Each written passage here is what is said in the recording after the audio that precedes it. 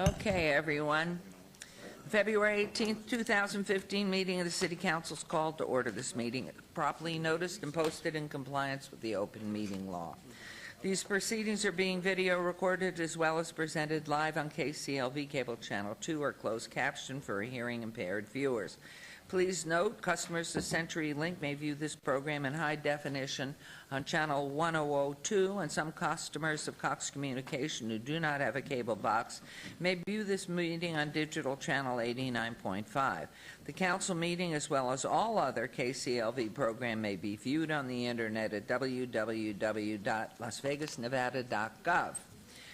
The proceedings will be rebroadcast on KCLV Channel 2 and the web the Wednesday of the meeting at 8 p.m., also on Friday at 4 a.m., Saturday at 7 p.m., Sunday at 7 a.m., and the following Monday at 1 p.m. This building is protected by state-of-the-art fire detection and suppression sprinkler system. If alarms should activate during today's meeting, please evacuate using the exit at the back of these chambers out to the mezzanine, proceed out the double doors, terrace, down the back staircase. For anyone who has difficulty with stairs, please check with a marshal or fire official for assistance. Once outside, assemble on the northeast corner across the street from City Hall at Lewis and First Street. Employees wearing safety vests or city marshals will inform you when it is safe to re-enter the building.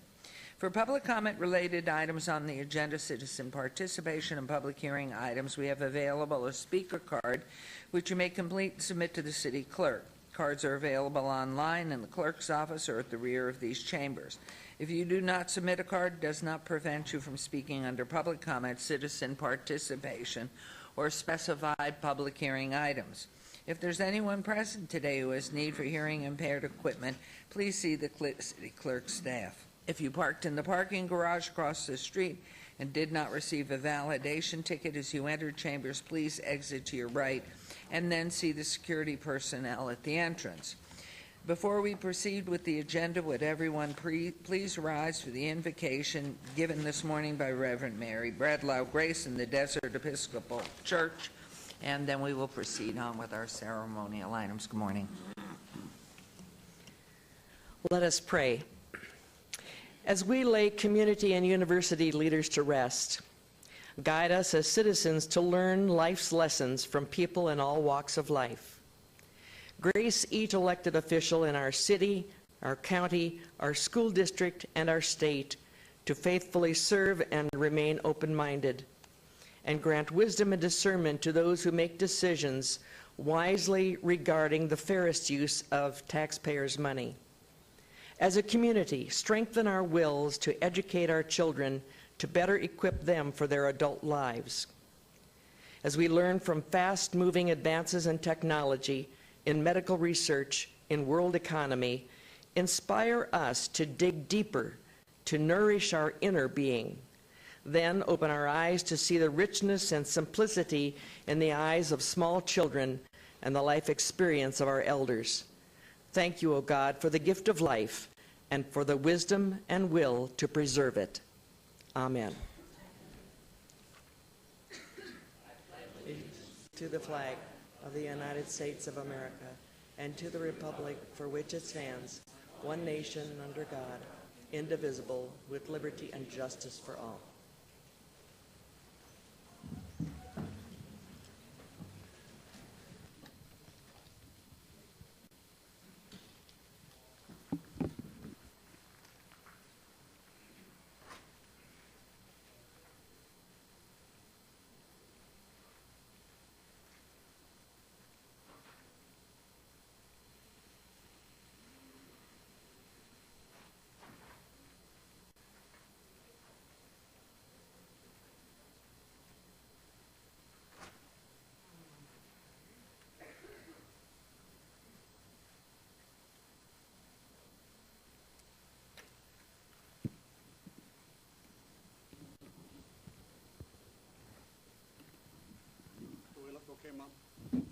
You're absolutely right on today with UNLV. What a special morning for all of us. And as we know, in the passing of our wonderful coach, Jerry Tarkanian, and we all send our condolences, of course, to Councilwoman Lois Tarkanian and the entire Tarkanian family. Services were really beautiful. They will continue on. You know, tonight they'll be dimming the lights on the Las Vegas Strip. And I know while the lights dim, our hearts dim too.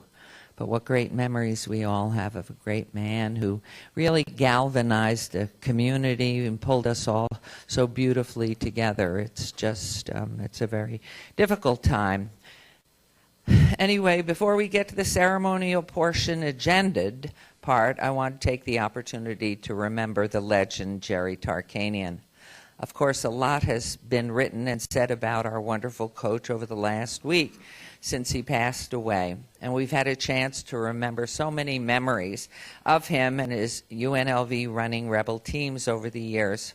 We remember the raucous games in the old Convention Center Pavilion, where we were thrilled to see the running style of the Hardway 8 team. Certainly we remember the great 1990 team and the coach bringing a national championship to Las Vegas that really did unify the entire community as never before. When I think of Coach Tark, I always think of the way he was around young people and his ability to inspire each one of them and help them through their mistakes. He always had time for every child, especially those who had lives that were really challenged, and he did the same with young people. What a gift he and his family, especially our own Councilwoman Lois Tarkanian, have been to our community. And we thank you, Lois, if you're watching or watch at some later time, and your family for sharing this special man with us in addition to your wonderful days together. There'll never be another one like Tark the Shark. Our condolences to the family and prayers.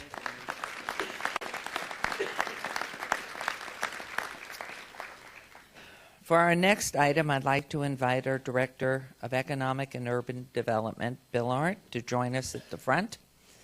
Our employees strive to be superheroes in the workplace, meeting our values of action, which stands for achievement, creativity, teamwork, integrity, and ownership now.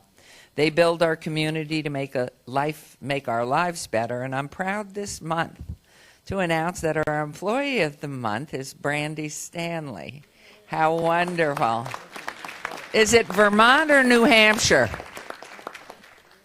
New Hampshire. This lady's from New Hampshire, and I know she knows she's in a better place right here with us. You would be buried over your head right now up there, would you? Since coming on board with the city in June 2011, Brandy Stanley has been tasked with the seeming impossible job of fixing downtown parking. Brandy has led an amazing metamorphosis of parking and parking enforcement downtown. In the past, when people spoke about downtown, inevitably their conversation would turn to complaints about our awful parking. Now that doesn't happen as much. Instead, people are talking about the nightlife on Fremont East, the Fremont Street experience, the museums, the Smith Center for the Performing Arts, the outlet malls, the arts district, and that's exactly what we want them to be talking about. Easily moving people around our city is something that is a priority for us all, but especially for Brandy, and she's making it happen. Brandy tackled the downtown parking issues with an attitude of how we can help the public enjoy these amenities of downtown. How we can educate them about parking rather than be heavy-handed in law enforcement. She has shown great teamwork working with major downtown events and all the entities and hotels to create parking plans that not only satisfy city regulations, but are also what is most convenient for those who will be using the parking.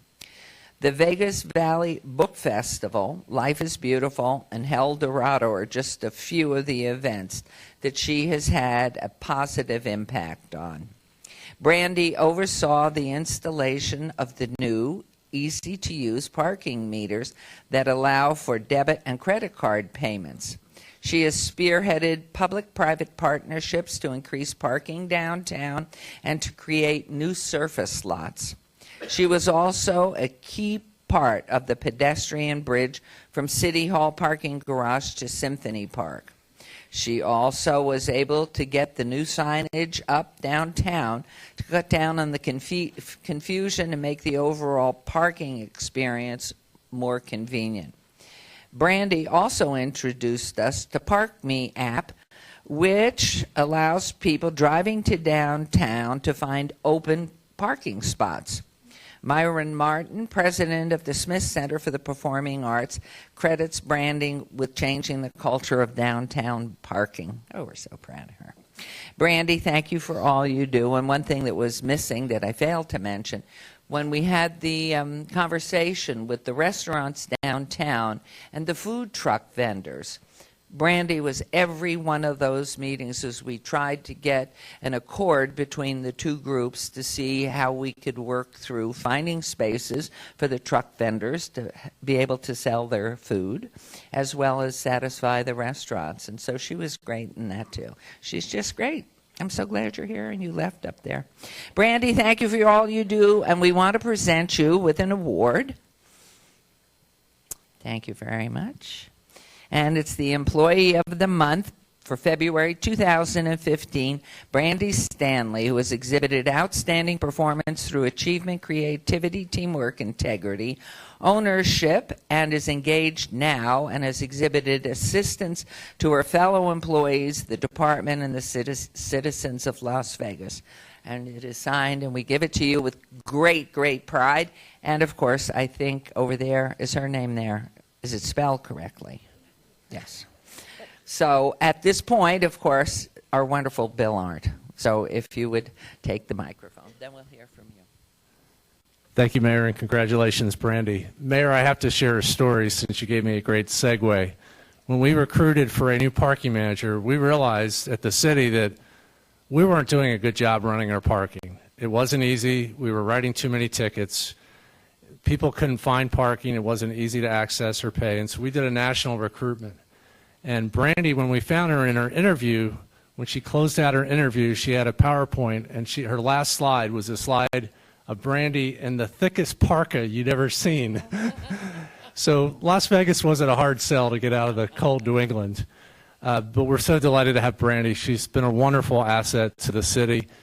Brandy's convinced us that our parking philosophy of having willing, happy, paying customers and not being an enforcement agency was the right strategy. We're providing parking now in a way that's easy to find, it's convenient, it's priced at a reasonable rate. So if you're coming down at a location that has parking for a restaurant, one of the great things about coming to downtown is you can park right in front of the restaurant. You don't have to park in a garage and walk a half a mile into a restaurant, into a big hotel. So we realized we had some great parking assets. We just had to manage them better. But I think the biggest testament to Brandy is her team and how she's leading her team. You know, a wise person once told me, how do you know if somebody's leading well? You just have to ask the person, look behind you.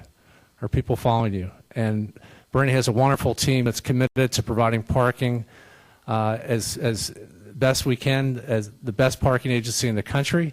And it means you'll get cited less. If you still have to follow the rules, but we're making sure that it's easy to follow and it's convenient, so it's clear, it's predictable, and things like the ParkMe app where you can know where you're going to park before you come downtown so you don't have to drive around in circles. Just another example of how we're making it customer friendly. So Brandy, thank you for your tireless effort, and I'll turn it over to you.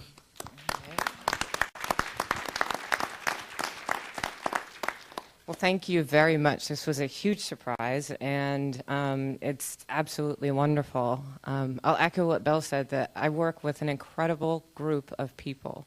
These are people that are out on the street every day. They get spit on. They get cigarettes flicked at them.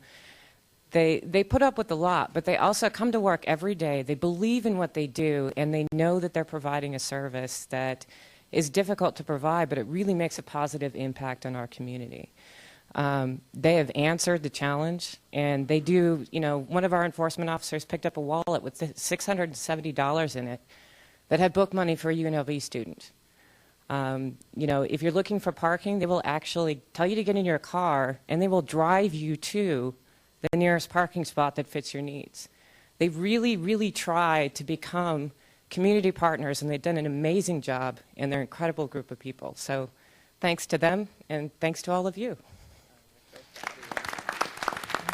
Okay, so how about we come over and get it? I'm going to congratulate you the formal way, but you're the best. Now, the informal way. Thank you. How about we go over and get a picture? Can we do that? Okay.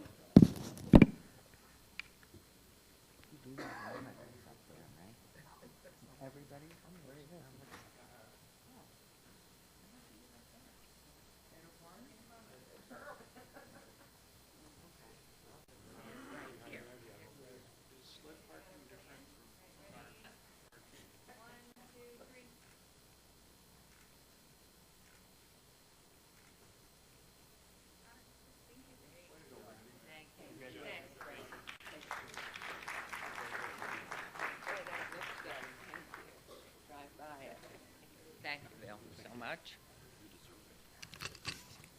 We're thrilled. The truck vendors are too. The lottery worked, right? It's great. It's absolutely wonderful. For our next item, Councilman Barlow is celebrating Black History Month with us. So, Councilman Barlow. Thank you, Mayor. Good morning, everyone. In recognition of Black History Month, I have the honor and the privilege of recognizing some wonderful individuals here today.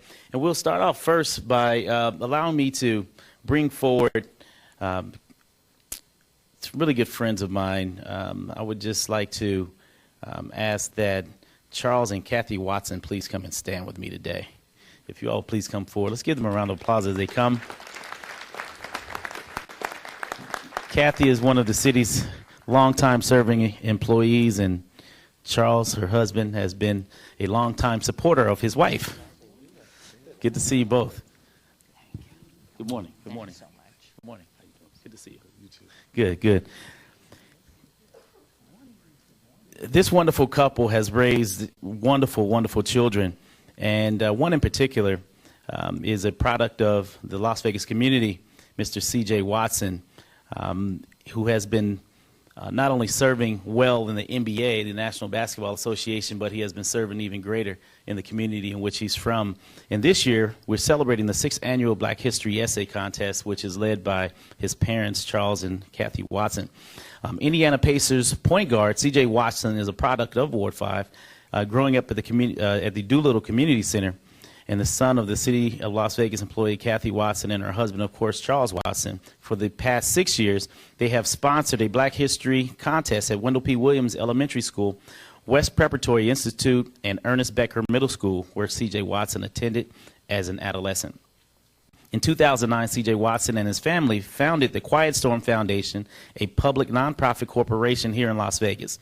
CJ has provided a special thank you message to all of the contestant winners. And so, if you will, please pay attention to the overhead above. Good morning. My name is CJ Watson. I am the point guard for the Indiana Pacers.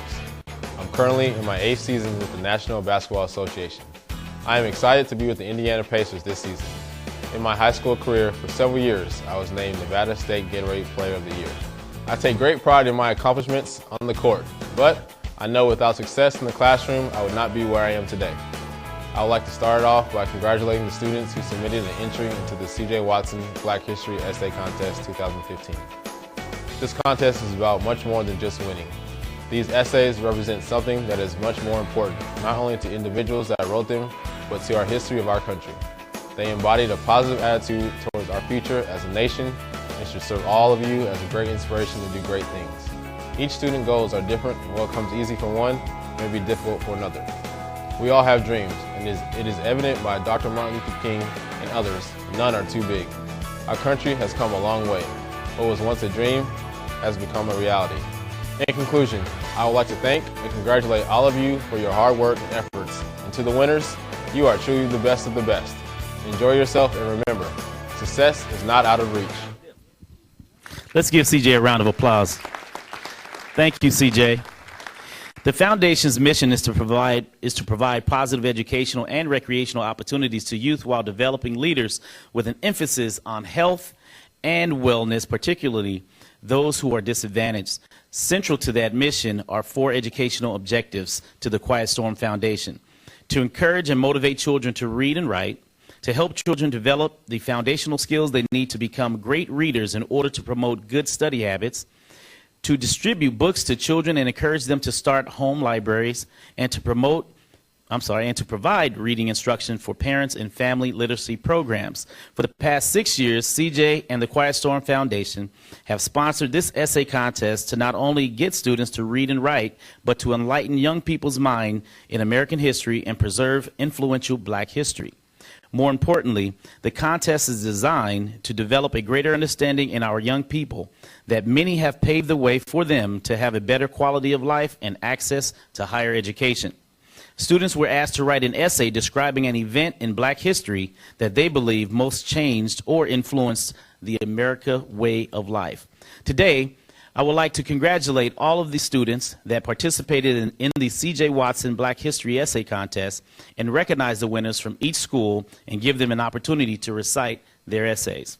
The first student is from Wendell P. Williams Elementary School, and that principal is led by Mrs. Sherian McLaughlin. Is she here? How about the student, Kentrell Simmons? Is Kentrell here? Okay. Come forward, Kentrell. And we have family. Well, please stand and be recognized. Are you the mom? Okay, well, come and stand with Kentrell. Come and stand with Kentrell. Are you ready, Kentrell? All right, well, let's get your supporting cast here. Let's get your mom over here. And what is your name? I'm sorry? Denise Porter. All right, Denise, you stand by Kentrell. Kentrell, I want you to stand up here so everyone can see you. All right? And then you go ahead and recite your essay, all right? Here we go. Good morning, everybody. My name is Kentrell Simmons from Wendell P. Williams Elementary School. I'm here today to recite my essay, and I'm going to get started. Okay, In 1954, the colored people were in slavery. They had to work for the white man for free. My great-grandma was also there when all of this happened. She was in so many protests. If she wasn't there, I wouldn't have some of the friends that I have today, and I probably wouldn't get to go to school. The colored people had their own school.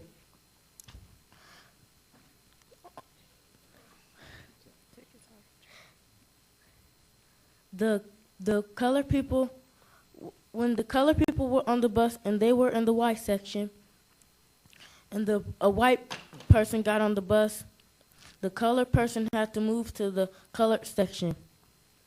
The colored people couldn't drink out of the same water fountain as the white people. The white people's water fountain said whites only. The colored people worked in the scorching hot sun on the railroads.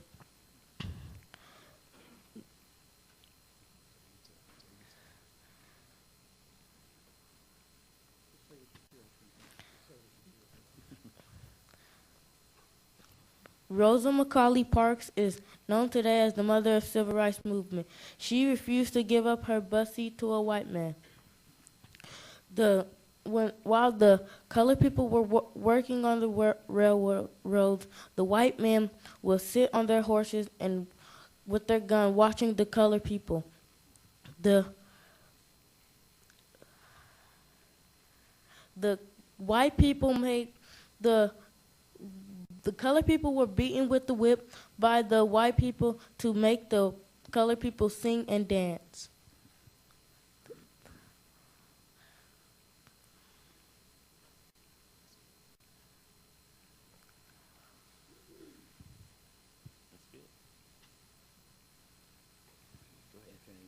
All right. Let's give him a round of applause. Good job. Give me some. History. Great history, right? For the better. Absolutely. Let's give Kentrell Simmons another round of applause. And thank you so very much.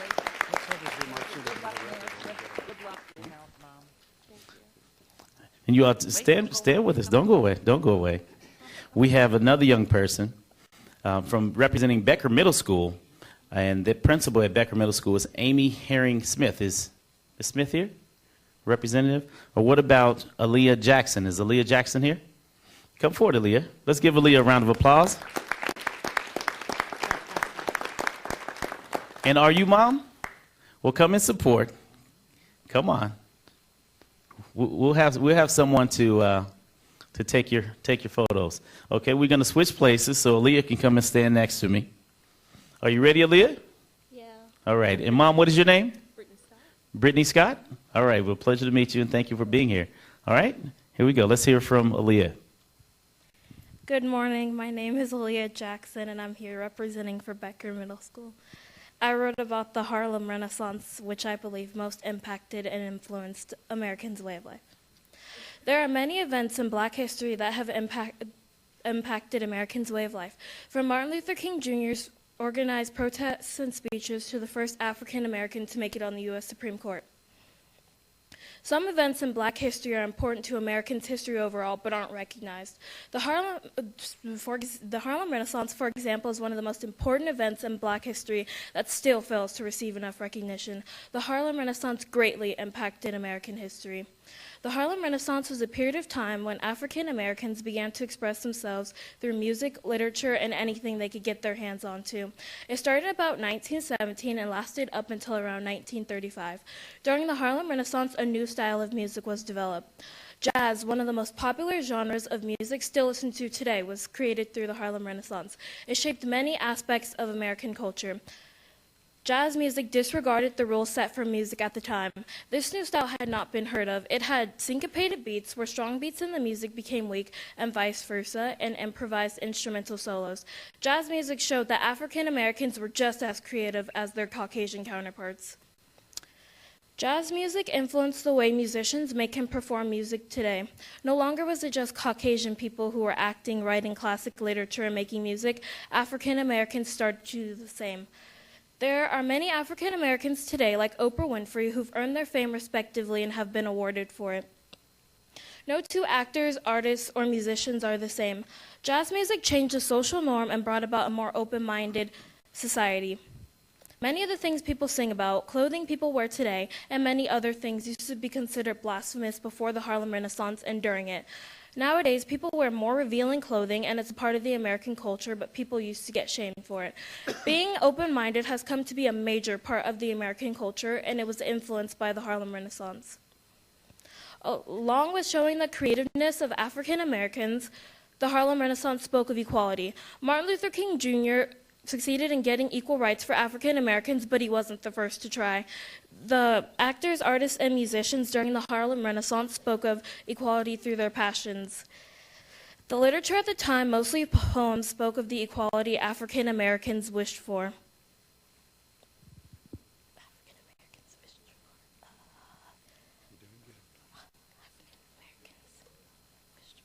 Even though the Civil War ended slavery, African Americans still didn't have equality in America. It was still taboo for the two races to get together. Although the Harlem Renaissance spoke of equality, it wasn't granted until after Martin Luther King Jr. marched and led protests. Although the Harlem Renaissance ended because of the Great Depression, it encouraged many other movements. Jazz music helped all women find their voice and stand up for what they believe in. Women wanted the right to vote and fought long and hard for it. The Harlem Renaissance will forever impact Americans' way of life. It may not be talked about enough, but looking around, the effects of it are everywhere. I believe the Harlem Renaissance most impacted and influenced Americans' way of life. Well done, Aaliyah Jackson. Great job. Great job.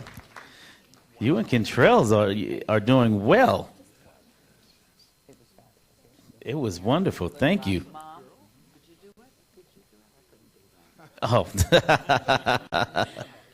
Well, good job. Good job. Next, representing Charles I. West Preparatory Institute, here with us today is the principal, Mr. Danny Eichelberger, as well as the community director, Mr. Darren McCoy. You all are here. And we also have the winner from Charles I. West Prep Institute, Katriana Jackson? Katriana Jackson. If you'll please come forward. And your mom? Let's give them a round of applause as they come. Katriana.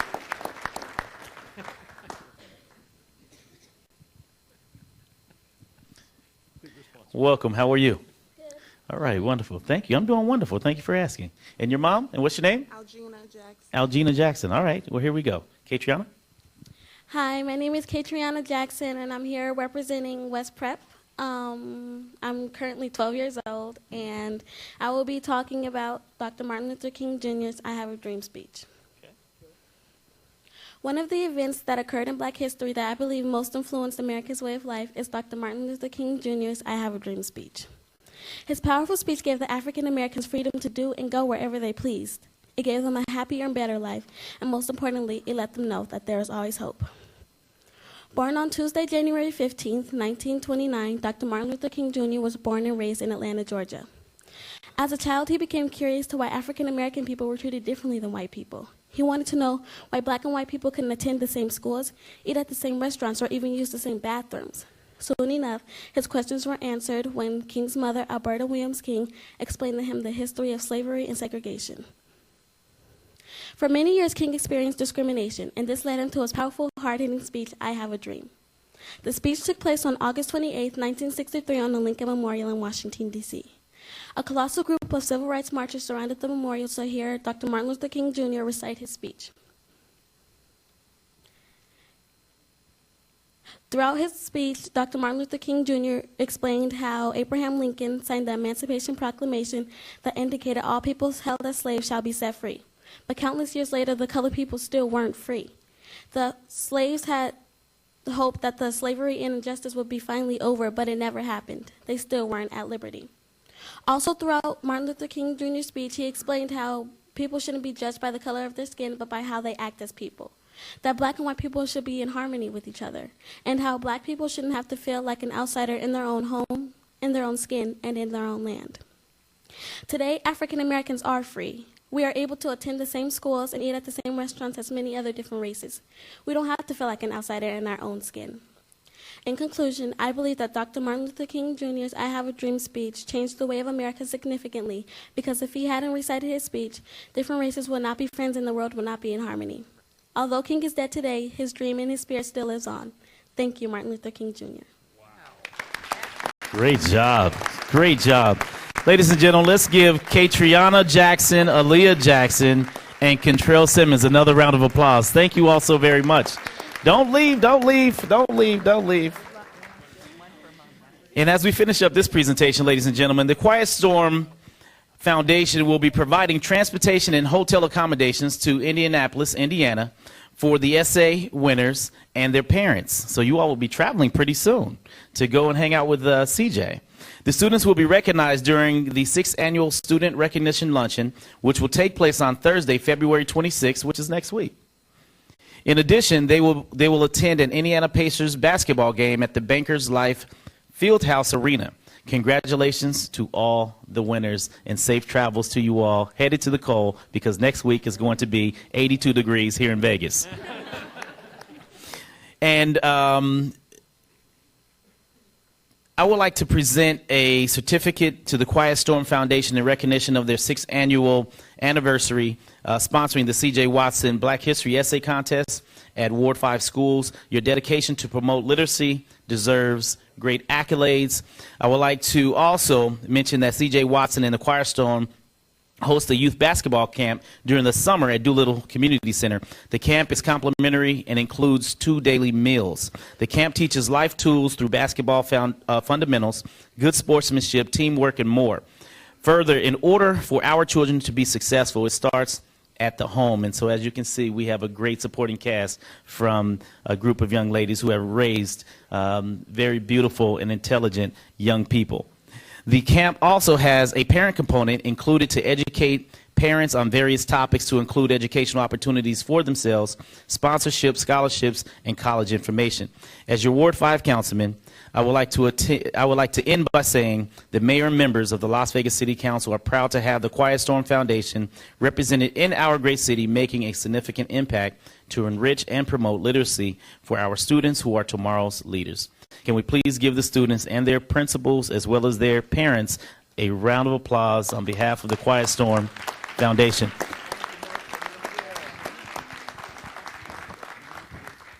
Okay, Triana. Thank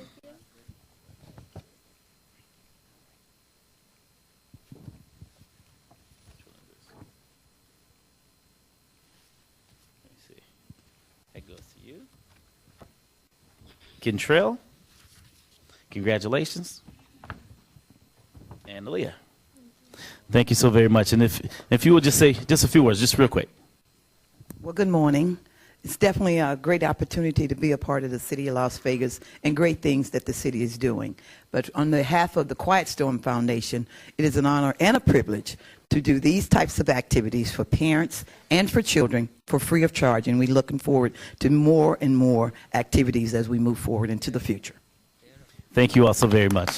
Congratulations to you. All right.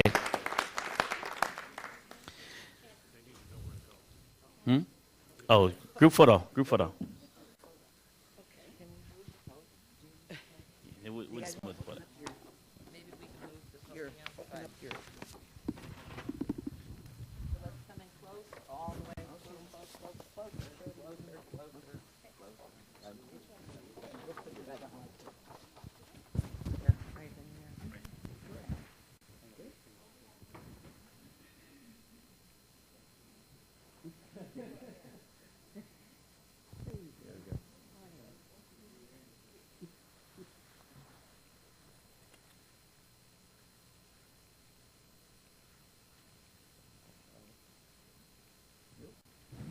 Happy travels. Okay, thank you.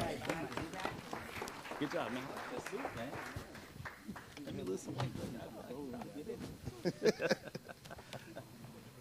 we just stayed that wonderful. Right? Did we get it right? Oh, okay, good deal. And next, in recognition of Black History Month, I would like to bring forward the ladies of Delta Sigma Theta Incorporated. If you'll please come forward. Let's give these ladies a round of applause as they come.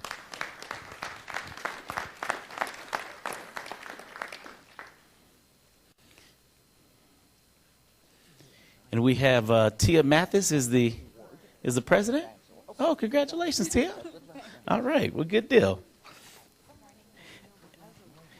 Ladies and gentlemen, standing with me today is the president of the local chapter of the Delta Sigma Theta sorority alumni chapter is the president, Tia Mathis, and the Far West Regional Director as well, Miss Sandra Phillips. Delta Sigma Theta Sorority Incorporated is a private nonprofit organization founded in 1913 at Howard University, whose purpose is to provide assistance and support to members through established programs in local communities throughout the world. Currently, they have over 200,000 members located in the United States, England, Germany, Japan, Bermuda, Virgin Islands, Republic of Korea, and the Bahamas. Delta Sigma Theta Sorority Incorporated has made several visits to City Hall as part of their 5-point program.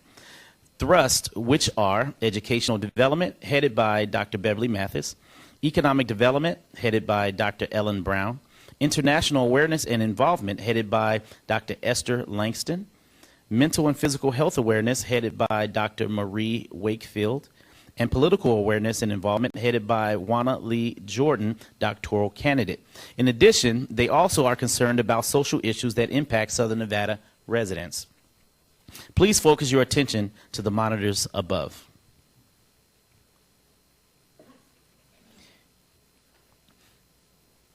The local alumni chapter of Delta Sigma Theta has partnered with the City of Las Vegas to sponsor a donation station in downtown Las Vegas. The donation program makes use of recycled parking meters, painted and clearly marked to differentiate them from standard meters. All proceeds go directly to assisting the homeless through the city's Housing and Homeless Services program. Donations will fill gaps in funding for transportation, shelter, and other essentials for the homeless or those at risk of homelessness. To date, I am proud to announce that the Delta Sigma Theta chapter Delta Sigma Theta sorority and their local chapter, the meter has collected well over $2,561.60 that has come to the city of Las Vegas to help the homeless. So let's give them a round of applause for their contributions. It is now my pleasure to present a proclamation for their tireless efforts and for their contribution not only to the city of Las Vegas, but to the entire world, representing their esteemed sorority. And so at this time, whereas Delta Sigma Theta Sorority Incorporated Las Vegas Alumni Chapter embraces the opportunity to assist and shape public policy, produce positive change, impact knowledge, and empower citizens in society, commit to a diverse range of commendable subject matters and civic and community involvement, social action, and justice. And therefore, we, the mayor and members of the Las Vegas City Council, urge all citizens to join with us as we hereby proudly proclaim February 18th, 2015, Delta Sigma Theta Sorority Incorporated Day here in the city of Las Vegas. Congratulations. And at this time, I would like to hear from the esteemed president, Ms. Tia Mathis. Thank you. Thank you. Councilman Barlow, Mayor, Council, we just want to say thank you for recognizing us. We are just trying to do our part. We understand that it truly takes a community. The Las Vegas Alumni Chapter has been around here in Las Vegas since 1966, and we're just proud to be a part of the Las Vegas community. And we just, every day we do our best to give back to the community and to make a difference. So thank you today, and continue to do all the great things that you do.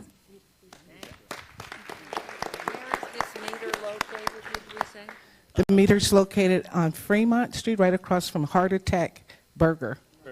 Perfect place. Yes. So feed our meter. So feed the meter. Good morning, the Honorable Mayor and the distinguished council members. We want to say, I'm Juana Jordan, Chair of Political Awareness. Thank you so much for having us here today and honoring us. In addition, for the meter, we have a token of appreciation to provide, which is forthcoming, check to continue with that feeding the meter process of $2,000. We want to increase that just by a couple more $100. So we will be sending that to you as feeding the homeless as one of our thrusts. Thank you so much, and we love the city. Thank you so very much. We want to get a group photo. Thank you.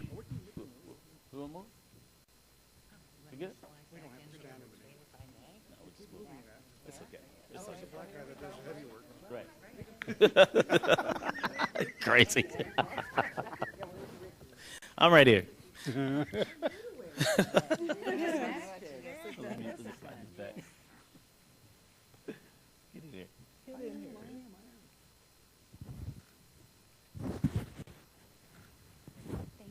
Thank you, Mayor.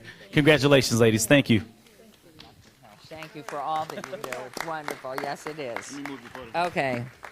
And for our final item this morning, we're leaving that askew. What are we doing? Mayor Pro Tem Anthony is going to slide over and do it over there. Here we go. You need a microphone. Thank you.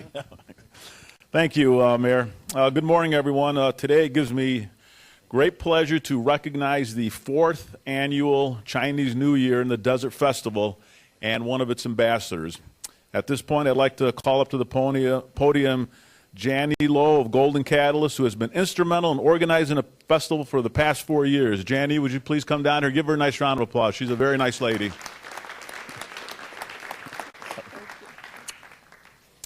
The City of Las Vegas, Golden Catalyst, and the Las Vegas Convention and Visitors Authority have come together to celebrate the Year of the Sheep in Las Vegas this weekend. The mission of our collaboration is to bring the largest Chinese Lunar New Year celebration in the United States to Las Vegas. We're inviting all Las Vegans to ring in the Chinese New Year with this festival because Chinese New Year is the most important of the traditional Chinese holidays. And we're going to start the festival here in City Hall this morning. So look behind you because we're going to ring in the Chinese New Year.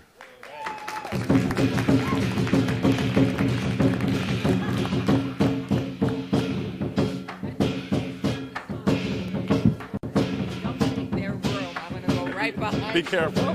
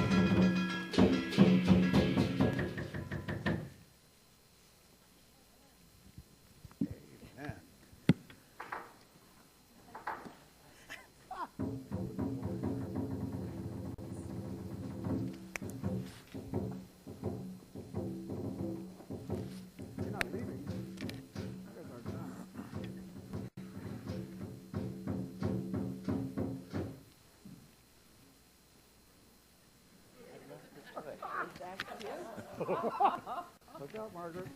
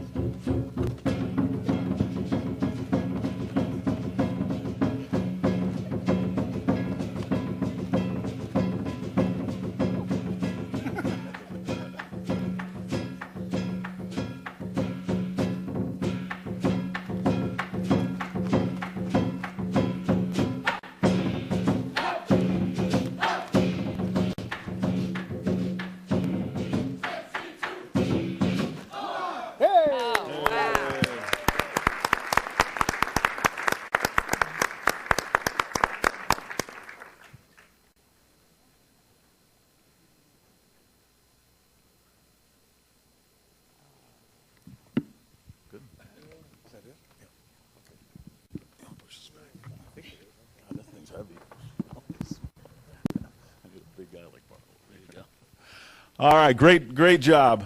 Let's talk about what's going to happen this weekend for the Chinese New Year. The opening ceremony will be held this Friday, February 20th at 6 p.m. at the Link.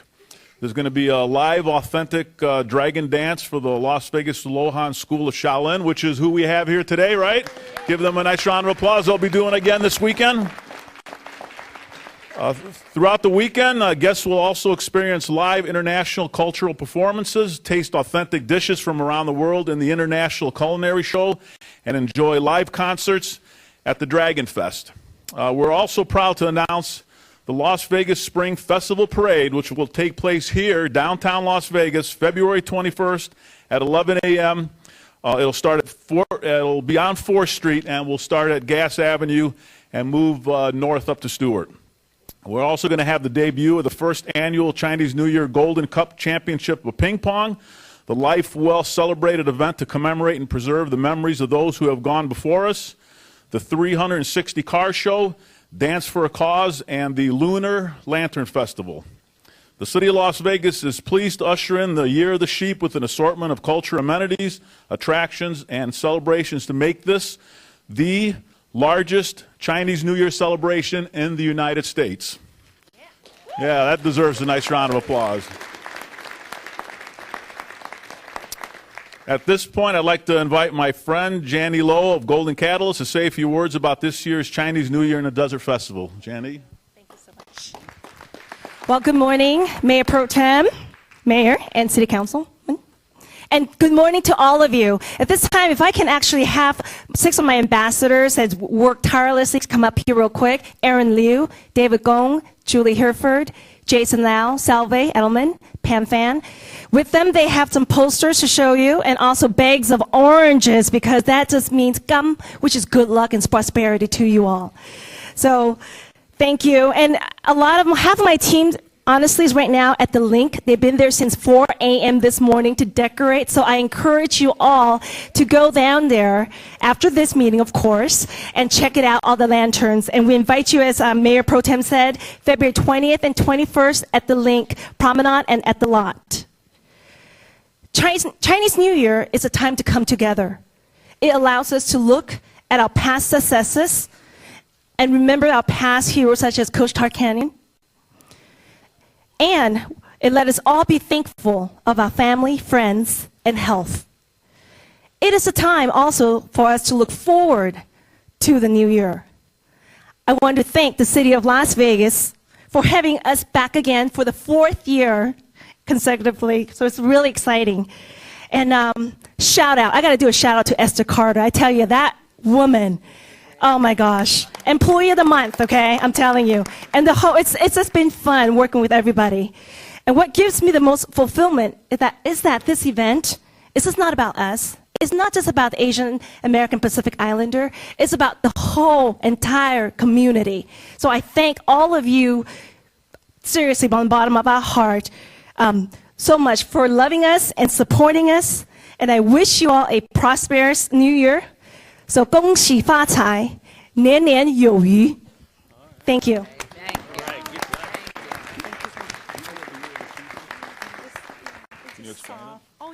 Yeah, could you explain the year of the sheep? You know what? I'm going to let Ms. Erin Liu, because she is our liaison and ambassador for. She will be actually bringing the Consul General of China in for the event. So I'm going to let her tell us, what is it? Ram? Is it sheep? I mean, there's so many confusion. But what we call it is the year of the yang. Yang in Mandarin is just sheep. Ram is a female sheep. So there's a lot of confusion. But let me give the mic to you. Okay. Hi everyone. Thank you so much for the opportunity. And I read a lot of articles in Chinese about these very confusing questions. But then we figure out no matter it's a goat, a ram, or sheep, they all have their special, how to say, the quality. Some of them are smart, some of them are very warm. So we just think every good ones will include in this year. So we will pick up every single one. You know, in horse, then we just have all horse. But now ram year or sheep year, we have so many. And here, Jenny, this year, our logo, you can see from there, we have especially from our Las Vegas, our Nevada state, and that's, we put it there. So now the whole China, because CCTV will be here too. So our news and all this nice, how to say it, the parade and the dance and all this broadcast will be all over China. So I really thank everyone for this great opportunity to show Nevada, Las Vegas, the love and the sharing. Thank you. Very nice. Thank you all. Thank you all for being ambassadors this weekend. I would now like to recognize specifically one of the ambassadors for the 4th Chinese New Year in the Desert, and her name is Irene Lee. Irene, would you please come down here?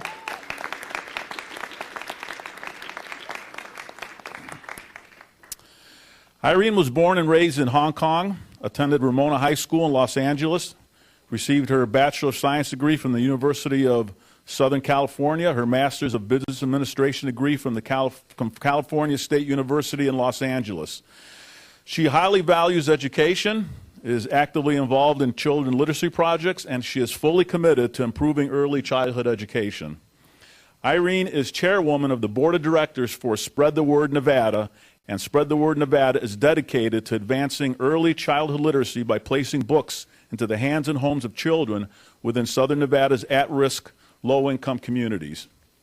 Through community collaboration, mentorship, and family participation programs, Spread the Word Nevada fosters reading and language development opportunities, ultimately leading to brighter academic and economic futures for these children.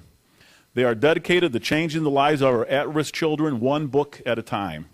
Under the leadership of Irene, Spread the Word Nevada has received the largest gift in the literacy's nonprofit history. The Engelstadt Foundation awarded Spread the Word Nevada a 5-year grant totaling $1.8 million towards the Every Child Reads project. So congratulations on that. Since the Spread the Word Nevada's inception in 2001, 30 schools have been adopted and more than 357,000 kids have been served throughout Southern Nevada.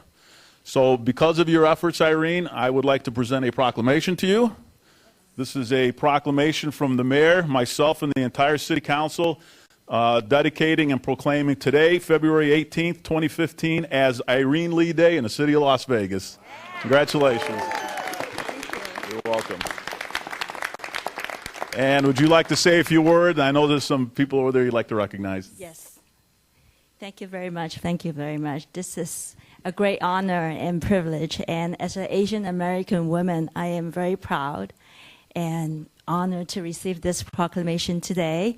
And I would like to thank the city of Las Vegas for such an honor. And also like to thank my friends from Spread the Word Nevada for coming out to support me today. So tomorrow is Chinese New Year, the year of the sheep, ram, goat, whatever you want to call it.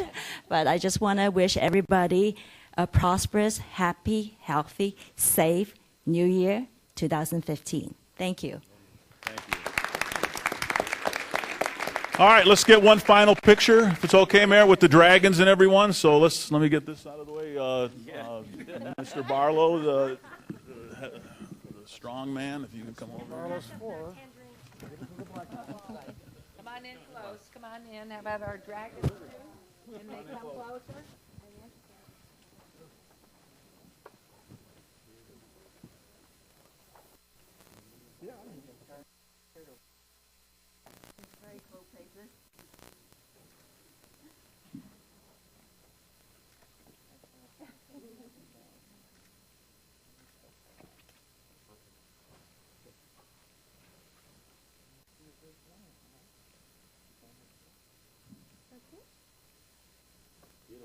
Wonderful celebration. Thank you all. Thank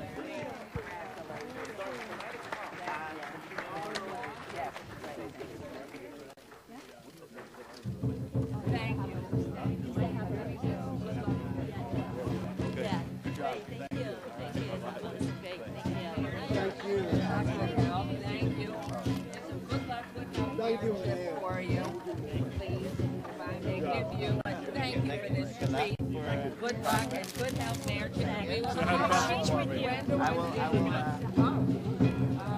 May I eat this? Or do I have to just keep it for show? All right. Okay. Thanks.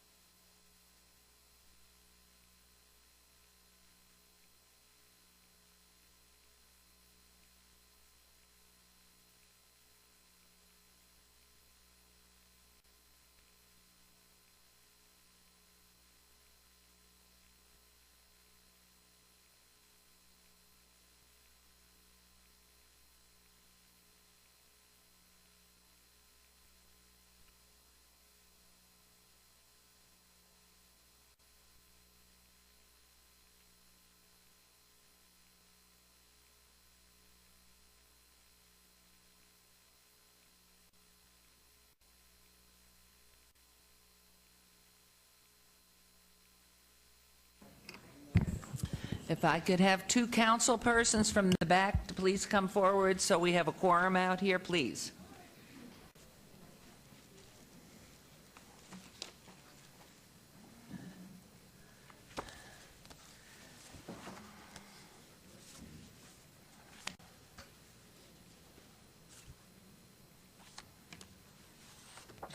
Okay. Thank you. Okay, public comment during this portion of the agenda must be limited to matters on the agenda for action. The amount of time any single speaker is allowed may be limited. All comments will be cross-referenced to those specific items. If anyone submitted a speaker card or who wishes to speak under this portion of the agenda, please come to the podium, state your name for the record. We will set our time at 1 minute. Now, if in fact you are here on agenda item 55, make your choice, either 1 minute now or we will allow time on the agenda item number 55 for you to speak then. And I have, excuse me 1 second, could I trouble you for that card over there? Now, this doesn't mean that you can't come forward on this, but the cards that I have are Kay Lawrence, John McDonnell, R.V. Bromley, Ira Scher, Ginny Schwartz, Steve Charles, and Duffy Tarantino. Now, that's, again, if you've not submitted a card, doesn't preclude you from speaking later on this agenda item. But if you choose to speak now for the 1 minute, we will not have you come back again on at the time of 55. So it's your choice. And so please go ahead, and if you'll set the clock on these, please, going forward. We also have Margaret Ann Coleman, who's here on agenda items 16 and 17. Yes, that's right. Yes, my name is Margaret Ann Coleman, and I did speak a little earlier. I have noticed the duties of the mayor, and that's to give recognition. I am of the Black history. As I showed my picture before, this is of the youth. I was 7 years old at the time. I'm at this time, like I say, I am history. I have won a court order, the first black woman to win a court order in the state of Nevada. This court order is worth $3 million that has been used to develop the Las Vegas community and the state. And as I stated to you before, I have been trying to get reimbursement. I have became a lobbyist, and this has been a job for 35 years now, trying to do collection that I have done. And as I stated, I'm running for mayor.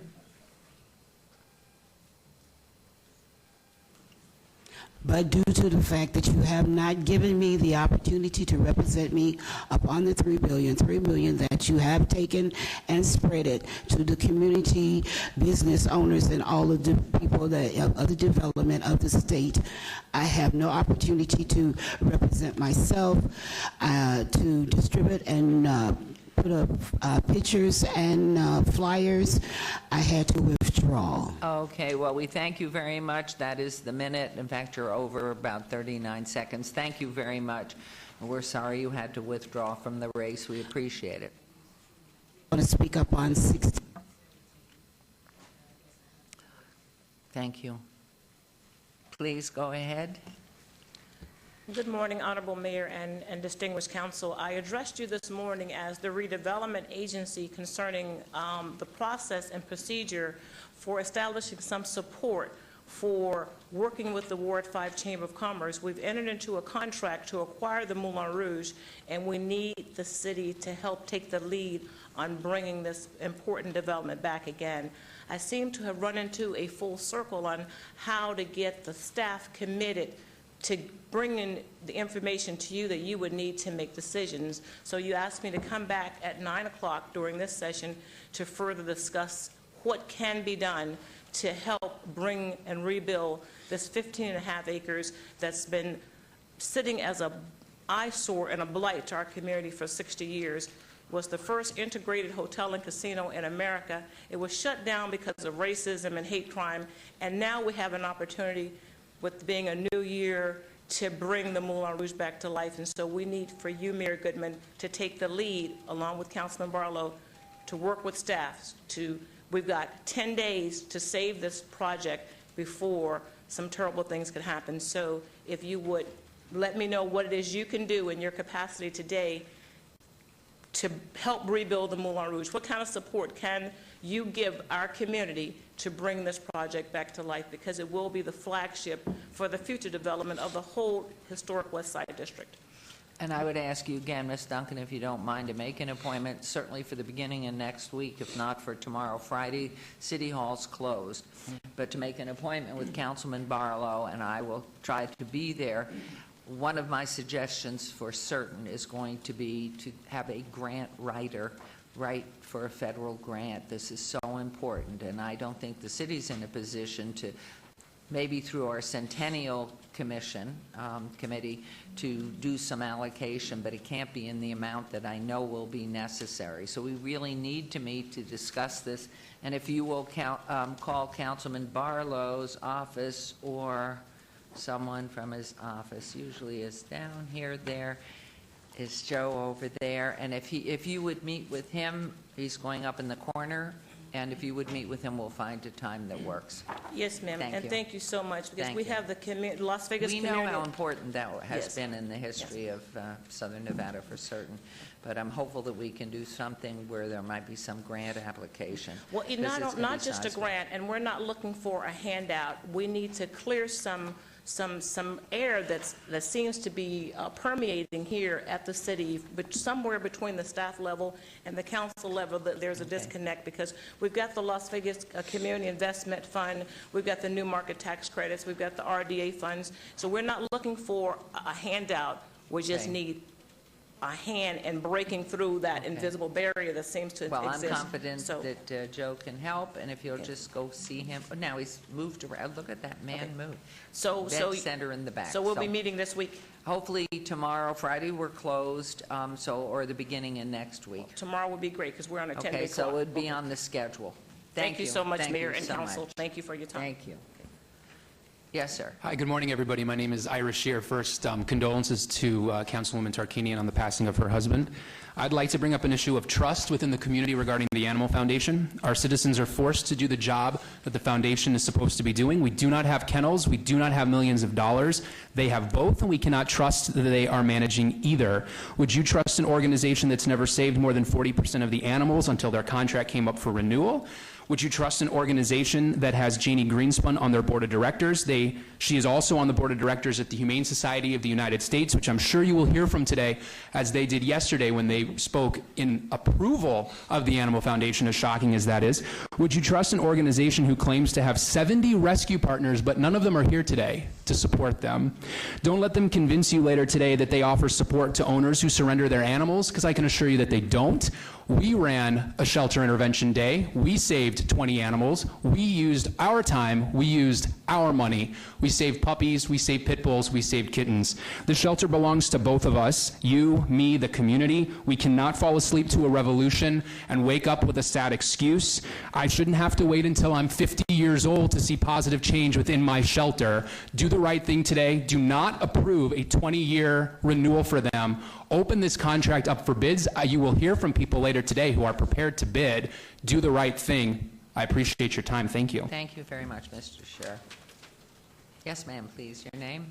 Yes, my name is R.V. Bromley, and I am here And you also... did hear what I said. If you speak on this minute, you will not be invited back on item 55. Yes, I understand that. Okay, thank you. Thank you, Ms. Bromley. Thank you for listening. As I understand it, the Animal Foundation's contract is up for renewal, and it's being considered for a 10 or 20-year contract. As you probably know, the Animal Foundation, the lead shelter, is considered a high-kill facility, euthanizing 50% of the animals they take in each year. Many animals, even healthy animals, are being killed.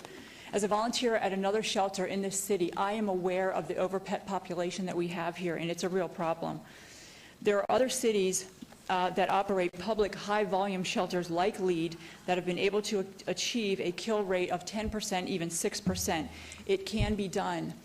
There are organizations that run these low-kill shelters that have comprehensive plans. They have services in place to help people keep their animals rather than surrender them. Citizens are more likely to donate to a shelter where they feel their money might be, where they would not be used for euthanizing animals. Please vote against extending the Animal Foundation's contract for 10 or 20 more years. I am asking that you would consider other alternatives and to the Animal Foundation and put it out a request for proposal. Las Vegas can do better. We have turned many things around in this city. Let's make this one of them. Thank you so much. Thank you, Ms. Bromley. Yes, ma'am. Good morning, Mayor, Council. My name is Kay Lawrence. I'm speaking also in regard to the renewal of the contract with the Animal Foundation. Their performance has been abysmal. I beg you to please consider offers of petitions, other contracts with other groups. Reno, for example, has a 94% save rate. Our statistics in this county are abysmal.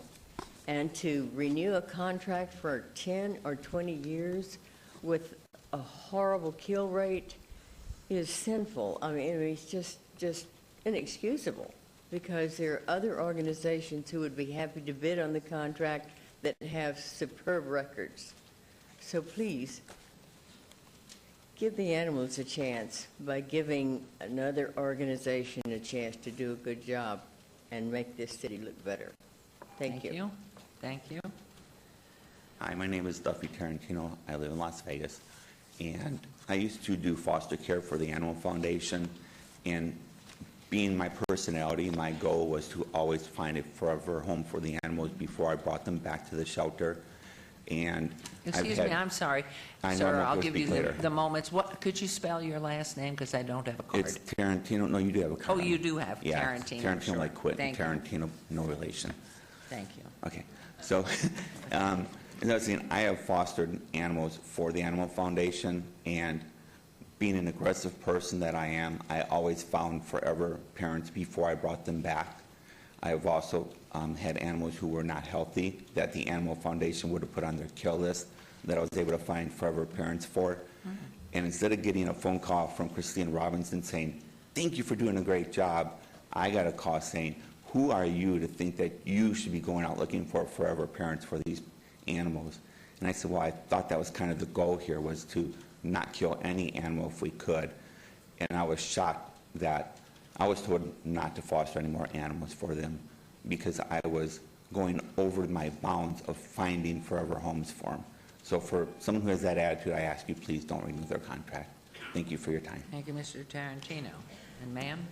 Hi, my name is Melissa Boyd, and I'm here to ask you to not approve this Animal Foundation contract today, and to please let this a request for proposal go out for open and honest bids. The Animal Foundation has continued to kill 50% of the animals coming in just last year alone.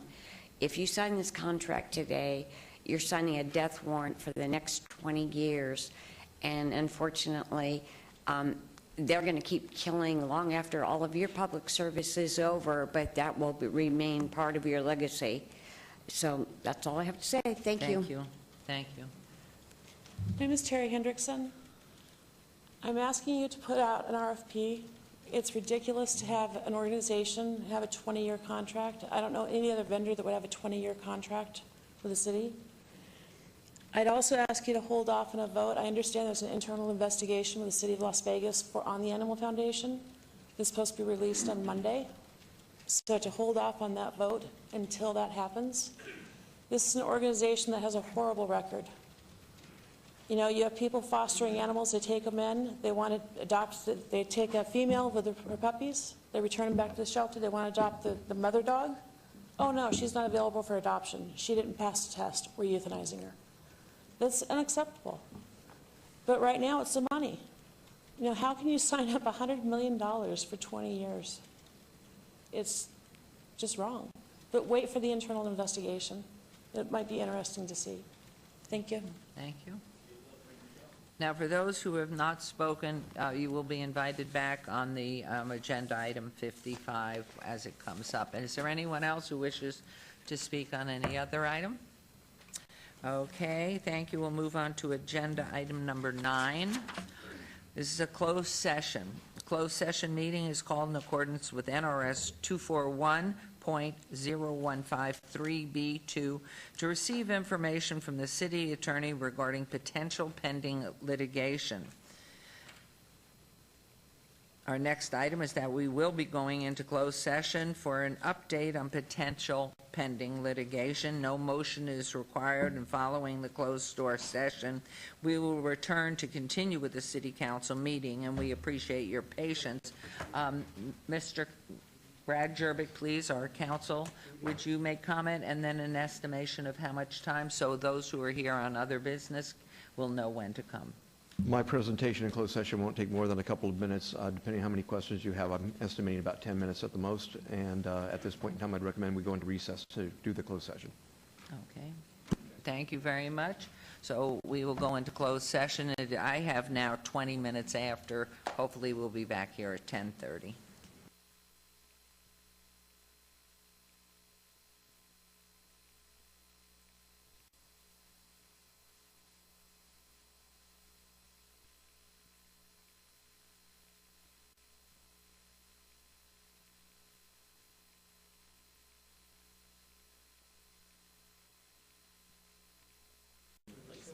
Which one's that one? Okay, we're here? Not yet? All right. What is that number? Bill 51. No, 51. Back a page.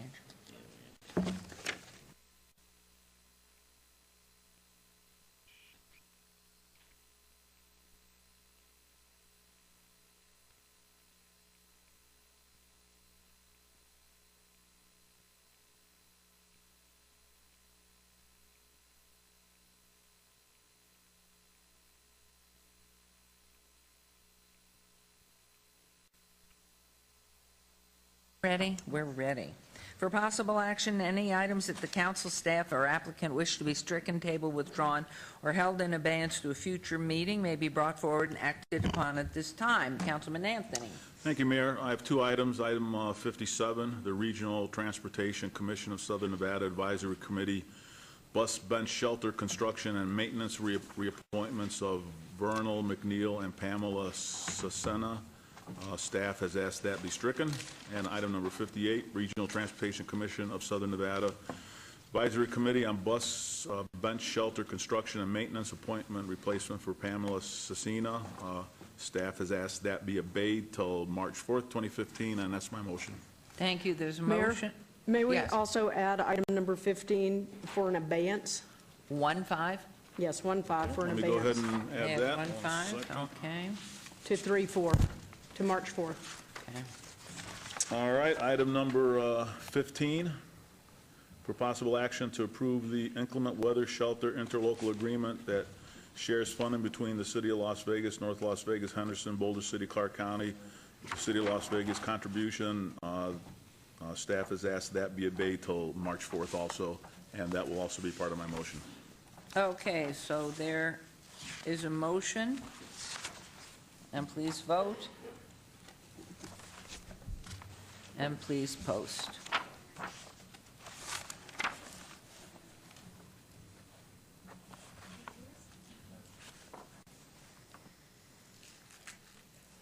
Okay, thank you. We'll move on to agenda item number 11. Is there a motion to approve the minutes of January 7th and January 21st, 2015 City Council meetings, please? So moved. Thank you. There's a motion to approve those minutes. Please vote and please post.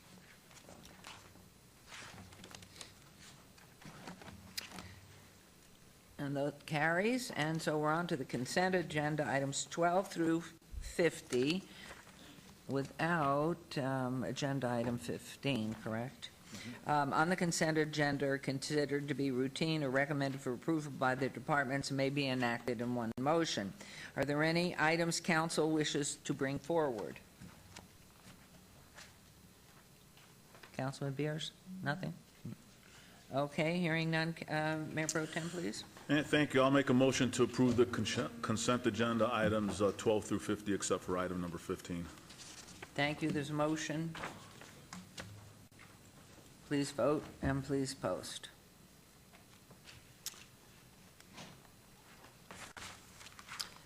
And to agenda item.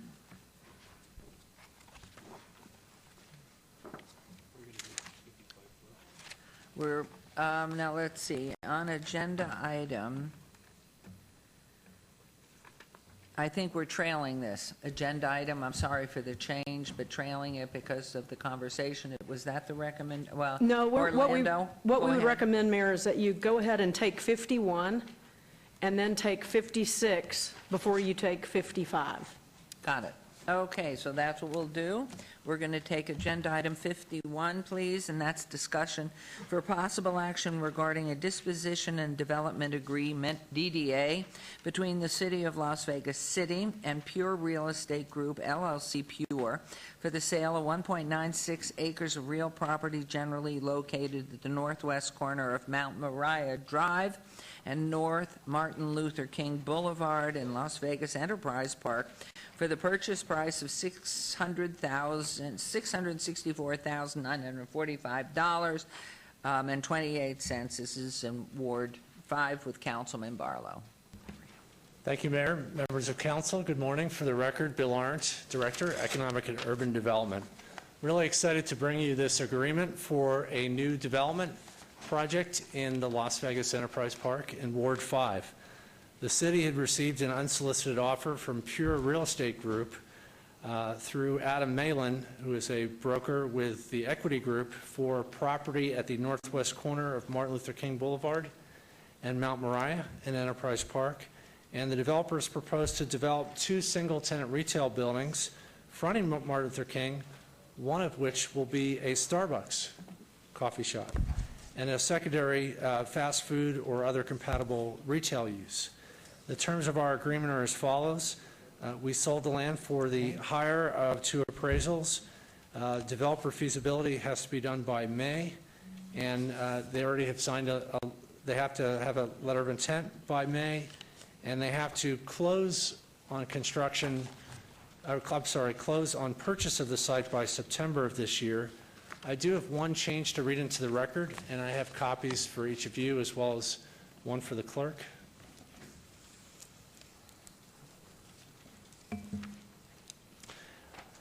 In the agreement, section 6B, which is conditions precedent to closing, item 6B, numerat 2, currently reads, a fully executed letter of intent or fully executed and conformed copy of a lease agreement between the developer and a lessee for Pad 2. We'd like that language deleted and replaced with the following. A fully executed letter of intent or fully executed and conformed copy of a lease agreement between the developer and a lessee for Pad 2 within 12 months of September 30th, 2015, and will proceed with the closing of the site subject to meeting condition numerat number 1. What we've done with that change is we've given our partner, Pure, a little bit more flexibility in filling that second retail spot because they are moving aggressively forward with the first retail spot, which is Starbucks. So with that, I would like to thank their entire team, Jim Gallegos from Pure, Elizabeth Hughes, who's going to be helping with the development process, Julie Quisenberry from my staff, who helped negotiate this for the city, Adam Malin with the Equity Group, as well as Doug Malin, who is counsel for the developer. With that, I'd like to introduce Mr. Gallegos, and he can tell you a little bit more about the Starbucks and how soon they expect it to be open in Enterprise Park. I hope there's a drive-through, but before you take the microphone, please, I'd like to disclose and make sure the council is aware. I need to disclose that Rick Truesdale of Cornerstone Company is married to my assistant Trish Truesdale and has been working with the applicant on a common drive easement with Tom Arlt, the McDonald's franchisee. While I don't feel this will affect my ability to vote on this item, and I will be voting on it in abundance of caution, I felt I needed to disclose this information. I want to make sure the council says I may move forward on that vote.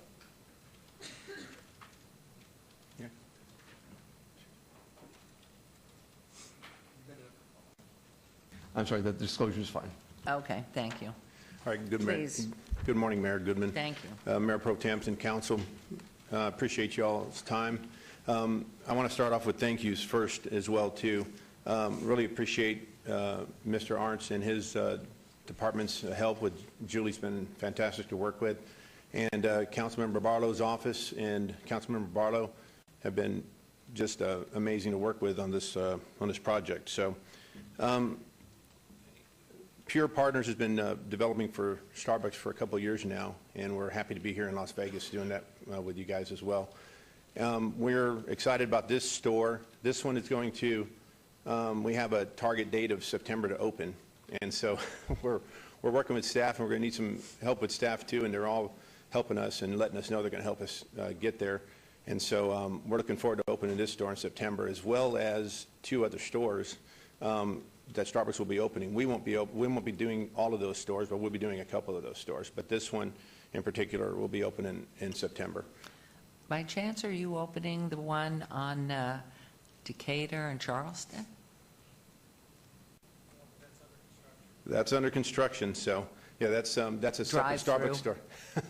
And most cities will have drive-throughs. Yes, they're a couple years ago they decided, they were a cafe deal before about 7 years ago, and they decided as their leases came up with their other cafes that they were going to do relocations with drive-throughs, because the drive-throughs are obviously pretty important to a lot of folks. Great. So each store employs about 20 employees, so that's important to understand too. It takes 20 folks to run these stores, and we're looking forward to having a good job opportunity in the areas that we're bringing these stores to. It was really important to Councilmember Barlow in his area there too for us to do that, and we're just really excited about all this. So if you have any questions, please let me know. Thank you. Any questions? Oh, this is so exciting. Okay. I can't wait. I mean, that's quick, too. Councilman Barlow, are you lucky? Mayor, I feel not only lucky, but blessed to represent the great ward of Ward 5, specifically when you have developers and a team of professionals that come in and they're looking to do business to bring amenities to an area that has lacked amenities in for so many years. And shortly we'll be hearing from another developer from the Gordon family also on matters in this on the same corner, who has done a number of beautiful developments around the city as well. And so I think it's an honor. I believe that it's most definitely a new day for Ward 5, specifically as it relates to developments and redevelopment opportunities to employ residents in the community who have more than likely been unemployed or underemployed, providing them an opportunity to work in their communities and also to celebrate the revitalization of this historic community. So I too want to commend Bill Arndt and his entire staff, Julie Quisenberry, as well as Mr. Gallegos and his entire team for a wonderful job with working with the City of Las Vegas to bring such a beautiful brand to the corner of Martin Luther King and Lake Mead. So with that, I would like to move for approval of this item subject to all conditions, and also ask that if in fact there's any hiccups in the system, specifically as we move to fast track this item to allow Starbucks to meet its deadline of 100 days to be open by September, to please let us know and to make sure that there's nothing on the city side that will prevent that from happening. So good luck, much success, and I look forward to the sign coming soon. Adam? In what month? March. Thank you, sir. I appreciate it. I'll move for approval, subject to all conditions. Thank you. There's a motion. Please vote, and please post, and please invite us to the ribbon cutting. Thank you. Motion carries. Thank you. We're really excited. Yes, Adam. Go. Okay, agenda item 52, discussion for possible action regarding Mayor? a request for the city council to review. We're talking about going to 56 What first. did you want to do? 56 and then 55. And then the Okay. 52 and these others are related to kind of internal city things, so we're Okay. trying to get the external items dealt with first. I apologize for having to jump around. Okay, 56, discussion for possible action regarding an Eighth Amendment to Option Disposition and Development Agreement, ODDA, between the City of Las Vegas City, Lorich Properties, Inc., for a portion of the APNs 139-21-313-021 and -023, located west of the southwest corner of West Lake Mead Boulevard, North Martin Luther King Boulevard in the Las Vegas Enterprise Park, also Ward 5, Councilman Barlow. Thank you, Mayor. Again, for the record, Bill Arndt, Economic and Urban Development Director. This item is a cleanup item. Our partner, Lorich Properties, is doing a wonderful job of developing a neighborhood shopping center just north of the site we heard on the previous item, where they've finished construction of a Dollar General store, and also El Pollo Loco is completed. Our partner does need a little bit more time to fill out the center and get the last 2 retail pads built upon. ICSC, the International Council of Shopping Centers, is coming up in the spring, in May, and so that's an important time for our partner. So we need to get them time to work through that show and find the right tenants for the property. So we're asking through this amendment to extend their time to acquire the parcels and also move forward with figuring out cross-access with the McDonald's to the east of the property. And that time extension will be till October 7, 2015. Staff recommends approval, and with me today is Richard Gordon of Lorich Properties, if you have any questions for the developer. Welcome. Thank you. Good morning, Ms. Mayor, Mayor Pro Tem, members of the council. Be brief, don't want to take a lot of your time. We've done well over the last number of years. We continue to market the property. At some point, we'll get somebody good, as we have. We're very pleased and excited to have the Starbucks Group with us on the same corner, essentially. Feel that'll bring a lot of life to the project. So that's all good. Met Mr. Gallegos for the first time this morning. Very pleased with what they're doing, and we're very pleased to be working with them. So if there are any other Wonderful. Any questions, anyone? Councilman? Thank you. I'll move for approval, subject to all conditions, providing the extension, and look forward to continuing to work with Lorich Properties. Thank you very much. Thank you. Thank you, and say hi to Dan. There's a motion. Please vote, and please post. If I may say, the earlier in the morning was very inspirational with the Quiet Storm group, and it was great to see that. Thank you. Thank you. Thank you. Thank you, Mr. Arndt. Okay, now to agenda item 55. Okay. Discussion for possible action regarding a second amended and restated lease agreement for the animal shelter facility, the Animal Foundation campus, an amended and restated animal care and shelter services agreement, and an interlocal agreement with the jurisdiction regarding proposed regional animal shelter campus between the City of Las Vegas, the Animal Foundation, TAF, and Clark County regarding the animal shelter services provided by TAF located at 655 North Mojave Road at $543,885 Detention and Enforcement General Fund. This is in Ward 3 with Councilman Coffin and Mr. Orlando Sanchez. There you are. Mayor, may I make a quick disclosure, Yes, please? Mayor and Council, this is Betsy Fretwell, City Manager. I need to make a brief disclosure related to this item and the Animal Foundation. My partner is Christine Robinson, and she is the Executive Director of TAF. As a result, I have not participated in any TAF matters, including this one. This item will be handled by Orlando Sanchez, as it has been since 2007. Thank you very much. Please proceed. Mayor, City Council, Orlando Sanchez, Deputy City Manager. I'm going to give you a brief PowerPoint presentation on the 3 contracts that will be before you, and then I will turn it over to Chris Robinson from the Animal Foundation for her in order to give her presentation on her operations. In addition, I also have my Chief Freeman. We also have her staff, and we also have Benetta from our Finance Department if there's any financial questions, and we also have our City Attorney, Terry Ponatello. So I think you're pretty well rounded with your staff. If you have any questions, we can address them. Now I'll get into my presentations. The first one, the purpose of the entire, why we're bringing this item before you is for the renovation of the lead animal shelter building and to construct 28,000 28,500 square feet of new area. The new areas will include shelter services, adoption center, administrative offices, and veterinary tech training center. There are 3 agreements before you, and I'll go in a little bit more detail further on in the presentation. The first one is relief CLV lease. This one, there's two main things in this one, really.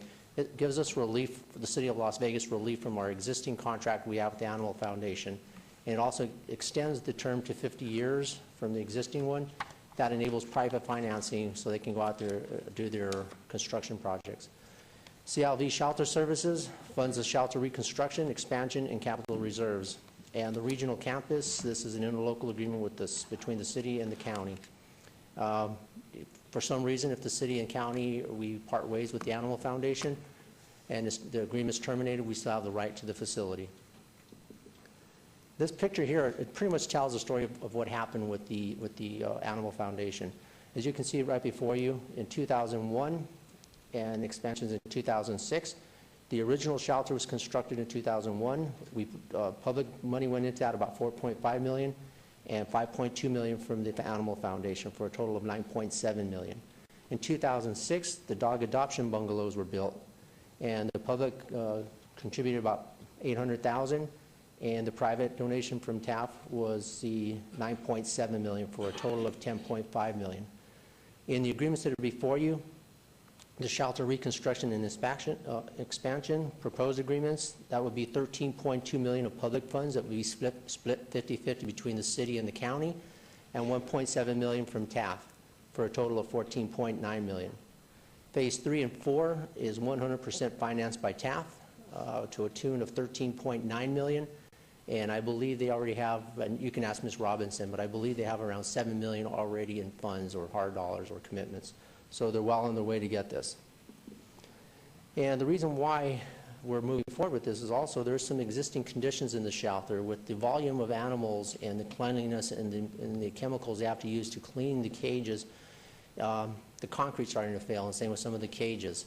And the air filtration system needs to be rectified and updated. So it's just an aging building. We do not have a capital replacement fund installed into the existing contract, which is important, as you all know, because you're always honest on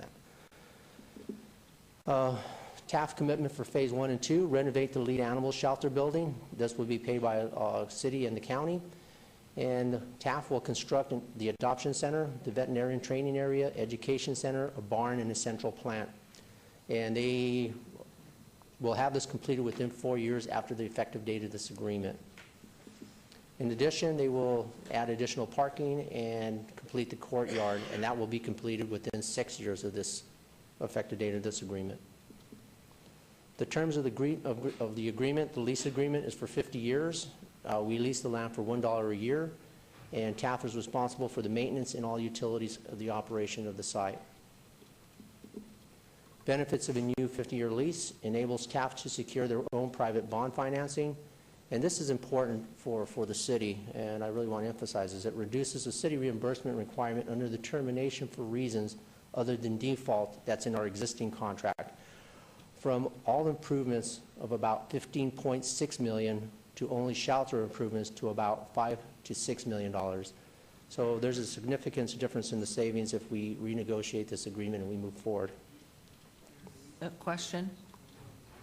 Yeah, I think it would be wise and best if we do it as we go. Councilman Beers? Could you explain this one a little bit? Because I was not here when we did the previous agreements. Okay, absolutely. In the existing agreement, when we enter that agreement, there's language in the contract that states all improvements, especially for that $15.6 million that they have currently on site. The way it reads, if for any reason, if we terminate the agreement or we get out of the agreement, we have to reimburse the Animal Foundation for the full cost that they have. It's either fair market value or the funds they actually put in to construct it, the higher of the two. So the minimum would be $15.6 million, or it could be higher depending on the fair market value at the time. Would you repeat that? If this agreement's terminated, the city then has to reimburse at a minimum $15.6 million or higher? Or it depends on fair market value, the higher of the two. So the minimum would be $15.6 million. And when was that agreement signed? It was signed in, I don't have it in front of me. Terry, do you know? The existing contract? 2008. I believe it's 2008. Remember that? Do you remember that? Sorry, please continue. And so, under the terms of that agreement, moving forward from this point, where they're anticipating another, I think it was about 16 million over the next 4 years, we would Correct. be also having to reimburse them for that in addition to the 15.6 million. We would not, the way we're writing the new contract, we would not. We'd only be liable for the $5 to $6 million. The shelter. So what happens to, which is the 72-hour state law mandate on the city, right? Correct. And then the other improvements, adoption center, vet training center, those kinds of things, what would happen to those if we terminated this contract down the road? If I'm reading it correct, and I'll ask Terry for verification on that, but I believe it becomes a city asset at that point in time. Ms. Monticello, do you want to come on up, please, and state your name and verify the response, please? Terry Ponticello, Assistant City Attorney. So we have 3 agreements with the Animal Foundation right now. We have the Shelter Services Agreement, and they're all on different terms. The Shelter Services Agreement, the lease agreement, and the interlocal. And so depending which agreement gets terminated, and I don't know, Councilman Bears, which ones you were referring to, but if it's the Shelter Services Agreement that's terminated, the lease agreement still is in effect. And that we would have to go forward, and there's a whole provision on disposition of the improvements that were built on the property, whether they were the shelter services, the shelter, which was publicly financed, or the rest of the facilities, which would be the rest of the improvements, which we would not be paying for. So I don't know how best to explain that to you, but there is a formula. It's not unusual for disposition of improvements when we lease property and the tenant does all the full improvements. So, Does that fulfill your answer? Okay. Anyone else with a question? Thank you, Ms. Monticello. Please continue. Thank you, Chair. All right, the amended and restated Animal Care and Shelter Service Agreement. The term of the agreement, initial term is for 10 years, and you have an option for 2 5-year extensions by mutual agreement between the 2 parties. That would be the city and Animal Foundation. Keeps to CPI or lower of 5% as operating budget increases, so we are just trying to keep the CPI, but it has a cap of 5%. Additional funding temporarily exempts City of North Las Vegas from participating, and the reason why that is, the financial condition of North Las Vegas, so they do not want to be included as party to this new agreement. But are they availing, are they availing themselves of the services of DF? They are not. They still have an existing contract that they're going to continue to honor. Okay, thank you. But however, after their term expires, I think they have another, 10 years. At that point in time, if they want to renegotiate, TAF cannot negotiate without them without getting the city and county involved. At that point in time, we'd ask that we get reimbursed proportionately for the construction that we did for public money. Thank you. Okay, in addition, like I mentioned before, they never had a sinking fund to go out there and do capital replacement, so they're asking for $220,000 a year, split 50-50 between the city and the county. That would be 110 our share, 110 their share. In addition, for the new renovation that I showed you previously, they're requesting $13.2 million, and that will be shared between the city and the county at a 50-50% ratio again, and TAF would do 1.7 to get to the 14.9. Adoption facilities and the other improvements that were mentioned previously to the tune of about $14 million is 100% funded by the Animal Foundation. All payments, and of course, like we do with any of our payments for the money we'll be contributing for that, our half of the $14 million, it's an appropriation clause that if we do not have the funds available, we do not have to pay it. So it's not a general obligation debt to the city of Las Vegas. And use a budget. We have in our budget right now $544,000 for the capital project fund, and that was for soft costs. That's for the architectural and other improvements that they have to do, prepare to get the construction moving forward. And the county's doing the same as well, so they'll be well on their way to get this thing constructed. The interlocal agreement with Clark County, it's a 20-year term. It's a renovation fund obligation, mirrors basically the same as the shelter service financial obligation and the appropriation restrictions. Shelter access ensures Las Vegas and Clark County have access to the shelter facility in the event of a TAF termination for any reason. So we're trying to secure our position to make sure that we have a place to send our animals to make sure that they're cared of and taken care of and off our streets. And that ends my presentation. If there's any questions, I'd be more than happy to answer them. If not, I'll turn it over to Terry. To Chris Robinson, and let her give her presentation. I'd like to ask one other question, and I'm not sure if council has other questions. Out of this capital budget, that is in the year 2015, or is that capital budget allotment that was just there, or is that moving forward to a later date? That $544,000, we have it budgeted in this year, so we'd give it by the end of this fiscal, by June of this year, we have it budgeted. And every year after that, for our balance, I think we're budgeting $660,000 as a cap to pay our portion of the half of the $13.2 million. Okay. Thank you very much. Any other questions for Mr. Sanchez? Anybody? Okay, proceed on, please. Thank you very much. And welcome, Ms. Robinson.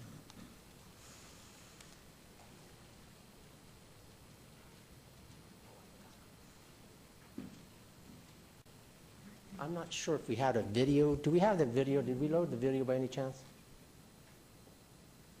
In the back? Oops, long back.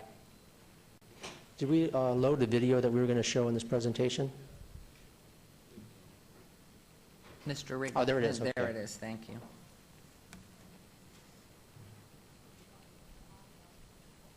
There's no audio? Turtles. No animal is turned away because the Animal Foundation is what is called an open admission shelter. There are a couple of ways the animals end up here. Some are brought in from the City of Las Vegas Animal Control, but most come in through this lobby known as the public receiving area. During the summer, we can get in anywhere between 100 to actually all the way up to 300 animals was the most we ever got in one day. Normally, it's anywhere between 100 and 200 animals. What that includes is dogs, cats, rabbits. People don't realize we get in goats. We get in all kinds of different animals here. We never say no. We're the only open admission shelter. So what that means is we get in all the stray animals. We get in owner surrenders, people that are in bad situations, unfortunately, that are not able to care for their animals anymore. We don't turn them away. 7 days a week from 10 a.m. to 7 p.m., animal after animal is brought in here, hoping to get a second chance of being adopted and loved. Something that only happens for a fraction of them. While it may seem cruel or selfish to surrender a pet, it's important to note that the staff here does not pass judgment on those who bring their pets here. They would rather have an animal turned in here than abandoned or simply set loose to live and usually die on the streets. Bringing them here to us means that they're going to have a roof over their head, they're going to have medical care, they're going to be looked after, and you're giving your pets a second chance on life. That means that as long as they go through behavior and medical and they're able to pass, they go to adoptions, and we do everything we can to find the right family for them. I want to get to a place where our community trusts us to do what is right for these animals that come into our care. I know that I have that faith. They are well cared for. I say it all the time. If you are a homeless animal in this community, you want to be at the Animal Foundation. So now you know how the animals come into the shelter. So how do they get out? Well, there's really only 4 routes getting out of the shelter. 1, an animal is adopted by a new and loving family. 2, perhaps the pet was lost and is reunited with its owner. By the way, the chances are greatly increased if that pet is microchipped, licensed, and tagged. The 3rd scenario is the pet is adopted by one of the many breed rescue leagues out there. And of course, the 4th scenario is the animal is euthanized, something that happens to 4 million animals in this country every year. Pet overpopulation in this community and many, many others is a significant challenge. It's a real problem, and it's a sad, tragic problem. Having said that, there's lots and lots of hope. Unlike so many other social challenges that we have in this community and other communities like us that we may or may not see a solution to in our lifetimes, this is not one of them. It doesn't have to be one. We have the answers, we have the solutions, we know how to fix this problem, and we know how to do it right now. And so that gives me certainly great hope, and it needs to give our community great hope, because we talked about some of those solutions. You know, we institute a massive spay and neutering campaign and enact laws and ordinances to get that going. Other communities in this country have solved those kinds of challenges, and we can do it too. Thank you. That was nice. Beautiful. Mayor, City Council, Chris Robinson and her team will be giving their presentation now.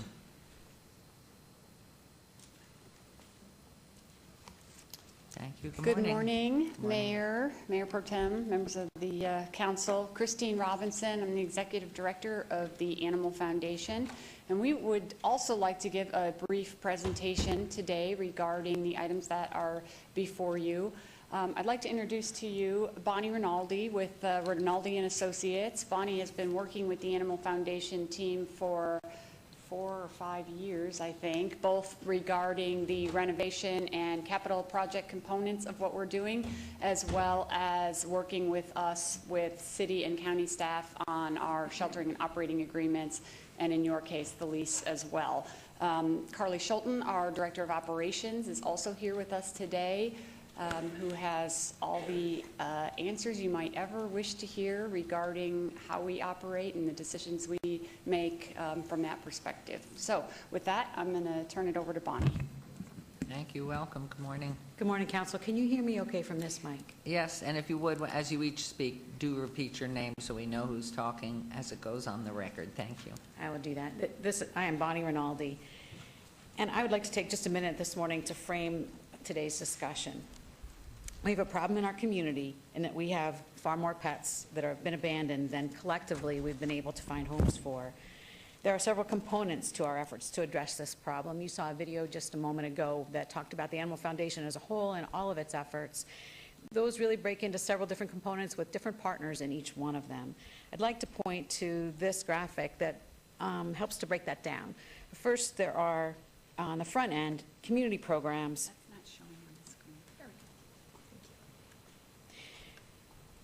First, there are community programs to reduce the number of unwanted pets. The local governments, as well as many of our other nonprofit animal organization partners, and certainly the responsible pet owners in our community, work hard together to keep animals from being abandoned. We work to promote responsible pet ownership, low-cost spay and neuter and vaccine clinics, and programs like trap, neuter, return programs, all to reduce the number of unwanted or abandoned animals in our community. We've made some progress on that. We have some statistics here from the past 5 years, and this black line shows that the number of intakes of abandoned animals has reduced by 27.51% since the year 2010. In that year, we took in over 43,000 animals, and this past year we took in 27% less, only 31,437 animals. So we've been making progress in that area, but still we have many too many unwanted and abandoned pets that then become a local government problem. In your role as one who ensures public safety and is responsible for animal enforcement, then you have to take over when it comes to these abandoned animals and do something with them. And in this particular case of this community, you then take that role of after you pick up these abandoned animals, you bring them to the shelter and you contract out for those shelter services. Your contractor for those shelter services is the Animal Foundation, has been for the last 20 years. You pick up the abandoned animals. Sometimes also residents come in and surrender either their own pets or stray animals that they find in the community and bring them to the Animal Foundation. Our job there is to keep those animals healthy during their legal hold period, and as well to make our best efforts to return them to their owners. In this particular part of the problem, or part of the solution, there are only two parties involved. It's the responsibility of local governments, but you contract out part of that responsibility to the Animal Foundation. So the two of us are involved with that portion of dealing with the problem. But if you collect these stray animals and we're not successful in getting their owners to reclaim them, then what happens to those animals? Their hold period is over, and the city's job is over. What happens to those animals? So that's when all the nonprofit organizations step in to help to rescue the unclaimed animals. If it weren't for the work of our many rescue partners, the Animal Foundation's efforts as the single largest rescue group, all of the unclaimed animals would be euthanized. There are no provisions in our contract for what happens with the animals after that legal hold period. But again, we have made good progress in the rescue of animals in the last 5 years. Last year alone, over 16,000 lives were saved. 2,700 of those were saved by our rescue partners through coordination in our rescue program, and over 14,000 of those animals were saved by the efforts of the Animal Foundation alone as a private nonprofit organization. No funds from any local governments were used for the adoption services. In order to make a further difference, to further reduce, I'm sorry, I didn't point out that this chart shows that we have had an increase in positive placements of 19.47%, and over that same time period, we have been able to reduce the amount of euthanasia by 52, almost 53%. But that's certainly not enough. To further reduce the number of euthanasia in our community, we need to do a number of things. We need to increase all of our collective efforts on community programs to reduce the number of abandoned animals, and we need to increase the number of animals that we're able to rescue each year. However, here today, with the exception of the discussion about the lease, which is more involved, here today we're to talk only about the public safety and animal enforcement portion of this, the solution to the problem. And again, I'd point out that while the Animal Foundation is deeply involved in all three of the components, this green box, this public safety area for the sheltering services, is the only area for which the Animal Foundation receives any city funding. Again, in this green box, animals are picked up, they're impounded by animal control officers, or in some cases brought in and surrendered by their owners, or stray animals are brought into the shelter by residents. We hold them there on behalf of the city for approximately 72 hours. That's to allow their owners to reclaim the animals. In some cases, that hold period is extended by court cases or some particular circumstances surrounding an animal. We have been your contractor for those services since 1995. We showed you graphs about the community's performance in our community programs and in the rescue of animals. I want to talk about what are the performance indicators in this green box. How would you know if the Animal Foundation's been doing a good job for you or not in these sheltering services? Well, there are basically, again, two components. Are the animals healthy? Are they kept healthy while they're being impounded? And do we return to owner as many animals as possible? In the contract, you ask us to track animals, provide 24-hour emergency veterinary services, and to care for the animals according to industry standards. Has the Animal Foundation done that? Well, for the first 10 years of our relationship together, there were no problems. However, in late 2006, after the Animal Foundation and the city worked together with Clark County and North Las Vegas to create a regional campus for animal sheltering services, the animal intakes were tripled with the addition of those other two communities. And TAF stumbled. They were not prepared to handle the 3 times as many animals in their intakes. And particularly with the no-kill philosophy that they had at that time, they didn't do a very good job. There were lives being saved, however, the conditions at the shelter were deplorable. A lengthy report of disturbing findings was prepared by HSUS. The community and the city took action. New staff were hired, new procedures were put in place, and a new, more specific contract was adopted by this city with the Animal Foundation. Since 2007, inspections by animal control officers from all 3 contracting local governments have resulted in no significant findings. A recent consultation and tour by UC Davis and the Humane Network resulted in a clean bill of health. And as Dr. Kate Hurley stated in a presentation to the County Commission in September, all of the previous deficiencies have been corrected. The Animal Foundation has been the city's shelter services provider for almost 20 years, and while they stumbled after receiving 3 times as many animals as they had in the past, they quickly and completely corrected the situation and have been sheltering your impounded animals safely since 2007. I think it can be concluded that the animals are kept healthy during that impound period and that we return to owner as many as possible, and that the Animal Foundation has met their contractual requirements. The Animal Foundation acts not just as a good shelter services provider, but as a partner in caring for the animals, the community's impounded animals. I want to show you some information from this past year. In 2014, through the shelter services contracts with the Clark County, City of Las Vegas, and North Las Vegas, the Animal Foundation took in 39,511 animals. Under the local government contracts, the Animal Foundation was paid $4.1 million.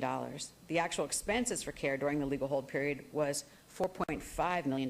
The difference there was paid by the Animal Foundation through private donations. They raised the funds to pay almost 9% of the cost of sheltering the animals during that impound period. During that time, 3,332 of the impounded animals were returned to their owners. At the end of the legal hold period, again, the city, at the end of this period of time, at the end of these expenditures, the city concludes their responsibility. They transfer all the unclaimed animals to the Animal Foundation, and the Animal Foundation's responsibilities under the contract are complete at that point in time. Any further care they provide to animals is voluntary and on their own as a private nonprofit organization. I'd like to show you something about those expenditures in 2014. So in addition to subsidizing the care during the legal hold period, outside of the shelter services contract, the Animal Foundation, through its private fundraising efforts, saved the lives of 16,709 of the community's impounded animals. They successfully transferred almost 2,700 of them to other rescue partners and on their own, cared for and found homes for over 14,000 animals, adopting out 5 times as many animals as the rest of the community combined. These life-saving efforts for the community's impounded animals cost the Animal Foundation over $3 million of private investment. Further, to help eliminate the problem of pet overpopulation, your Animal Foundation partner spent another $650,000 of privately donated funds on a low-cost spay-neuter clinic where they performed over 3,000 surgeries, a low-cost vaccine clinic, and other community outreach programs to reduce the number of unwanted pets. In all, the Animal Foundation as a nonprofit partner raised over $4.1 million in private donations and grants in 2014 and contributed those funds to reduce the number of unwanted pets in our community. Not only did the Animal Foundation do that in 2014, but they've done that every year in the past, and they continue to do that year after year after year. The expenditures that we've been talking about are only the operational dollars for things like food and medical supplies and staff time. They do not include our capital expenditures. Here we can see what the local governments and the Animal Foundation have spent historically on the shelter and other facilities at the Animal Foundation campus. This first set of numbers has to do only with the lead animal shelter building. You can see that local governments have spent $4.4 million on that facility. The original facility was built by the Animal Foundation. In 2006, when the City of North Las Vegas and the county were added, both of those entities contributed funds for an expansion of the building. And at that same, overall in that same time period, the Animal Foundation contributed another $5.7 million to this building. Beyond the lead shelter itself, the shelter building, the other facilities on campus that have to do with adoptions, the City of Las Vegas has contributed over $800,000 as our landlord. There was a cleanup done on the property a number of years ago, and that was covered by the landlord. And the Animal Foundation has spent almost $10 million on the existing capital facilities at the site. Going forward, as part of the proposal in the services contract, also addressed in the lease, we plan to renovate the lead building, which has suffered greatly from the high volume of use and the fact that it wasn't built to withstand that kind of use to begin with. Local governments are, it is proposed that the local governments contribute $13 million, $13.2 million towards the remodel of the lead building. Animal Foundation will contribute $1.4 million towards that effort, and in addition, we are proposing to replace the tent that is there currently that serves as our adoption facility for cats and exotic animals, and the trailers that are there currently that serve as our administrative offices. We propose to replace those with a new facility that is much more welcoming to the public, and also propose some improvements to our dog bungalows for an investment of $21 million on the private side. You can see that combined, with the historical and the planned improvements. For every public dollar that local government is spending on capital improvements toward this community problem, you're getting almost $2 million. I'm sorry, for every public dollar you're spending, you're getting almost $2 in commensurate private nonprofit investment. And that briefly brings us back to why we're here today. Because this lead shelter building is falling apart and is in desperate need of repair, we started talking with your staff a couple of years ago about how to address this problem, and that resulted in a number of conversations about other things that needed to be updated in our contracts. Orlando has walked through the proposed changes there with you. I would just further point out that we're also asking for some changes to the lease to accommodate not only the improvements to the lead building, but also our additional investment in the new adoption building.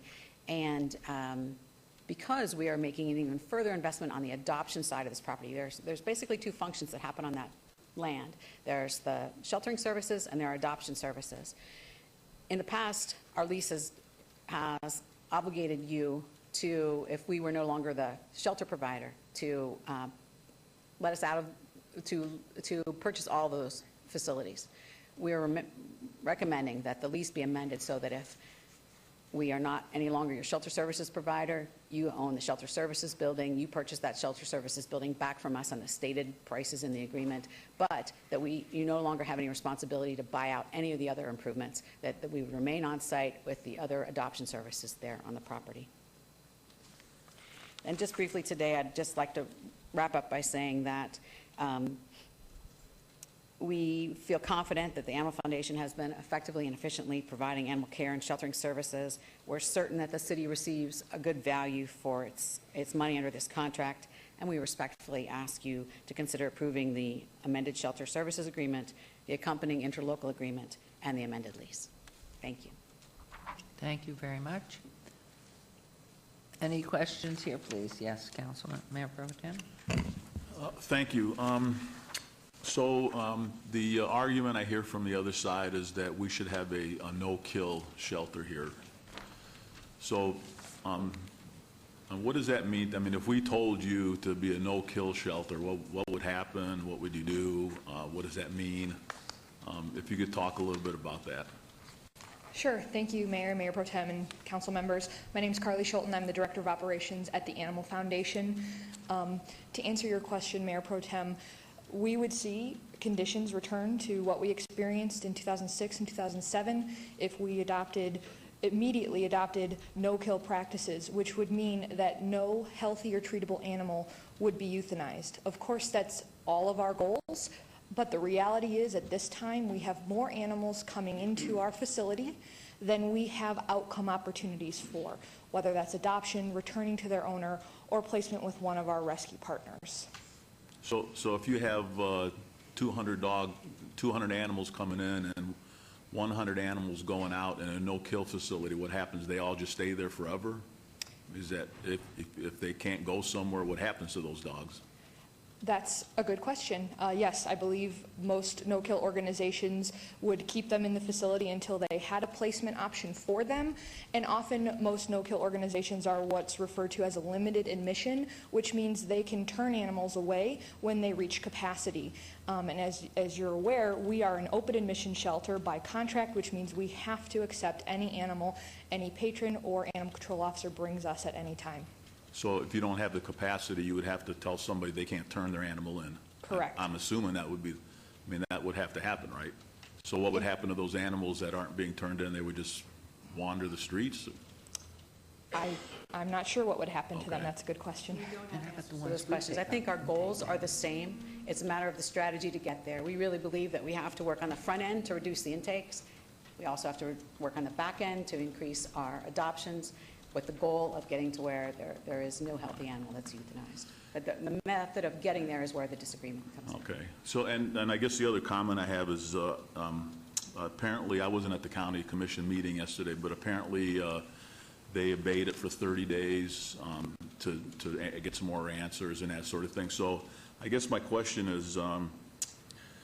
is it prudent for us to move forward today if the county hasn't decided anything yet? Because they may do something that kind of really impacts something that we may have to have a decision on. So if we approve this today, we may be back doing something else, completely redoing the contract, depending on what the Clark County Commission does. So I guess that kind of concerns me a little bit. So do you have any comments on that, or? Mayor, City Council, Orlando Sanchez, Deputy City Manager, and I will also ask for advice from our City Attorney, Terry Ponatello. But basically, if we approve this one today, it'd be contingent upon the Clark County approving the agreement as is. They gave us some additional amendments I will be making towards the end of the presentation, but everything would be contingent upon the way that the lease is written right now, all agreements. It has to be with the Clark County approving the agreement as written. So would it be better for us to vote today, or would it be better to wait and see what the county does when it comes to, you know, revisiting the contract, going through the whole thing again, renegotiating? I mean, that's what I don't want to get in a situation where we're voting on this 100 times because everybody else is changing stuff, so. You have before you two contracts where our relationship with the Animal Foundation and the county are very integral. One is the interlocal with Clark County and also the Animal Foundation.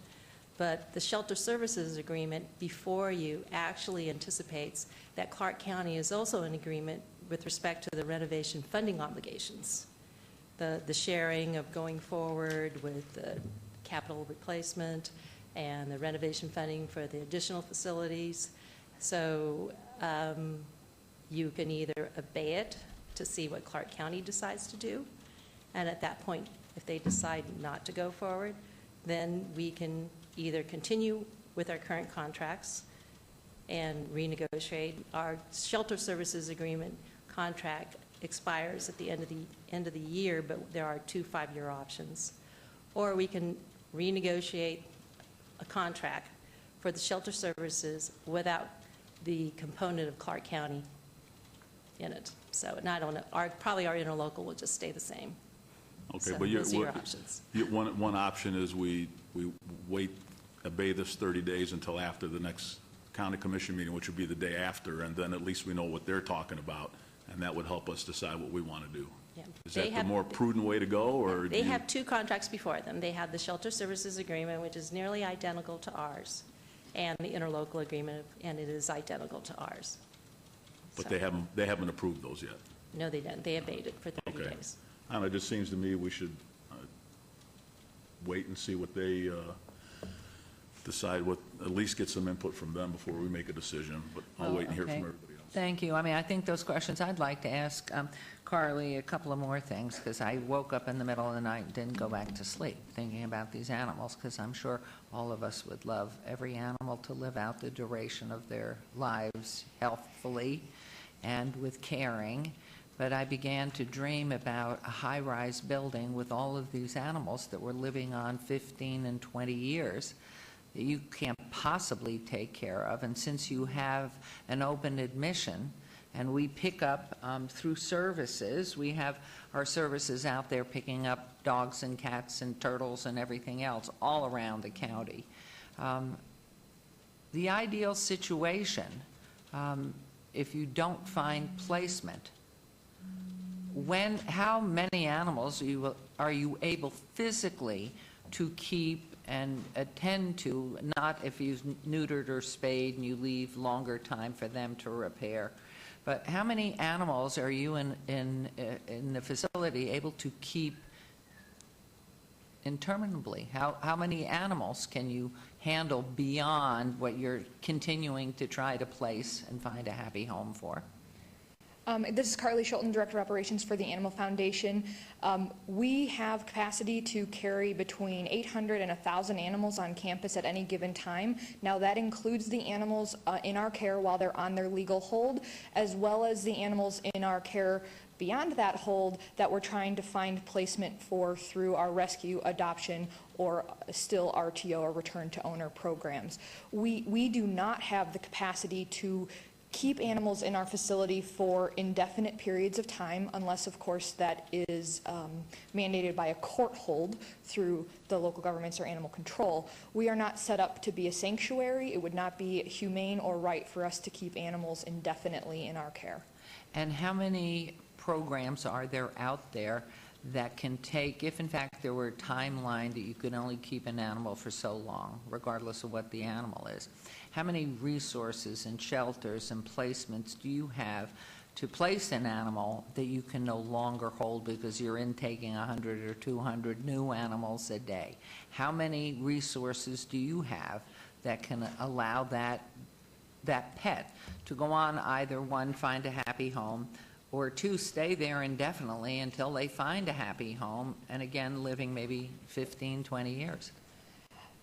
That's How a very many good are out question. there? So we currently partner with over 70 local and regional rescue organizations. And in 2014, we placed almost 2,700 animals with those local and regional partners. And as Bonnie mentioned earlier, another 14,000+ were placed into permanent homes directly through Animal Foundation placement programs like our adoption program. So there is not one local sanctuary where animals can go after they leave the shelter that will house them? There are certain organizations that we work with, but very few, very small handful that operate as sanctuaries where they would intend to keep the animal for the duration of its life. The vast majority of our partners take in animals with the goal of finding them a permanent home, but they don't keep them for the duration of their life. And you would be violating policy if you didn't have your open door policy? So you can't change that. Is that part of your charter and your... That's part of, excuse me, this is Bonnie Rinaldi again. That's part of a requirement under our shelter services contract. We have to take every animal that your animal control officers bring us, every animal that the city residents bring us, any animal that North Las Vegas residents or animal control officers, county residents, and county animal control officers bring to us, we have to take. We are going to be hearing from the public, but since you sat through what I didn't hear, but I heard was quite lengthy yesterday, the discussion, from your vantage point, what is the solution to keep these animals alive? Is it something that the private world can get involved in a better way and fund a facility with the proper veterinarians and the proper care and the proper food and everything else that needs to be? Or is there any community that has solved this that's a model? There are several communities across the country that are working towards what would be considered no-kill, or eliminating the euthanasia of healthy and treatable animals, or better, to eliminate the need to use euthanasia as a means of population control.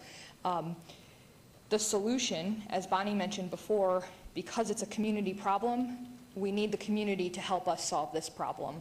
There are responsible pet ownership issues, sterilization issues, and if we can deal with those on the front end to prevent animals from coming to our shelter in the first place, that's one way we can save lives.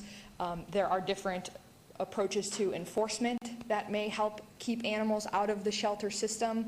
And then we can continue to grow our placement programs and increase the number of partners we have to increase the likelihood of an animal finding a permanent home if they did make their way to our facility in the first place. Beyond that, are you inspected by some very reputable national state body on a continual basis as to animal treatment, cleanliness, all the things that any accrediting body? Is there an accrediting body for a foundation? I mean, for a shelter? There are different sheltering associations. As an example, the UC Davis Koret Shelter Medicine Program came out and evaluated us in July, or reevaluated us in July of 2014. But animal shelters in general are not regulated by any state or federal organization. Like, we're not regulated by the USDA. So if we are inspected, it's typically done by our local government contract partners in City of Las Vegas, Clark County, or City of North Las Vegas employees. But maybe I misunderstood you. You said UC Davis? UC Davis, at our request, came out. Well, I mean, to me, it's one of the most reputable schools in the country. And so was that their first time in? They were also part of the HSUS 2007 inspection and report, and Dr. Kate Hurley was part of that team in 2007, and we invited her and her team back in 2014 to reevaluate our current conditions and to let us know how we can continue to improve to save more lives. And did they give you recommendations that you have followed, that you share with the general public? Absolutely. They gave us a clean bill of health, and as Bonnie mentioned earlier, mentioned that we have corrected all deficiencies that were in existence in 2007, and they've also given us a wonderful list of recommendations of different programs and initiatives that we can implement. And not only did they give us that list, but they're continuing to work with us to assist us in implementing those programs. And I should also mention that Humane Network was also part of the inspection in July, and they tend to take more of a no-kill approach in their consulting with other shelters. So it was great to have their perspective as well on how we can start to implement some of those initiatives, even though we're an open admission shelter.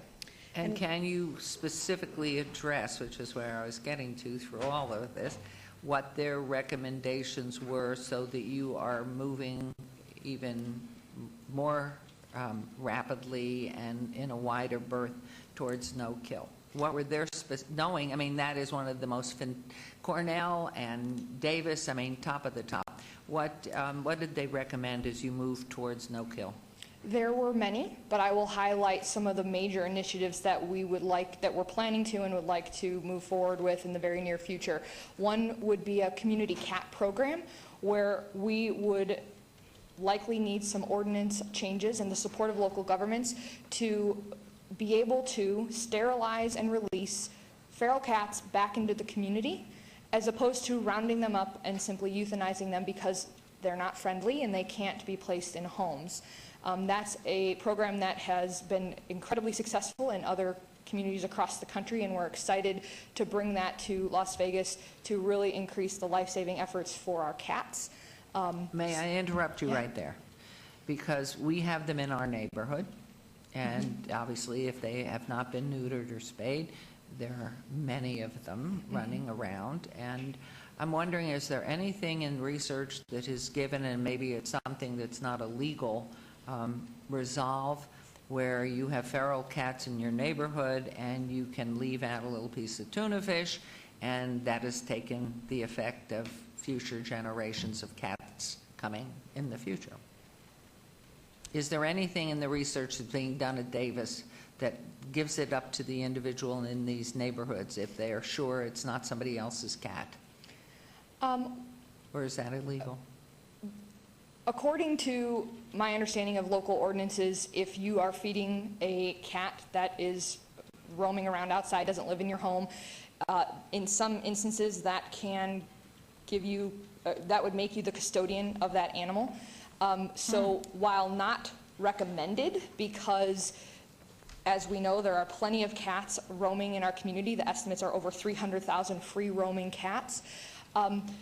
Most of them are not owned, which is one of the issues we have when they come to the shelter. Nobody comes to look for them because they're not owned. Perhaps it's someone just putting out a bowl of food because they know there's a cat around.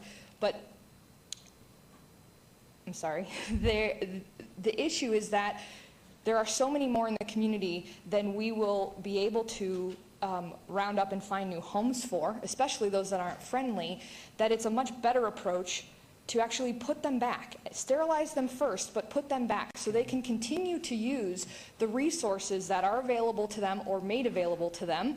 So that will actually prevent new cats from coming in. And there's actually interesting scientific research that shows when there are less resources, food and whatnot, available to cats that are intact, they actually have smaller litter sizes. So if we round up and remove cats, we're making a lot of resources available for new intact cats to come in, and the science actually shows they'll have larger litters, which further contributes to the problem.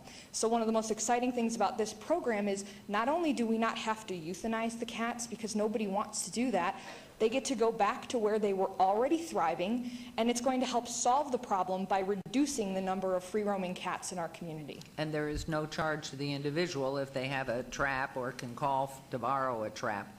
There's no charge to the individual, is there, for having a feral cat or loose Correct. stray picked up, brought into the center, and then spayed or neutered and taken back? Correct. Okay.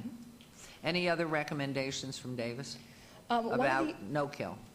One of the other recommendations that they strongly suggest is a program they refer to as managed intakes, which is one component of intake intervention, which would, it's something we're still developing, but it would allow us to try to have owners surrendered animals only come in by appointment. So that would give us a better opportunity to discuss with an owner before they bring their animal to us what issues they're facing, so that we can offer them resources to hopefully prevent them from needing to surrender their animal. And if we feel if we can have the opportunity to do that before they're standing in front of us, we'll have a much better chance of keeping that animal in the home, or perhaps helping that owner find another rehoming option as opposed to coming to the shelter. So that was another program that we're excited to implement. Thank you for your answers on this. I mean, to me, I know that you've had those inspections, and it's wonderful. I'm going to hear from these people, but I would like to, is there any questions, comments? Yes, let's start down with Councilman Beers, work our way. Thank you. Thank you. You and Mayor Pro Tem asked a number of the questions I have.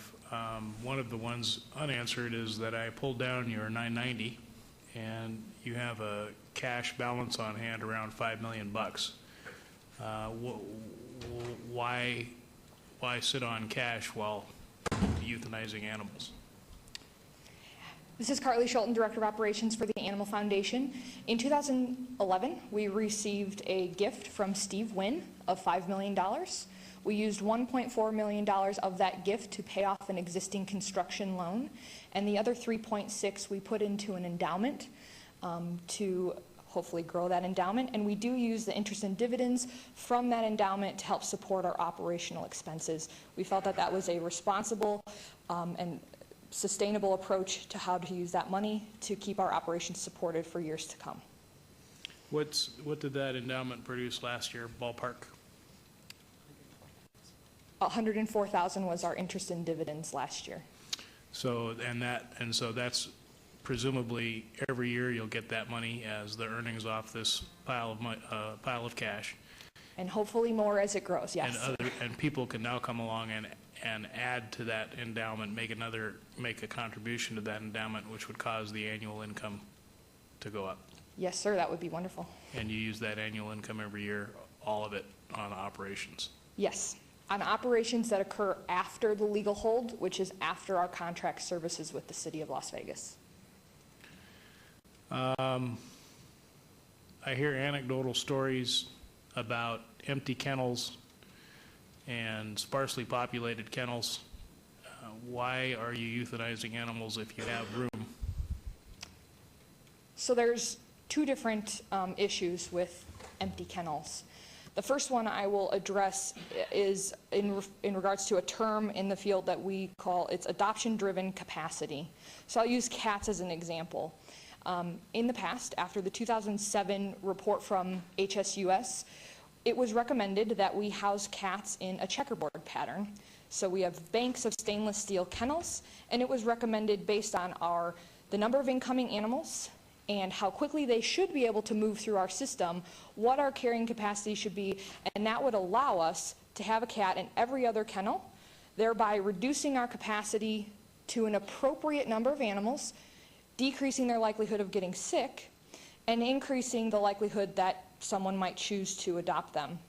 And to go one step further, as an example, if we have 100 cats in our adoption area, which is approximately what we have, and we have 80 cats, let's say, get adopted on any given day, which would be wonderful. That doesn't happen. Having 101 or having 200 cats available for adoption does not increase the number of cats that will actually get adopted each day. In fact, research is showing that it will actually decrease the number of cats that get adopted and the number of cats adopted over the course of the year. It's much like marketing and retail strategy. If somebody is overwhelmed by the options in front of them and it seems crowded, they're less likely to be able to make a decision. On top of that, the more animals we have on campus, the more likely they are to become ill, which reduces our ability to find them a new home. So we have made some adjustments to our cat area. So rather than having every other cage empty, we actually installed portals. So each cat now has 2 cages, which has greatly improved their health and well-being. That was another recommendation of UC Davis that we have implemented. In regards to our dogs and our dog adoption bungalows, from time to time there are kennels that are open, and that's simply a byproduct of our daily operations. If we had every single kennel full every minute of the day, we would have nowhere to move our animals.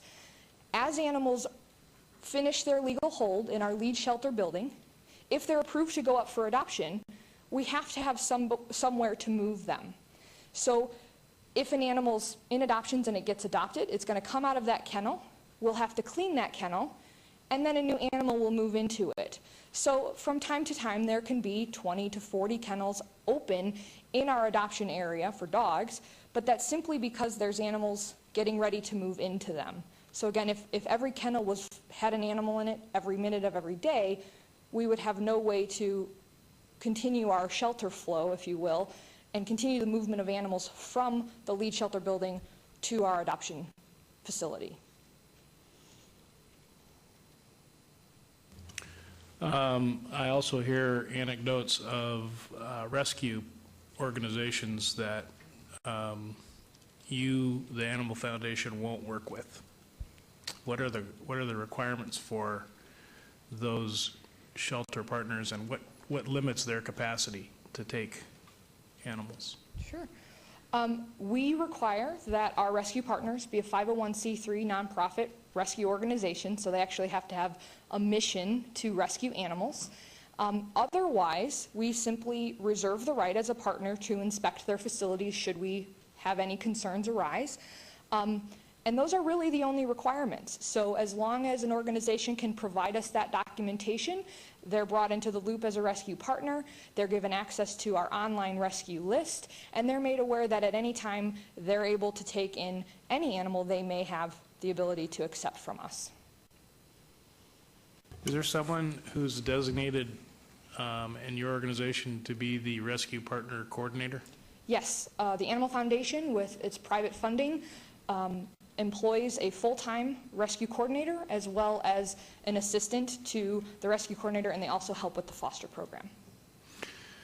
Thank you very much. Mayor, I have just one more question. It's personal. Certainly.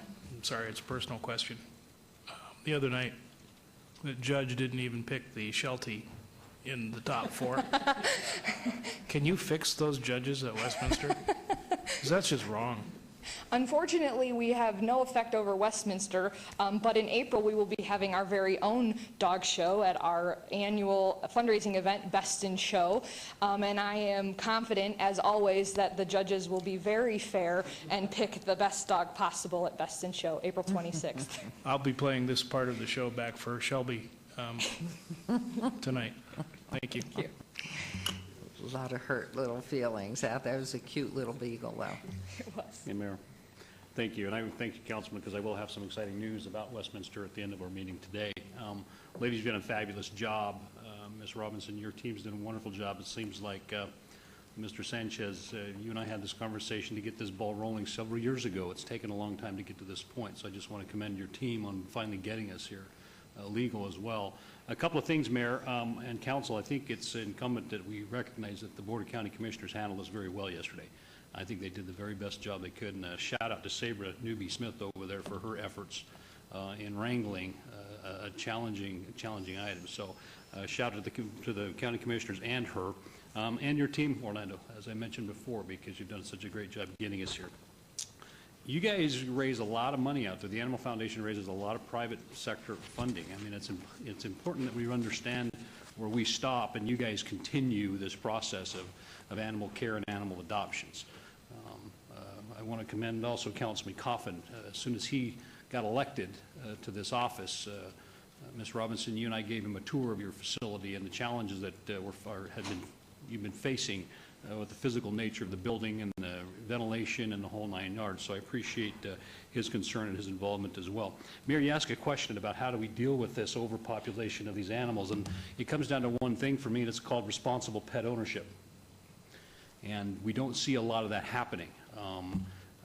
I like the, in fact, Chief Freeman, this is kind of maybe your question, and maybe with the mayor's permission, I don't know, maybe you ladies can answer this, has our spay and neuter ordinance affected this population in any significant way? And with your permission, Mayor, do you mind if they answer that? Because I think that's significant. If you recall several years ago, when we passed that ordinance, there was passionate members of this community on both sides, and it was just a very challenging thing. But I'd certainly like to hear something, with your permission, Mayor. Please. Yeah. Tim Schattler, Deputy Chief, City of Las Vegas Department of Detention and Enforcement. And if I understand the question correctly, you're asking, did the spay and neuter ordinance help impact our intakes into the foundation? Yeah, because these numbers are fabulous. I mean, the graph is fabulous. And I see that tipping point, too, that changed a lot of things, which is significant for this community. But I want to know how our spay and neuter ordinance has impacted these numbers. Can you answer that? It definitely has. I don't have numbers to give you today to help explain that, but yes, and I think the foundation would actually be able to speak more to that as well. But yeah, the spay and neuter ordinance has definitely helped. It was a start. It's a long-term project, but it was definitely a good start to help reduce the amount of intakes into the foundation. Thank you. Thank you, Mayor, for allowing that question to be answered. Thank you, gentlemen. I appreciate that. Thank you for your work. Chief Freeman, you're off the hook. Okay. But I think it's significant that we note that as a community and as a city, you know, we are constantly moving forward. In your presentation, ladies, you basically said, hey, we are continuing to make progress and strides. I was here for that nightmare in 2006, 2007, and it was ugly for this community. Ugly. It was in the paper every single day, and it was terrible. We don't want to get there again. I'd like to say in a perfect society, we wouldn't have this problem, and these animals would be loved and beloved and live till their time was done, but that's just not the case. And I don't know of a community that's been successful in that no-kill policy, Mayor. So I know you're going to let the public speak, and I may want to add comments to that, but appreciate what you guys are doing, and I feel very comfortable as my colleague here in Notabang and moving forward with this, because I think Clark County understands it as well, and I'm comfortable with their decision. So thank you, Mayor. Thank you, Councilman Barlow. Any comments? You're good? And Councilman Coffin, you good, or comments? Was that okay? Okay.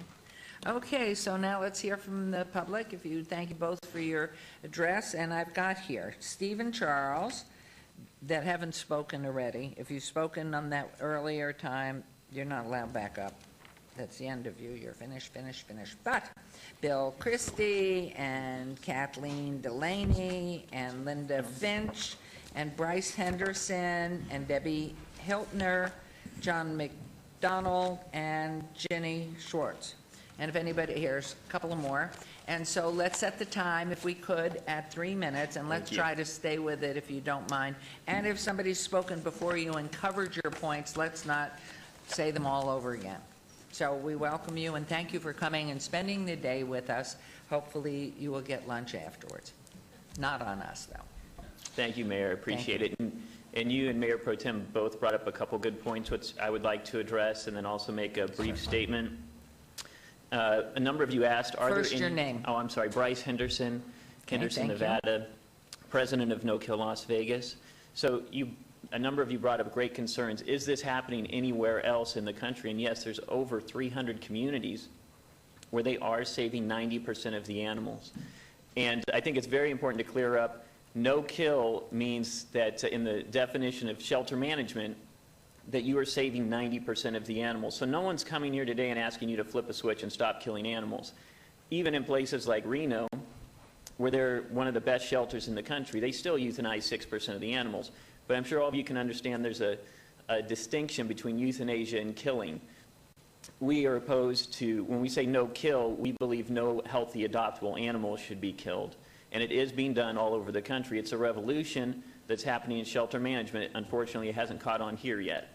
So that's why we used to be former supporters of the Animal Foundation. We volunteered for them, we raised money for them, and we weren't happy with what was going on. So that's why we formed this movement and organized everyone. In regard to the contract before you, the Animal Foundation in this interlocal agreement and services agreement is asking for over $58 million over the next 10 years, and they don't want this put out to bid. If you take it out for 20 years, you're looking at over $100 million. The stadium project was $56 million, and we all remember how controversial that was. When you're giving away that kind of money, you need to have an open, transparent process, and that's all we're asking for today. If in the end you end up going with the Animal Foundation, you put out a bid and no better bids come in, no one's going to blame the council for doing that. It's interesting, and I hope someone asks the question, if intake's down 27%, why do they need to build a larger facility? If they want to put themselves out of business and that's their goal, why do they want a 20-year contract?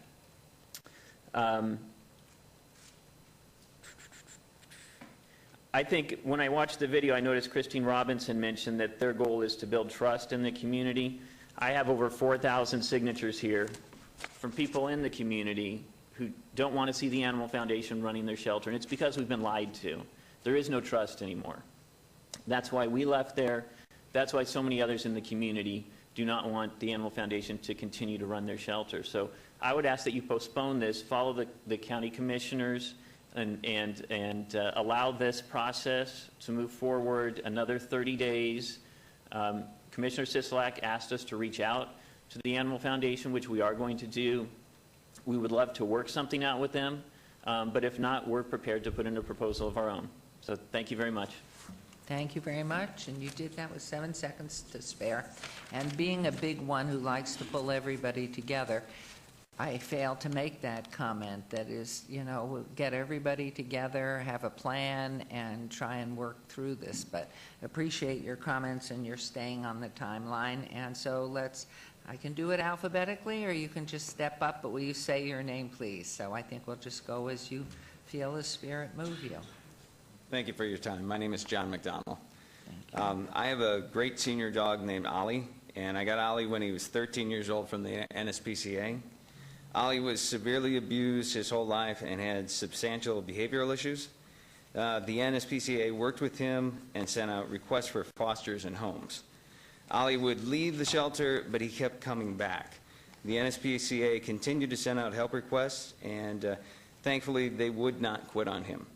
The NSPCA, they do a substantially better job of utilizing social media than the Animal Foundation. I do follow both. And the Animal Foundation, what I see, they post the easily adoptable animals, not the needy ones. And that would create a call to action by people who are not necessarily looking for an animal, like myself. NSPCA's dedication to Ollie, it made me get up and go get him. And if Ollie had ended up at the Animal Foundation, he most certainly would be dead today. So I disagree with the statement in the video that an animal would be very lucky to be at Lead Animal Shelter rather than somewhere else, because he wouldn't be here. The kill rate at the Animal Foundation is far too high. It is unacceptable. Las Vegas is a good community, and we do deserve better results than at the Animal Foundation. If another community can do it, we can do it. So walking in with the attitude that there's just nothing we can do, we would love it, but you have to come in with the attitude, this is what we're going to have, period, and make it happen. The Animal Foundation has failed our community with the attitude that they have.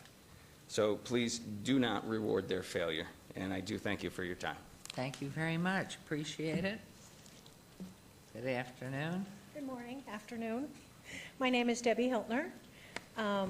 I wanted to speak about something that was mentioned earlier about the lady that got the Employee of the Month and how her leadership was determined by, or how well her leadership was,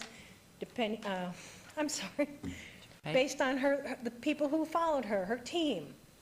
And I just want to say that from what I've heard And the reason I joined Bryce and his group was because it seemed like the team at the Animal Foundation was not a team. It was, we're going to do it this way. If you disagree, get out. And that's why several past volunteers and employees have gone and started their own rescue groups. Now, from where I'm sitting, I'm just a normal person who loves dogs. I'm the one that everybody brings their dog to, or if they don't want to keep it anymore, if they find a stray, I'm the one they bring their dog to. So I have contacted several rescues who are full. The rescues are overwhelmed. This is what starts hoarding situations, is because people are afraid to take animals to the Animal Foundation if they have a 50-50 chance of even getting out alive.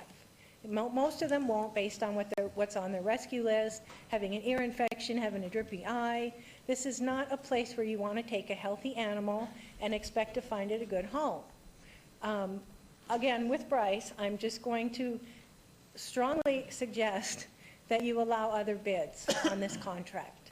That's our goal. We want a fair, we want an animal shelter that we can depend on, where we can take our strays with some confidence. Thank you for your time.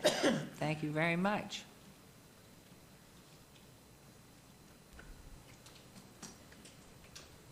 Afternoon. Good morning, Mayor. If I can have this put up, please. My name is Bill Christie. I'm Vice President of No Kill Las Vegas. I live at 1047 East Oakey Boulevard. I'm in Councilman Coffin's district. I had a whole slate of things to say, but to begin with, there were so much absolute dishonesty, especially in what Carly Scholten just had to say to you, that I would like to counter. The simplest thing is I just looked online to see how many adoptable dogs how many dogs they have out for adoption right now. And they have 138 dogs out for adoption. They have 296 dog adoption kennels on campus, and I think 32 of those are at the PetSmart. So they need over half of their capacity to move animals around, because that's what's sitting empty right now while they continue to kill at their high rate. She also completely mischaracterized what no-kill is. It's not about hoarding. What they were doing in 2007, hoarding unvaccinated, untreated animals, was just irresponsible. No-kill is a series of policies that they refuse, most of which they refuse to implement, that allow you to bring down the kill percentage rather quickly. In Reno, when they went, you see at the top of this graph, in Reno, when they went no-kill 6 years ago, in the first year, they brought their kill rate down 57%, and they originally had a worse problem than Las Vegas in terms of homeless pets per capita. And Councilman Ross, unfortunately, isn't here and was talking about ideal worlds or an ideal world. Well, here are several: Reno, Austin, Seattle. Even Los Angeles is only killing 20%, and they're not even trying to be no-kill. The Animal Foundation in one facility here kills more animals every year than all 6 city shelters in LA combined. You look again at Henderson, where they're not trying to be no-kill. That's the other open admission. Again, we're only talking about open admission shelters. Don't listen to Carly telling you about only closed admission shelters are able to be no-kill. Again, Henderson is only killing 23% in the same demographic, our same valley. And they aren't trying to be no-kill. They've got a lower, they aren't gouging the public with adoption fees like the Animal Foundation is, asking $100 to $250 for a ridiculous amount for dogs. So the solution, if you want to know, now in hundreds of communities across the country, the way no-kill has been brought about is by replacing the management at the existing high-kill shelter. It's the only way it has ever happened. In hundreds of cases now, it has never happened where those people have voluntarily changed or rehabilitated their own programs. In conclusion, I just want to say, you cannot call yourself a shelter when you are killing half the animals received. You cannot claim to be saving lives when, in fact, animals in this community have a better chance of surviving on the streets than they do surviving in this institution. Las Vegas deserves something better than a slaughterhouse masquerading as a shelter. I am asking you, please, to open this to bidding to consider other options and find another management for our shelter. The Animal Foundation has had the contract for 10 years now with abysmal results. This is the only report card, as far as I'm concerned, that matters. They're failing miserably compared to other communities in the West. Thank you very much. Could you give that report, please, to the city clerk so we have a copy? This? I'm sure it's online, but makes You're very it welcome. easier. Also, Mayor, I graphed for 6 months how many animals they had for adoption versus how many kennels they had. This is dogs and this is cats. This was between 2013 and 2014. So you can see exactly the white at the top of this box is empty kennels, sitting empty. They're not just keeping a few kennels to move animals around. They're just not trying. Well, and two, getting this information also gives us questions and getting responses, because everything's a give and take. Thank you very much. Thank you very much. Mayor, Thank you. I have a Yes. question for the gentleman, if just. Mr. Christie. Yes, sure. And maybe even for anyone else that may be aware. As of right now, I'm not aware of anyone else that is interested in participating in assisting us with what the Animal Foundation is doing for our community today. Are you aware of someone else in If someone else who would be interested in bidding on running our shelter here, is that what you're asking? Right. Yeah, No Kill Las Vegas, actually. We had thought that had thought that the Nevada Humane Society out of Reno was interested in bidding, and they had led us to believe so for a while, and then You thought or you know? let us know that they weren't. And so we are putting together a bid ourselves with the county. The RFP option hasn't been put out here. If it was put out here, we would be delighted to offer that bid here as well. And you currently have a location? We have, yes, we have, we've already met with the contractor, and we have funding set up with the funds that have been set aside, and the contractor is also willing to put some forward. We have a site set up, but also I believe the interlocal agreement would allow a new vendor to use the current facility. If one of the, it provides for, if one of the jurisdictions wants to go their own way with another vendor, that jurisdiction is entitled to a percentage use of the current facility. So how would you operate the facility differently than what the Animal Foundation is currently doing? Because it sounds like to me that anyone that would be coming in would be requesting or assisting the same level of public assistance in relation to the ongoing nuances that we have today.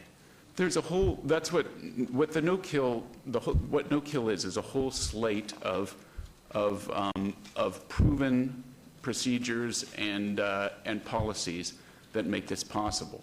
Those things include things like, I'm delighted to hear them say they're finally thinking about having a shelter intervention program or an animal help desk that all these other locations that have managed to go no-kill have done a long time ago. And the Animal Foundation had offers from people in the community to partner with them to do that, and they refused them for years now.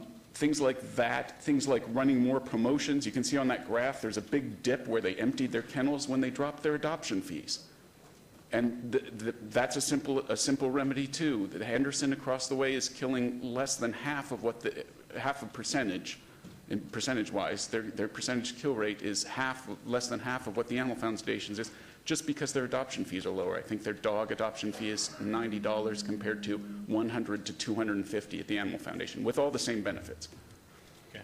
Well, I appreciate it. Thank you, sir. Thank you very much, Councilman. Okay, let's go through next, because we have quite a number here. We'll get everybody, and then any questions we can call back. Thank you. Your name, please. Ginny Schwartz. Thank Good you. afternoon. Thank you for hearing us. Hi. After learning last week of the votes this week, I rallied a small number of residents to collect signatures supporting the management contract for the lead animal shelter to be put out for bid and opposing a 20-year contract for the Animal Foundation. Over 6 days, we collected more than 700 signatures, 600 of which have been emailed to most of you. And I have more signatures coming in every hour. Again, this was accomplished in 6 days over a holiday weekend. Imagine how many signatures we would have collected had we had the 4 months until June when the Animal Foundation's contract is set to expire. And these signatures are in addition to the 4,000 that were mentioned earlier. Okay, and so your request is for an RFP as well? Yes, it is, please. Okay. And everyone we have talked to has been eager to sign on this. Please send the contract out for bid. It is a neutral step, and it will simply increase our knowledge, our information, and our choices. Thank you. Thank you very much. In fact, listening now and hearing, as you come up to speak, if you really just encapsulate it all, because I know we're at 1:45 and they probably passed away from starvation, but not that that matters. But if in fact it's for an RFP that is your focus with the no-kill or anything else, if you have something that's specific and new, additional to what's been said, what we really want to resolve here, we want to hear from everybody. We'd love new information, anything that, you know, you would bring to us. But if in fact, as you just mentioned, yours is definitely about the RFP and liking to be included in that. So please, next, come on up. Hi. Good afternoon. My name's Heather Carpenter. I'm the Director of Legislative Advocacy for the Humane Society of the United States, and I live here in Las Vegas. The council should have received a letter of support for the Animal Foundation's contract from our Nevada State Director, Holly Haley. She can't be here. She's in Carson City, of course. But on behalf of the Humane Society of the United States and our numerous members here in the community, we are asking that the Animal Foundation's existing animal sheltering contracts be renewed and revised to more adequately provide for the volume of pets received at the lead animal shelter. We believe the Animal Foundation has the ability to drastically improve the homeless pet challenge here in Las Vegas. And we have worked with them on some programs. They've also had affiliations with several national organizations, including the Humane Society of the United States, the ASPCA, Best Friends, the National Humane Association, American Humane Association, sorry, PetSmart Charities, and the Petco Foundation have all provided funding and program expertise to the Animal Foundation on looking at ways to address the homeless population, or really the pet overpopulation in the community. Specifically, the Humane Society of the United States has worked with the Animal Foundation on our Pets for Life program, which is a fantastic community outreach program that does targeted spay-neuter outreach and immunizations in the underserved communities of a city or county.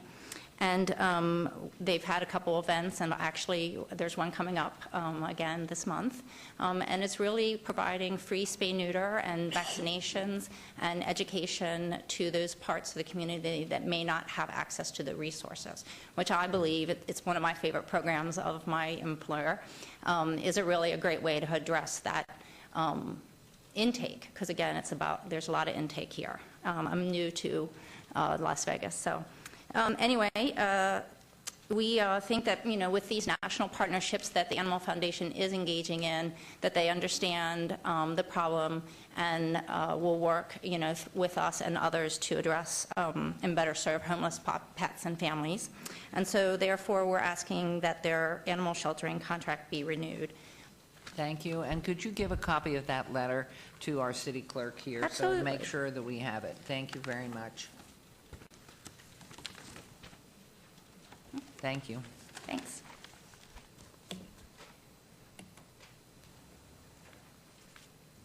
Good afternoon. Hi. My name is Liz Finch. I'm Senior Manager of National Programs for Best Friends Animal Society based in Southern Utah. In reference to one of the points you brought up earlier, Mayor, we do run a sanctuary. However, we are actively trying to adopt out all those animals at all times because we realize after 30 years, sanctuary isn't the answer.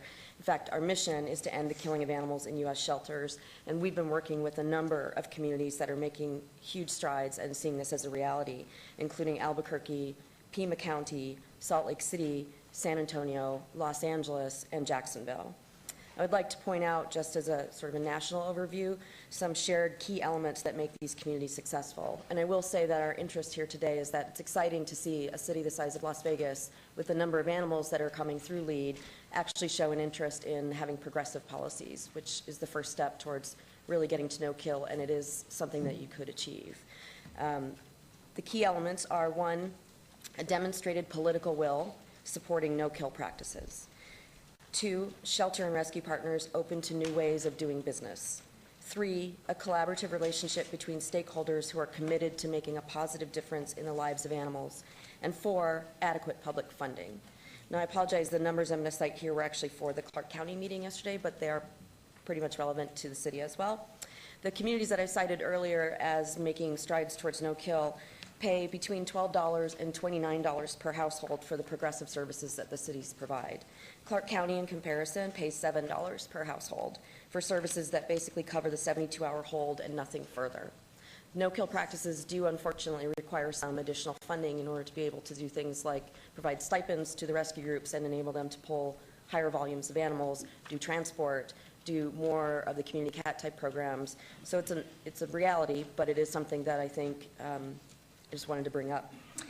Considering the size of the county's human population and the number of animals sheltered each year at LEAD, it's clear the funding allocated at this time is insufficient to provide positive outcomes for 40,000 homeless pets.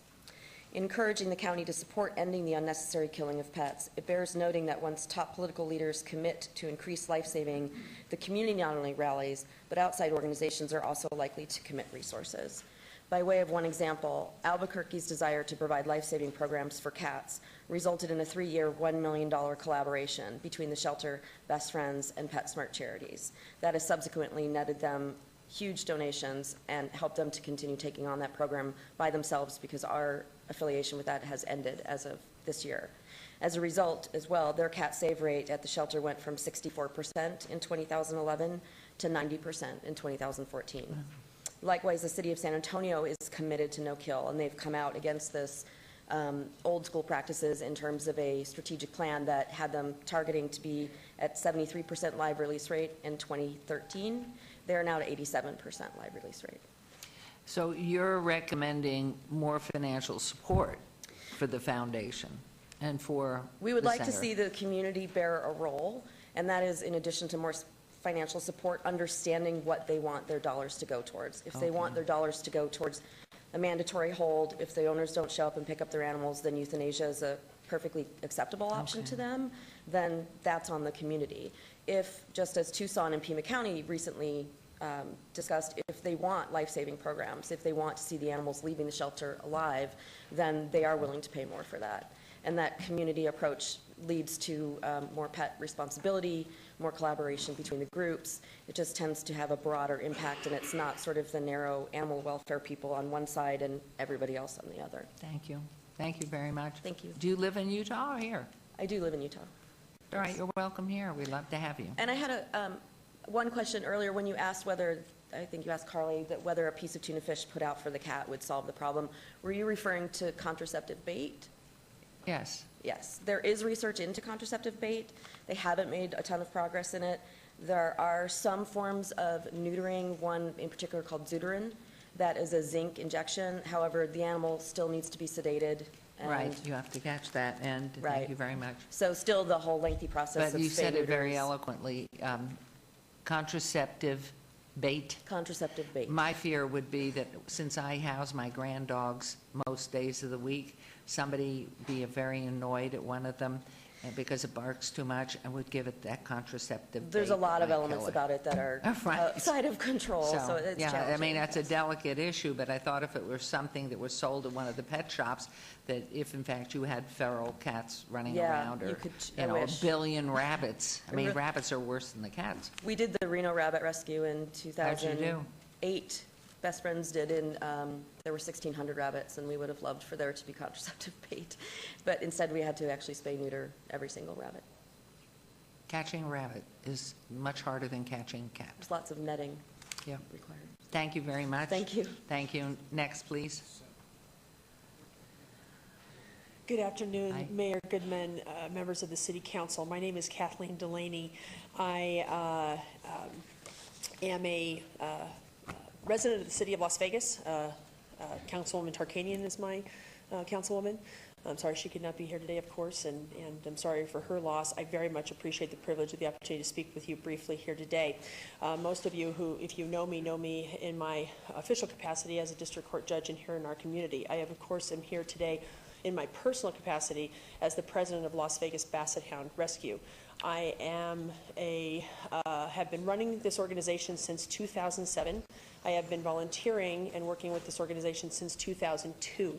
I have seen every incarnation of animal sheltering in this community in that time frame, and I am not someone who's just a figurehead of that organization. I am in the trenches every day, every week, every month, every year. And I am here in support of the Animal Foundation. I am here in support of their renewal of their contract and expansion of their contract, and not on an RFP, but an immediate vote to show the confidence in the organization and these people who, in my opinion, deserve that confidence. Do I have a perfect relationship with the Animal Foundation? I do not. I constantly have issues that I bring to the organization and the administration there. Sometimes they're resolved in a way I'm happy with, sometimes they are not. However, I have the utmost confidence in this organization that it is doing what it can and needs to do for this community. And the contract as it sits now, obviously with some adjustments, is able to be renewed. It is appropriate to be renewed. The numbers simply do not lie. The live adoptions are increasing significantly and have increased significantly under this current administration. The numbers of euthanasias are decreasing and continue to decrease. They work with rescue organizations much better than they have ever in the past. They call us when there are animals with needs, and if we are there and able to help, and I say we, collectively, the rescue community, we step up and we do that. There is still a great need in this community for additional efforts, but they are taking care of the city's business and the county's business, not only with the vendor contracts that they have and the dollars from there, but from their own subsidies to make sure that these contracts are working, and they're taking care of not just the welfare needs that are the city's responsibility and the county's responsibility, but they're taking care of all of those other needs as well. Could they do better? Of course they can do better. Are they trying to do better? I believe that they are. And I can only, again, encourage you from my perspective, in a unique perspective, as a rescue partner to the foundation, and someone who believes very strongly in the importance of this being done properly in the community, that their contract be renewed and it not be an RFP. I believe that that would just delay the inevitable, because I do not believe, and to answer Councilman Barlow's question earlier, I do not believe that there are any organizations that are legitimately in a position to step into the shoes of the Animal Foundation at this time. The council, county commission had a, thank you, had a graphic about that in terms of who had applied when it had been open for expression of interest, and there were not any applications at that time. Thank you very much for your time today. Thank you, Your Honor. Nice to have you here. I wasn't able to be at the county commission yesterday because my schedule did not permit. I appreciate the timing of this allowing me to be here on my lunch hour. Thank you. Thank you very much.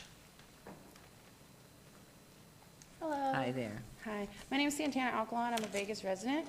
I just was going to finish up on some thoughts about how we don't trust the Animal Foundation. And we're asking you not to renew their contract and leave it open for bids. Do you trust an organization that openly and brazenly put a dog down for having a corn allergy?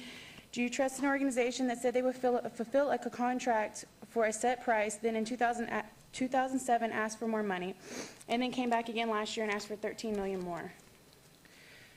Would you trust an organization that tells you scared animals are unadoptable, that tells you with all their millions of dollars that they have, that they don't have the resources to pull a tooth? And for the record, they do have the resources and equipment. It was donated to them. On behalf of myself and many people in our community, I hope and pray that you will put principle before money. Animals are beings too, and you guys can help save the lives of many voiceless beings, and let another organization make this a no-kill Las Vegas. If there's a will, there is a way. And thank you very much. And could you spell your name, because I didn't have a card? Yeah, Santana. Santana? Mm-hmm. Beautiful. Like Carlos. Okay, got that. And your last name, please? Alcalon. Alcalan. Thank you very much. Thank Nice you. to meet you. Next, please come along. Good morning, Mayor and Council. For the record, Gina Greisen, Nevada Voters for Animals. I was here 10 years ago on September 21st of 2005. And I want to say first that I am a lifetime resident of Las Vegas. My family's been here a long time. When we get lifetime residents, we always ask, what's your high school? Which one? I went to Uh-oh, Gorman and I that's not a graduated good from sign. Valley. I know. All right, Well, I had which divorced did you parents, so- start at? I started at Gorman and then I graduated from Valley, so I'm a Valley girl. Good. I'm a Viking. Well, we got some, I'm not I'm a sure we Valley have Viking. Vikings up here, but I know we got, oh, you are? Well, wonderful, and we got Gorman here, so you're in good stead. Okay, I know. I keep get extra going. time, I hope. No, you do. I took up Okay. 60 seconds, Okay. so go on. Thank you, though. Thank you. I'm very involved in my community. I'm a community and animal advocate, and I will tell you that I became an animal advocate after visiting the shelter in 2005 and witnessing the gruesome, they weren't horrific, they were gruesome conditions at the shelter. I decided, since I contacted at that time the councilman, and I'm sorry, I'm not going to remember his name right now, he was the barber, you know, Gary Reese, Councilman Gary Reese. Reese, I right. contacted him that day on a Sunday, and I said, please, you must do something. And his words to me were, I don't know if I can say it, gee, damn it, I am so angry. I've gotten so many complaints about this place. I'm gonna make some phone calls and I'm gonna take care of this. I know at that time, the former mayor, who I believe you know, went down there and they I guess there was supposed to be a surprise visit. Let's just say I was there about 10 minutes after they left, and that facility was much cleaner than the way I saw it. So it was not a surprise visit. So I realized at that point in time that I was dealing with very powerful, connected people, and that I needed to come down to City Council and get my comments in the record. So I brought the pictures that I took of puddles of, I don't even know what, vomit, diarrhea, urine, whatever, horrific, gruesome. Well, but these were animals living like that. That was 2 years prior to the shutdown, the emergency declaration and the shutdown and the euthanization of all those animals. But see, at that time, I cried out, no one listened. No one listened. I was just, who was I? Just a lady from the community. Well, guess what? When the report was issued, I wasn't the only one. And I would like to note, at the time, the director in 2005, the agenda item that was on, Betsy Fretwell was the director. Why didn't she do anything then? So 2 years later, the report, 200-plus page report, comes out. And let me read you just a couple of comments from that report.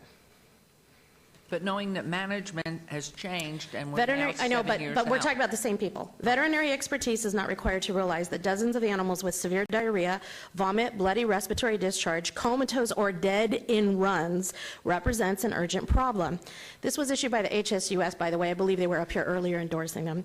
A board chairperson standing and conversing in front of severely ill animals in the general population, apparently unresponsive to the animals' conditions. That was 2 years after I was there, and it was gruesome. I can't imagine what it was like 2 years later. So here we are. So, by the way, the report that was issued, the former mayor, he said, and you can read it in the RJ article, I'll try to pull it up real quick. He said after reading the report, whoever was responsible for that needed to be held accountable. Maybe not criminally, but they should not be allowed to run that organization anymore. In fact, let's see. The City of Las Vegas has launched an investigation into the past conditions at Lead Animal Shelter that led to 1,000 animals, I heard it was more like 2, being euthanized in February. The aim of the probe is to find out who was responsible for the, quote, horrific state at the Las Vegas Valley's largest pound that allowed the spread of disease among cats and dogs there, Mayor Oscar Goodman said Friday. Goodman said he doesn't believe the investigation should lead to criminal charges, but he said those found responsible should be forced to step down from the Lead Animal Foundation, which runs the shelter. Las Vegas could sever its contract with LEAD if changes aren't made. The Humane Society of the United States investigated the shelter in February. They talk about all that. He goes on to say that it made the Michael Vick situation, it made Michael Vick, the Humane Society report, quote, makes Michael Vick look like St. Francis of Assisi, Goodman said, referring to the recent dogfighting charges brought against. Jeannie, the most important thing is we're 2015. Oh, I'm getting there. This is my timeline. Well, you can't. Okay. All right, so. 2012, since then, I realized fighting them was not going to get me anywhere. I try to work with them. I've had many meetings with Christine and Carly and trying to meet with them. In fact, in November of 2013, I sent an email to Councilman Coffin, and I met with him, and I said, please, let's work together. We need to find a way. There's this no-kill group who, by the way, I respect, and they know that I don't subscribe to the no-kill philosophy. So you guys can try to paint this all being about a no-kill. No, I believe a lot of what they said, but it's all about accountability. Because at the end of the day, they have to be accountable for running that shelter. And there's a lot of issues. And I will tell you now, I don't feel like they're going to work with me, like we're going to be able to collaborate. I've tried, and I've tried, and I've tried. And there are issues that need to be dealt with, and they're never going to be dealt with, in my opinion, because of who's connected. And I'm sure we can just connect all the dots. I mean, I can spell it all out here right now, but I'm sure everyone in this room knows exactly who I'm talking about. And I know that there's people that have relationships, and yesterday there was some discussion of other friendly relationships. I mean, we have friends and family that have to do with this $100 million 20-year contract. And I guess my question is, how can the city do anything and enter into an interlocal agreement if the county has tabled this for 30 days? I don't understand how that can happen. Well, and that was one of the things that was asked either by Mayor And Pro North Tem Las or- Vegas isn't even paying their fair share anymore, Well, I guess, or they're not going to be able to. participating, is what I understand from Mr. Sanchez. You So know, I'd like- my hope for you really and truly is that you will have your voice, your opinions heard, issues, what was back in 2005 and 7, based on all of that horrendous care of animals was just terrible. But now we've gone to it's clean, but now we're killing dogs for a broken tooth. Well, You know, but let's- we're killing dogs for a corn allergy. We've sort of swung back now sort of the other way. But at the end of the day, we need to be able to sit down and work together. But when we have a situation like That's the what we're arson puppy after. situation, you know, where they clearly, they've already been on the news this past Thank week you. about putting dogs out the back door, it's not right. There has to be accountability. I'm asking the council to please table this.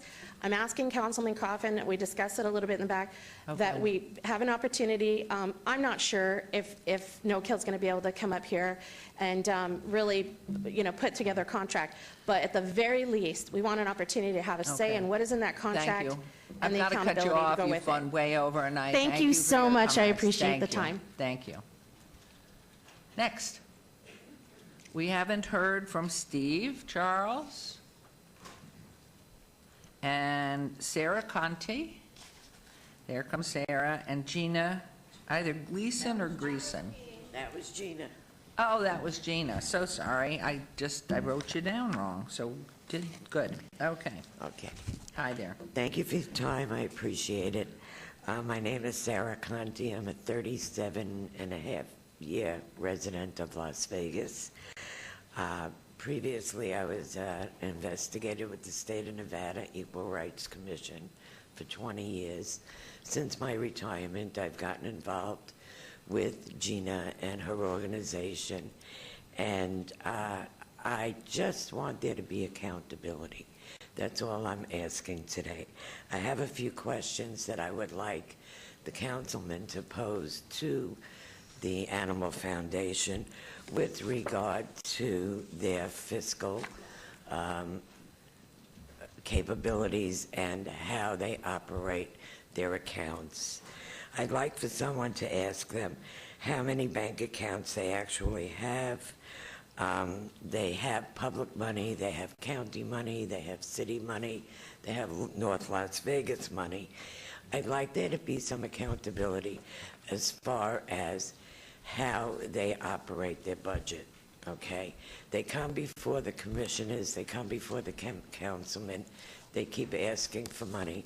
I know as a former state employee that state employees are still on furlough right now because they don't have the money to pay, you know, for their full yearly salaries.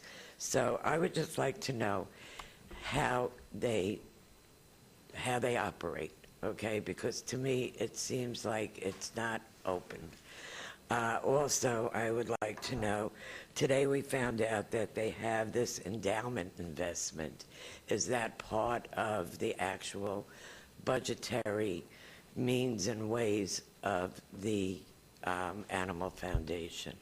Okay. I think what she mentioned was the income from the principal is used for the operation when asked by Councilman Beers. Right. But I Go for think the that, and you could operations. say whatever, but if there's an audit, then it'll be open. for the public to see.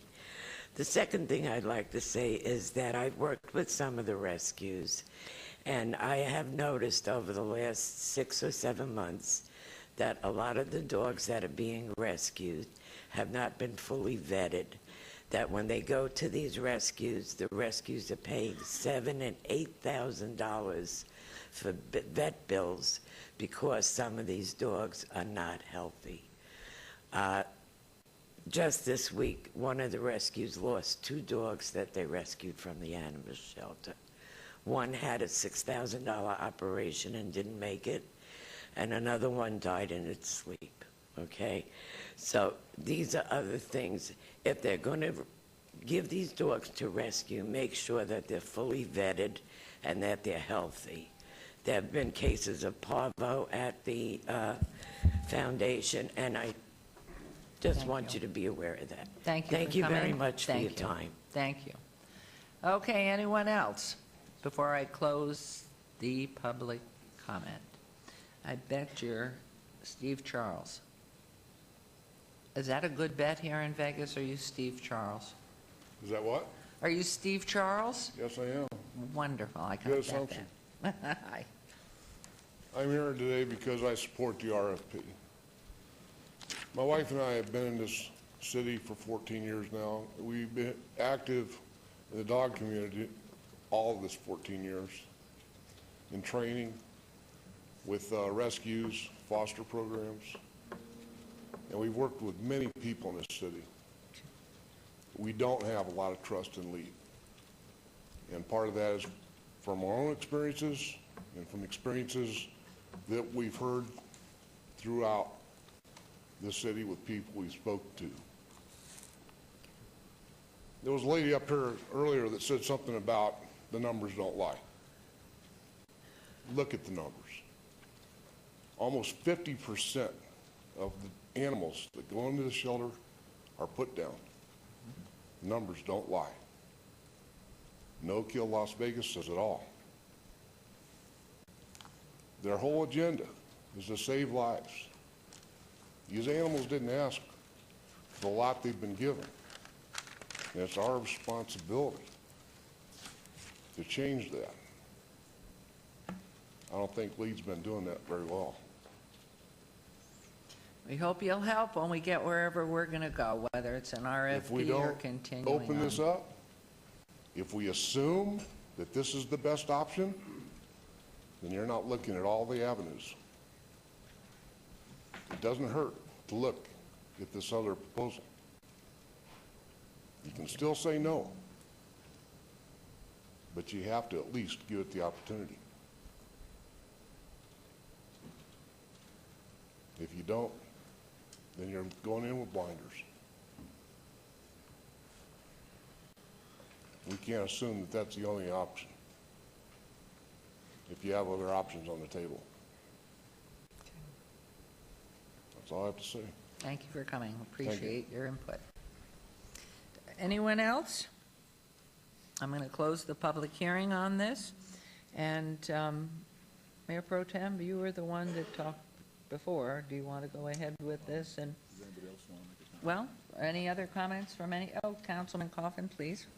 Well, we're going to have you. discussion on this item, or is someone going to make a motion first? I don't Well, I know. was just So we asking can- Mayor Pro Tem, but if you have some comments, that please feel free. We've closed the I do have some public. comments. Please go ahead then. I do have some comments. I've listened, Gina did mention that I did speak with her in the back of the room, and I've received lots of letters. We all have, too many to answer, really, I mean, hundreds, so, you know, because they all say the same thing. But what they do say, I suppose they haven't written down really in their letters, is that not all of them have, is they want accountability. You know, we have contracts, the statements, the financial statements are required to be audited, presented to us. We have a requirement that we get a monthly report on the whole operation. We get that a month and a half after the end of each month. We get a lot of information. But what I'm hearing is that they've talked about having a powerful board of directors. They've talked about, and that's been the critics. They want us to, in a sense, get involved in the management of this, and that's what contracts are for, to get somebody else to manage. I don't know anybody else that can manage it. I really don't. And I do know the way this has been set up. There's a huge penalty if we were to replace them. Even if you used an RFP, that would be a hollow effort just meant to satisfy some bloodlust, because really, if you did award it to somebody, the cost of the contract would have to include reimbursement to the city for all these millions of dollars. So I don't know who would bid based upon that. So it really boils down to us making a decision on this. And there's only one thing missing from here, and the word accountability was brought up. And it could be that we can improve that. I'm going to offer an amendment, Your Honor. I've looked at this contract, all of it. There's two parts to this contract. You've got the regular contract. You have the amended and restated Animal Care and Shelter Services Agreement. So we've got two documents here, although I think we just do one vote on them. But there is provision here. There is no provision here for the Board of Directors and the staff to meet the public, to meet with the public, to hear their complaints. This is a powerful Board of Directors. I've looked at it. This contains a lot of prominent people, by the way, none of whom have contacted me on this. But I know a lot of them. I mean, they're my friends. Some of them I went to school with, or I was in the same age, in the same classification, like Doug Crosby and some other folks that have lived here a long time. And there's a Greenspun, there's a Wynn. So there's some heavyweight contributors. They're there because they gave a lot of money. And I think they're giving that money because they have confidence in the organization. But maybe they don't hear all the things that the people in the public want to say. Maybe they don't know what really is going on, and from the sense of having an ability to be in one room and hear a Gina Greason or others, although Gina knows how to contact all those folks. So I'm inclined to want to offer an amendment which would provide some accountability, not more to us. We have accountability to us right now. It's written in the contract. We've got that. But we don't have, did I hear somebody talking? I'm sorry. But we don't have this board meeting with its staff in a public venue. And I really feel like we should amend this contract to require annually a public meeting of the staff and board of directors to listen to community input. I'm going to give you the language that I've got here and the place in the contract where I would insert it if the attorneys would listen and look at this. And I have consulted with Attorney Ponticello on this so far. In the amended and restated Animal Care and Shelter Services Agreement, there is a section, Article 2, called General Responsibilities and Obligations, which covers, as you can imagine from the title, a lot of things. But what it doesn't include is something that I think should be there.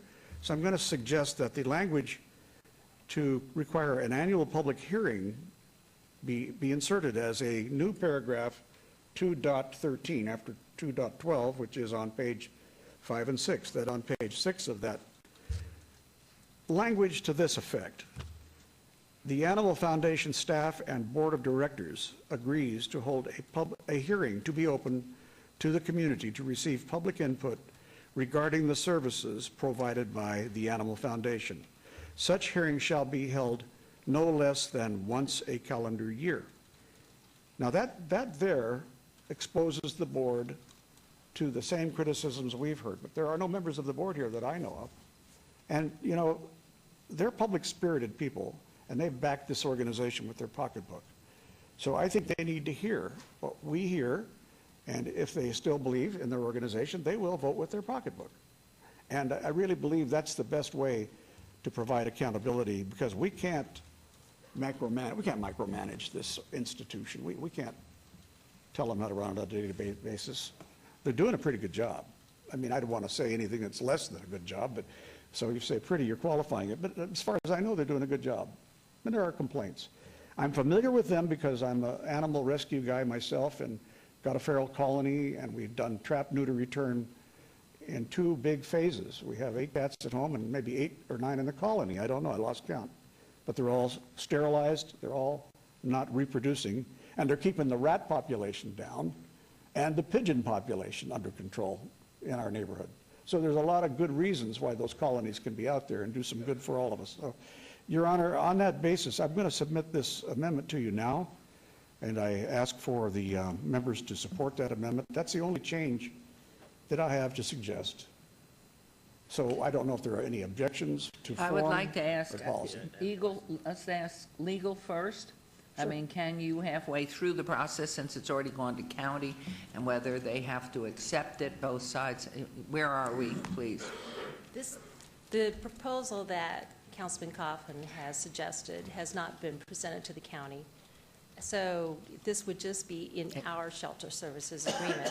We can likewise submit it to their legal and to their management so that they can insert in their shelter services agreement for insertion. But right now, it will be in our shelter services agreement, the cities. And I also want But we're 50-50 with the county, so in order for this amendment to go in, it would have to be adopted and accepted, I would assume. It has to be Your Honor? accepted by the shelter. If I could, this agreement is just between the city and the Animal Foundation. You can do Correct. this Oh, okay. unilaterally. Yeah. So this is just our piece? That's correct. Okay.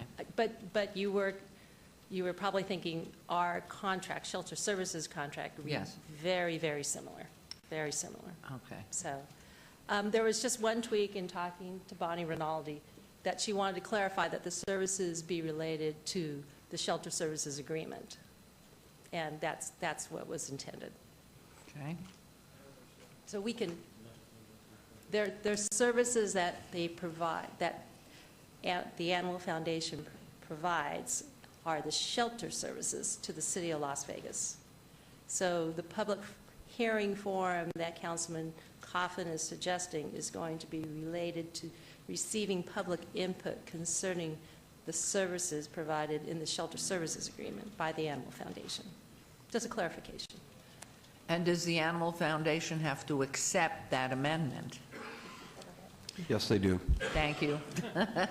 No, there's an offer and acceptance before there's a contract, so. We gladly accept that amendment. We would just ask that we insert 3 more words into your text, that the hearing be regarding services provided under this agreement. Those 3 words, under this agreement. The Animal Foundation provides lots and lots of services. The scope of this agreement is for the sheltering services. We'd like that hearing to be commensurate with the agreement. Okay. Councilman Beers. I have a hard time imagining a 501c3 board chair gaveling down someone who's discussing something outside the scope of this agreement. I think what we've seen here is almost all of the opposition isn't to the 72-hour period we're obligated by law to provide for, but in fact has to do with the final outcome, which happens after the 72 hours expires.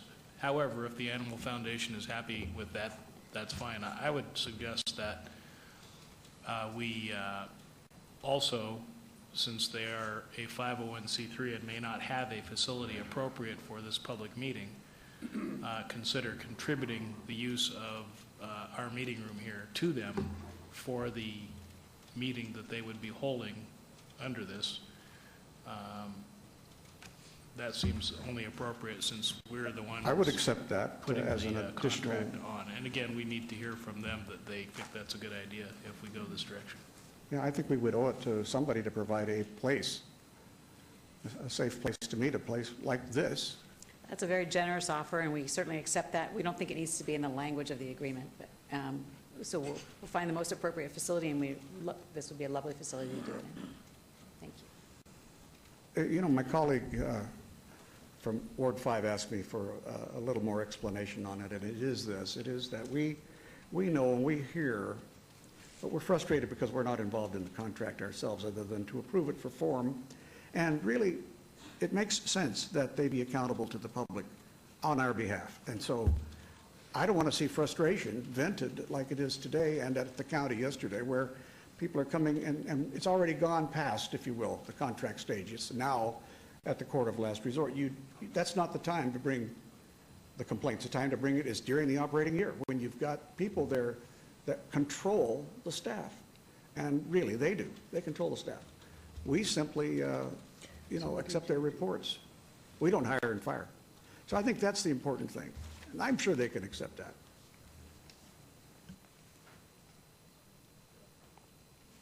Mayor, if I may, Yes.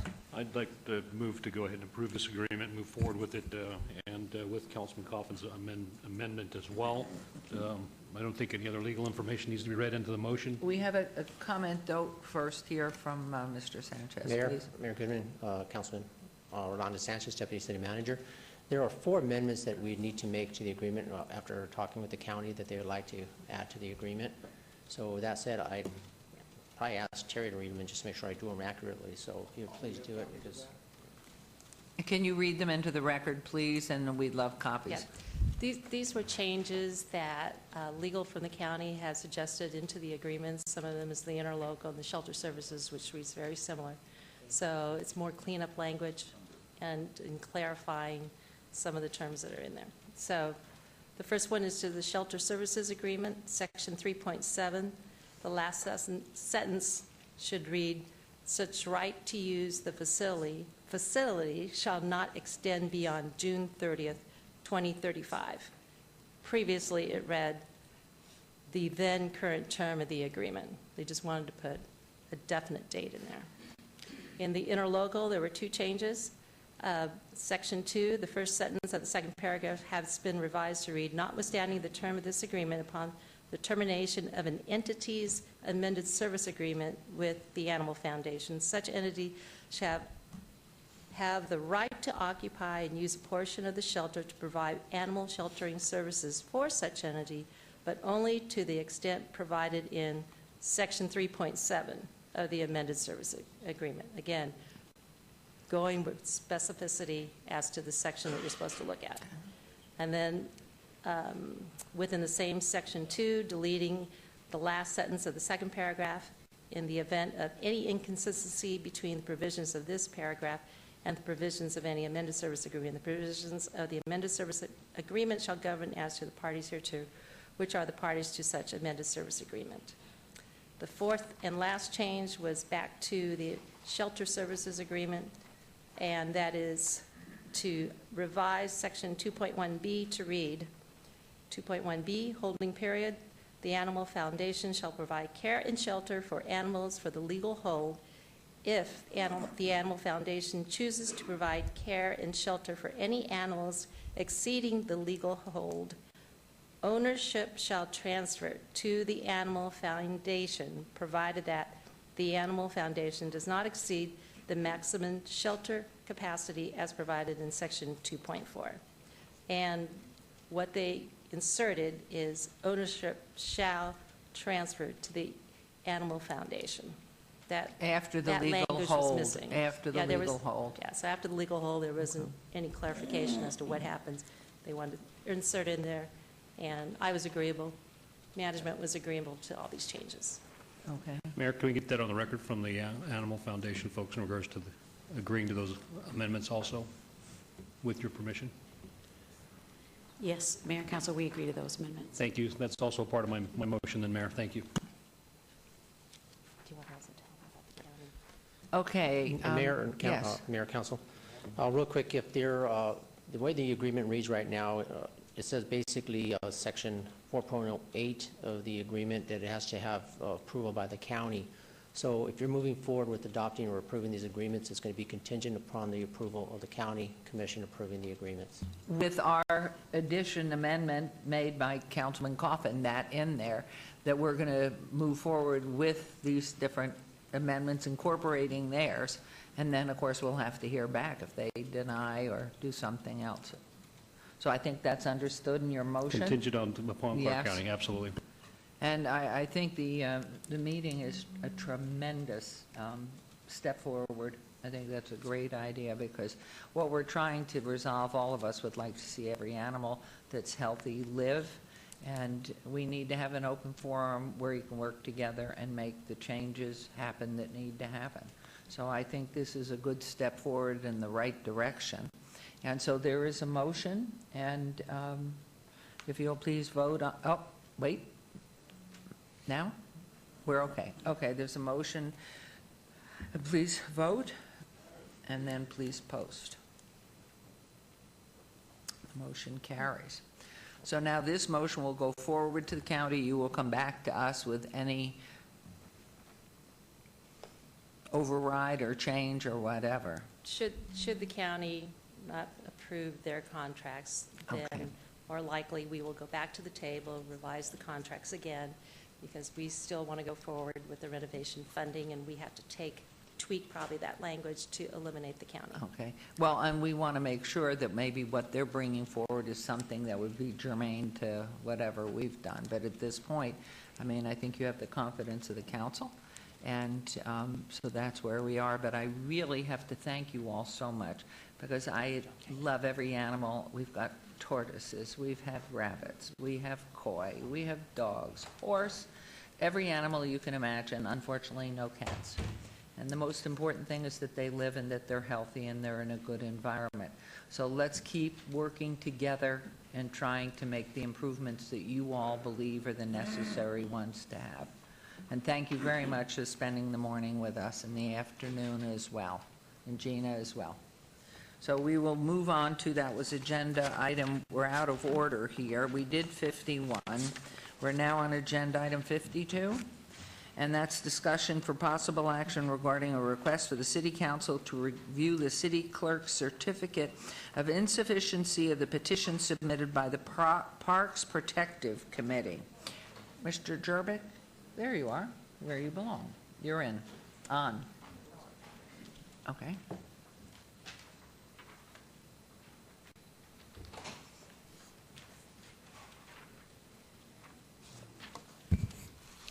Mayor and Council, my name is Luann Holmes, Acting City Clerk, and the purpose of this item is to comply with Judge Weiss's court order on February 6th, in which we received an order to certify the petition sufficient. Thank you. Is there a motion, please? Move for approval. Thank you. There's a motion. We're missing some. Do we have enough? Yes, we do. There's a motion. Comment? Can you move, is it okay? He moved for approval. Okay, just want to make sure you get standing. I will definitely support that. Okay, so, Should probably disclose that council, to council, that myself and Mayor Pro Tem Anthony are members of the Parks Protection Committee. I'd like to have Brad's thoughts on whether we're conflicted and can or cannot participate in this vote. thank you very much. Good point. I think that it's a really interesting question. I don't think I'll get asked this again, but when it comes to the appeal, you wear two hats as petitioner and as councilman. I think that does present a conflict. But I think when it comes to this particular act, it's simply ministerial. The court has ordered us to basically certify the petition, and I think there isn't a conflict with respect to committing or acting in a ministerial capacity. So with that disclosure, I think you're okay to vote. So the fact that that's disclosed, they're fine to vote on this, I think they because can. as you said, it's On this, ministerial, it's just separating it from process. advancing Okay. legal arguments and stuff like that, I think you can vote on this. Okay, then I'll officially disclose also and vote. Okay. Okay, and so there's a motion, and please vote. This is on agenda item 52. And then please post.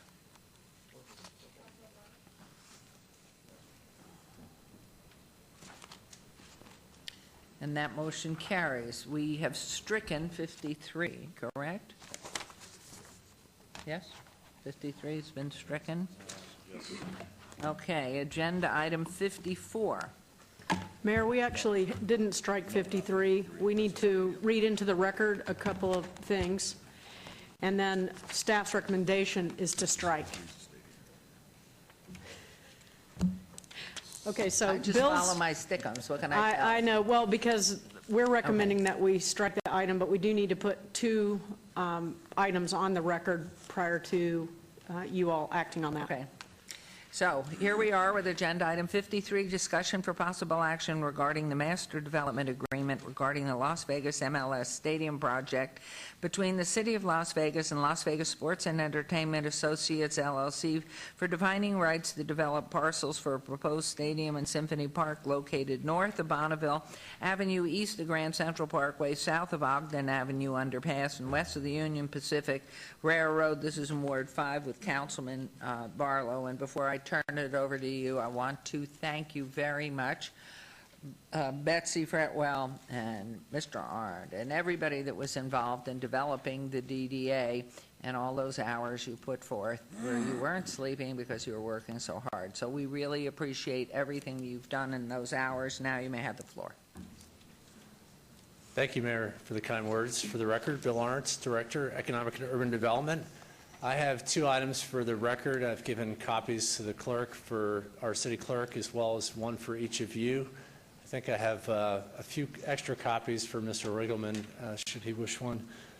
The first item is a letter from Don Garber, who is head of Major League Soccer, and it's a letter addressed to you indicating the decision of the league to not, and I quote, "We're no longer considering Las Vegas as an expansion market until after 2018.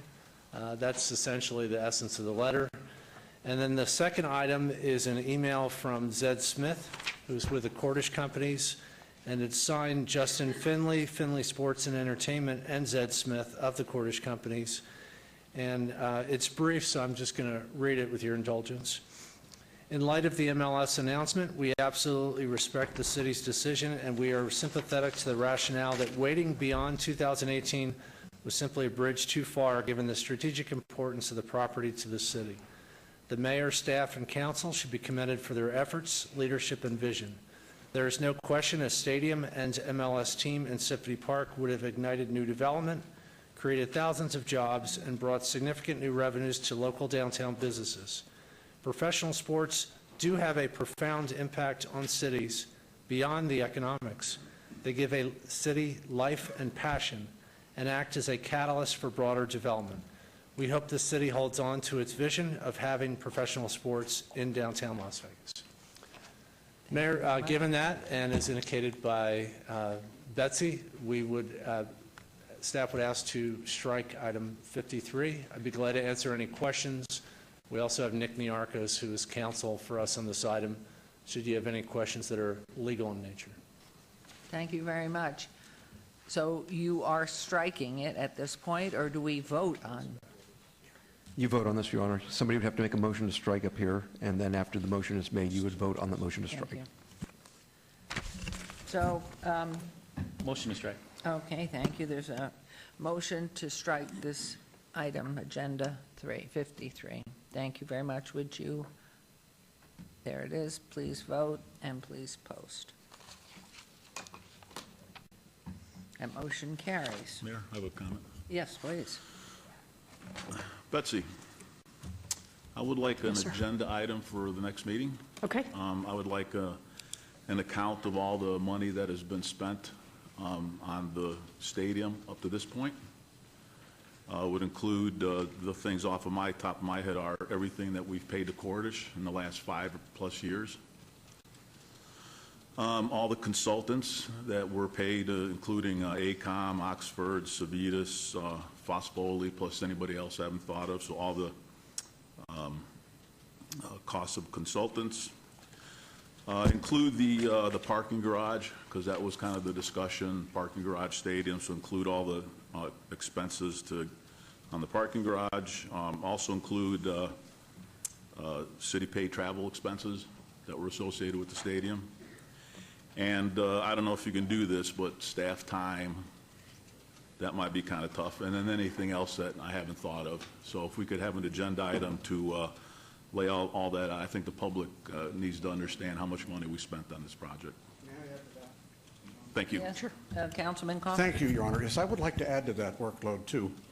I would like you to also add all the money expended on all projects that the city has approved and/or disapproved, which involved the combination of public funds and private funds. That would be everything. That would include all of the established structures that are in Symphony Park or outside Symphony Park, as well as all the VIP, QSP funds, which are accorded the same sort of principle, under the principle of public money to support private business in our attempt to grow the city of Las Vegas. so that we have the same level of detail that's been requested by the Mayor Pro Tem for everything we've done. How many years are we going to go back here? 5 years? 6 years? When did Cordish start? Because the Mayor Pro Tem wanted Cordish's, anything spent regarding Cordish. So that would be anybody, say, in the last 5 years or 6 years, whenever Cordish, involved for his idea. But mine includes everything to this date, which could be 10 years ago, 15 years ago, I don't care. It should be the same thing. Does the,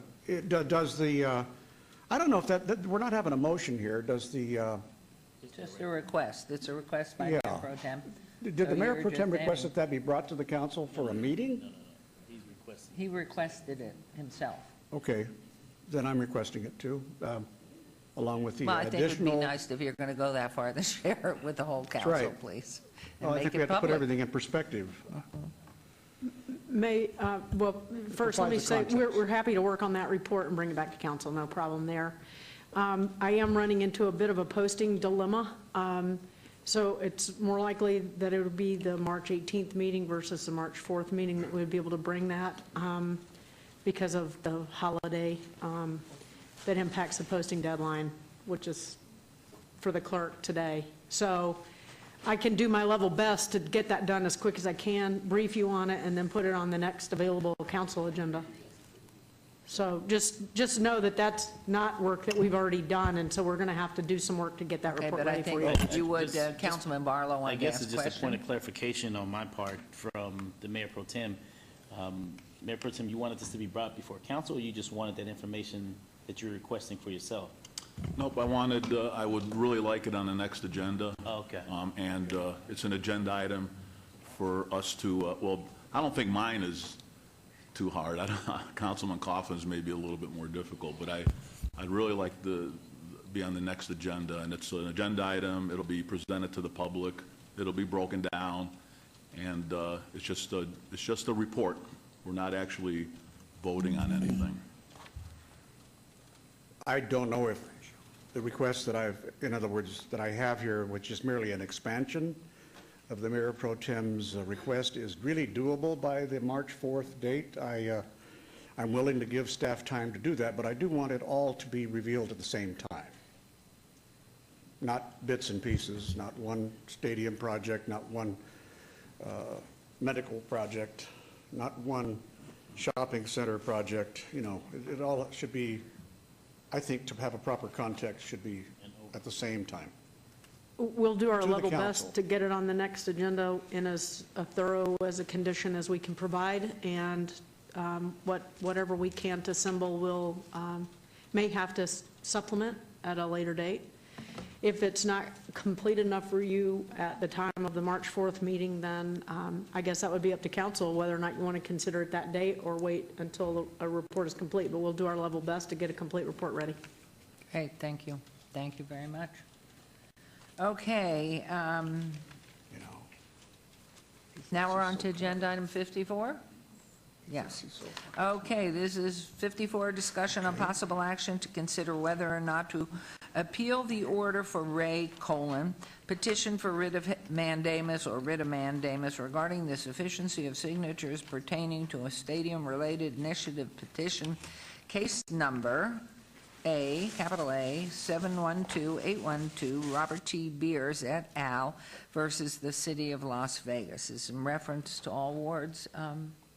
Mr. Counsel. Your Honor, based on our briefing prior to the beginning of today's meeting, I would recommend that you hold this in abeyance until the next meeting, Okay, which is March 4? March 4th.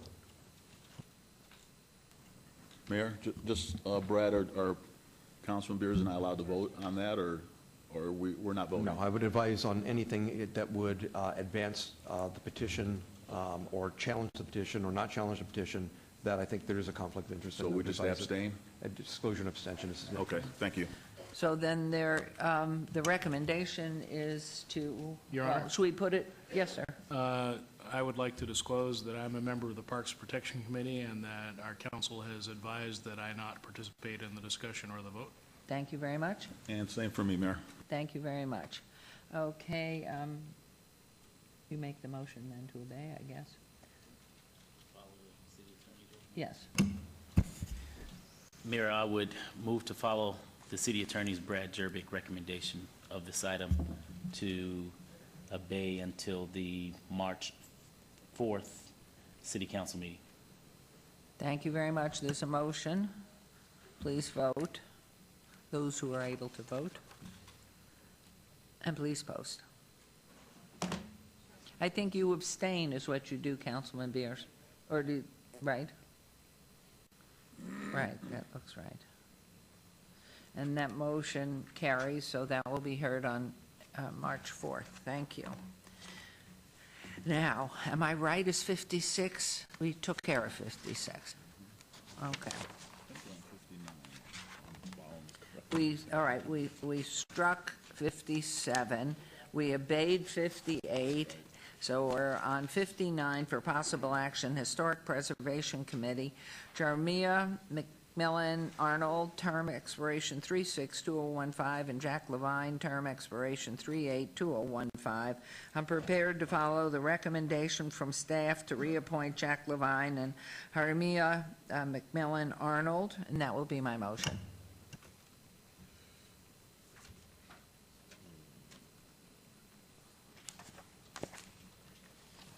So please vote on that motion, and then please post. That motion carries. Agenda item 60, recommending committee bill eligibles for adoption at this meeting. Bill 2015-4. Councilman Barlow, would you like the bill read? Yes, Mayor. Thank you, Your Honor. Thank you, Councilman. Bill number 2015-4, in order to extend the boundaries of the city, particularly describe the lands to be annexed, and make it establish the subject of laws, obligations, and benefits of the city, and to provide for other related matters. Move for approval. Thank you. There's a motion. Please vote, and please post. Thank you. Motion carries. Agenda item 61, bill number 2015-5. Councilman Barlow, would you like the bill read? Yes, Mayor. Thank you, Please. Councilman. Bill number 2015-5, in order to expand the boundaries of the city, particularly describe the land to be annexed, makes it happen to subject to laws, obligations, benefits of the city, and provide for other related matters. Move for approval. Thank you. There's a motion. Please vote, and please post. Motion carries. Number 62, bill number 2015-6. Councilman Barlow, would you like the bill read? Yes, Mayor. Thank you, Please. Councilman. Bill number 2015-6, in order to amend the Unified Development Code to establish standards for animated signs containing changeable electronic messages that are located on commercial and industrial districts and provide for other related matters. Move for approval. Thank you. There's a motion. Please vote.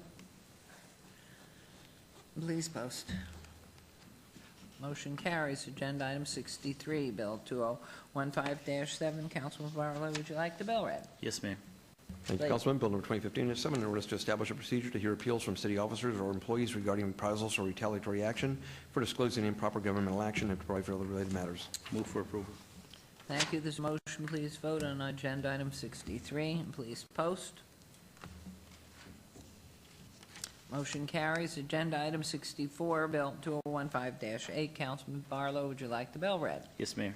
Thank you, Councilman. Bill number 2015-8, in order to amend the code provisions regarding the activation of parking meters to authorize additional means of activation and to provide for other related matters.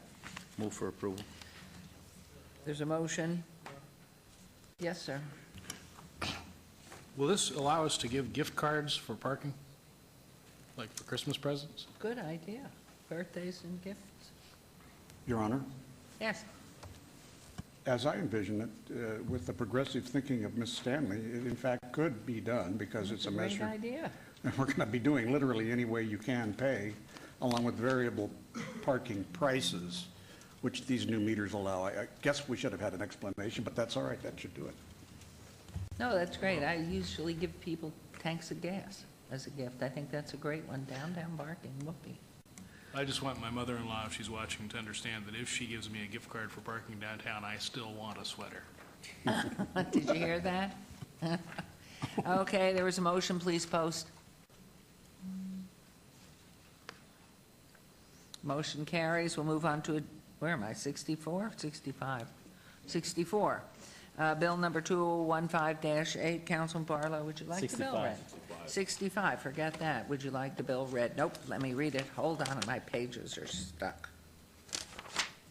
2015-9. Councilman Barlow, would you like the bill read? Yes, Mayor. Please. Councilman, Bill number 2015-9, in order to extend the boundaries of the city, particularly to describe the land to be annexed, to make it so encompass cover the laws, obligations, and benefits of the city, and to provide for the related. Move for approval. It's a motion. Please vote, and please post.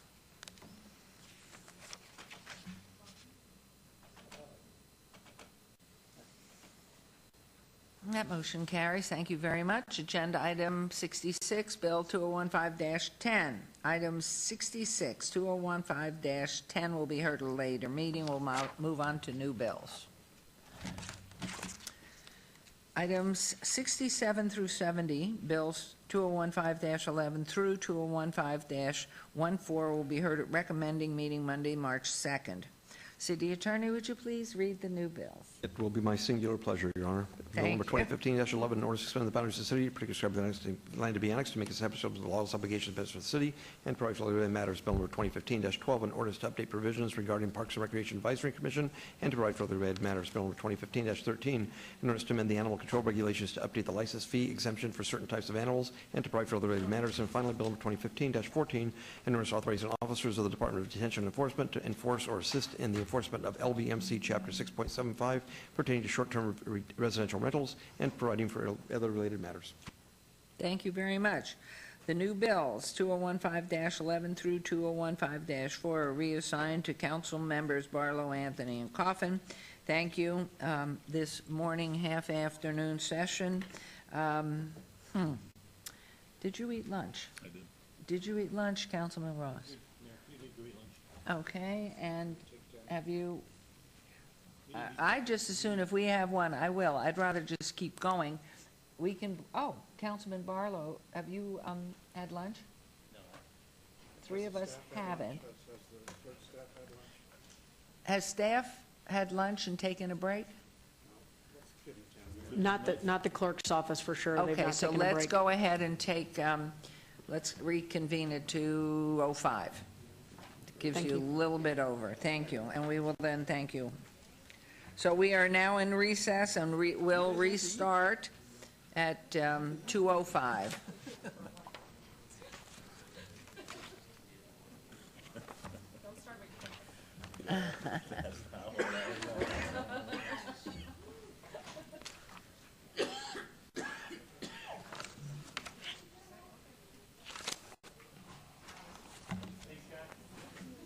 Great idea.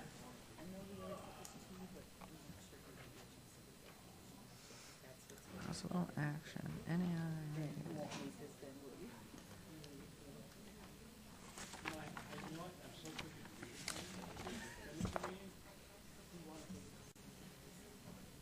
Councilman Rosto, when you're through, a question for you. I was asked yesterday when I was giving a speech about a lady's property who was being annexed. She's surrounded by city. I told her that when her septic tank goes, she can't replace it, she has to hook up. And if her well runs dry, she can't dig deeper, she has to hook up to water. It all depends on whether there's a sewer line near her, within so many feet, I can't I remember think what it is. she's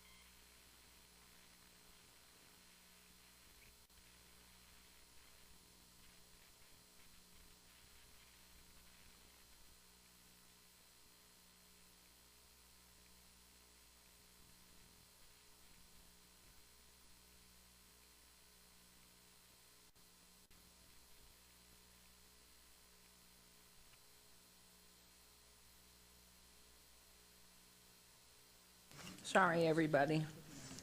I overate and drank. Okay, so, agenda item 71, correct?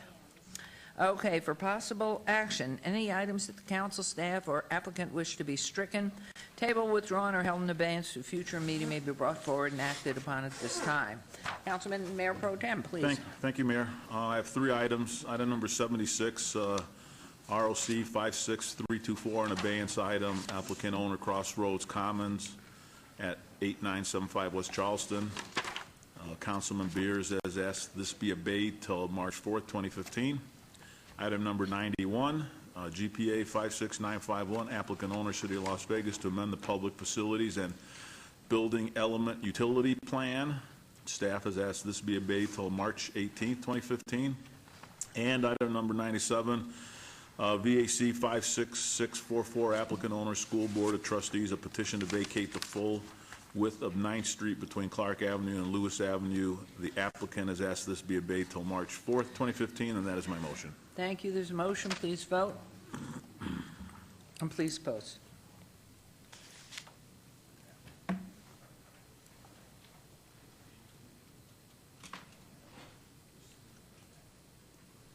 Motion carries. Thank you very much. Agenda item 72, public hearing for possible action to consider a request for a waiver and/or a reduction of fees totaling $5,264.50 out-of-pocket costs, $19,500 in daily civil penalties, for a total of $24,764.50 recorded against the property located 556 East Oakey Boulevard. Property owner Abel R. Maria L. Parenti, Ward 3, Councilman Coffin. This is a public hearing. I declare it open. Mrs. Zona, how are you? We haven't seen you in so long. Where have you been? I'm welcome to be back. Vicki Have you Ozuna, been Code on Enforcement vacation for 3 Supervisor. months or something? Our hearing officer process is working wonderfully. Oh, okay, good. The item before you today is a waiver of fees and penalties requested by the property owner, Maybell and John Martin. Fees and penalties were assessed and approved by the City Council designee on September 23rd, 2014. This property is located in the area of Maryland Parkway and St. Louis in zip code area 89104. Code enforcement case originated back in October 10, 2014, from a complaint that we received from Fire and Rescue due to a fire in the backyard. Code enforcement went out and verified that the violations of open accessible main structure and refuse and waste in the exterior areas were occurring on the property, and we issued a notice and order to the property owners. As a result of them not responding to us in a timely fashion, Code enforcement went ahead and hired a contractor to abate the violations and secure the property and remove all the refuse and waste. The cost approved by this house, by the hearing officer on September 24th, 2014, were $5,264.50 in out-of-pocket cost and $19,500 in daily civil penalties, for a total of $24,764.50. And have we heard from them, found them? Are they here? The representative, please come forward and state your name and your relationship, or if you are a person. No, I am Nora Geary, the listing agent for the property on Oakey. So the property is currently in a short sale proceeding, and the owner lives in Portland, Oregon. He's ill, and him and his wife are there with their children. So for that reason, they weren't able to respond in a timely manner to the requests that were made for the repairs on the property. And so they left the property a while back, and we've been in process of a short sale for a while now, since 2013, to try to get this approved and out of their record.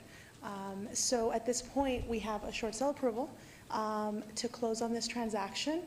The only thing that we have pending is to resolve the lien that is now on the property for the for what the city did do to get it up to code. And at this point, the buyer, the bank, have already agreed to an amount of $102,000 to purchase the property. At this point, we're asking that I think it's $24,000 at We had asked for a waiver of $24,644 to be waived, brought down to... Mayor, could I interrupt here? Well, what I was going to do is hear the comments, then have the public hearing, and then give it to you. I know, but I have a question for her. Oh, please, go ahead. We've been trying to reach the owner. I don't know, please restate again your name and your phone number. We've been trying to reach the responsible party. Okay, so my name is Nora Aguirre, and my... Excuse me, Nora? Uh-huh. How do you spell your last name? It's Aguirre.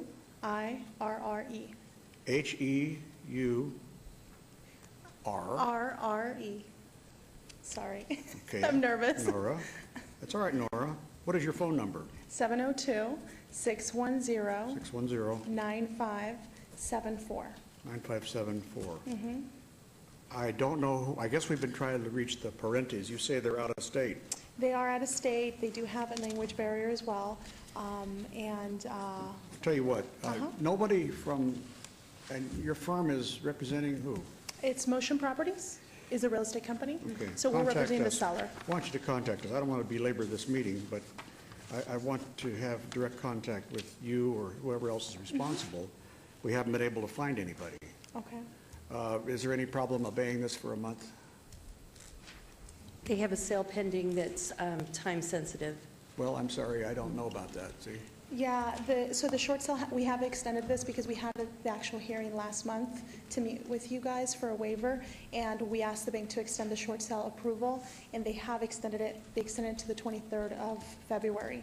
So we would like to know if we can proceed with maybe a reduction, so that way either... I'd like to move this for 2 weeks, and you'll have to discuss it with your potential buyer.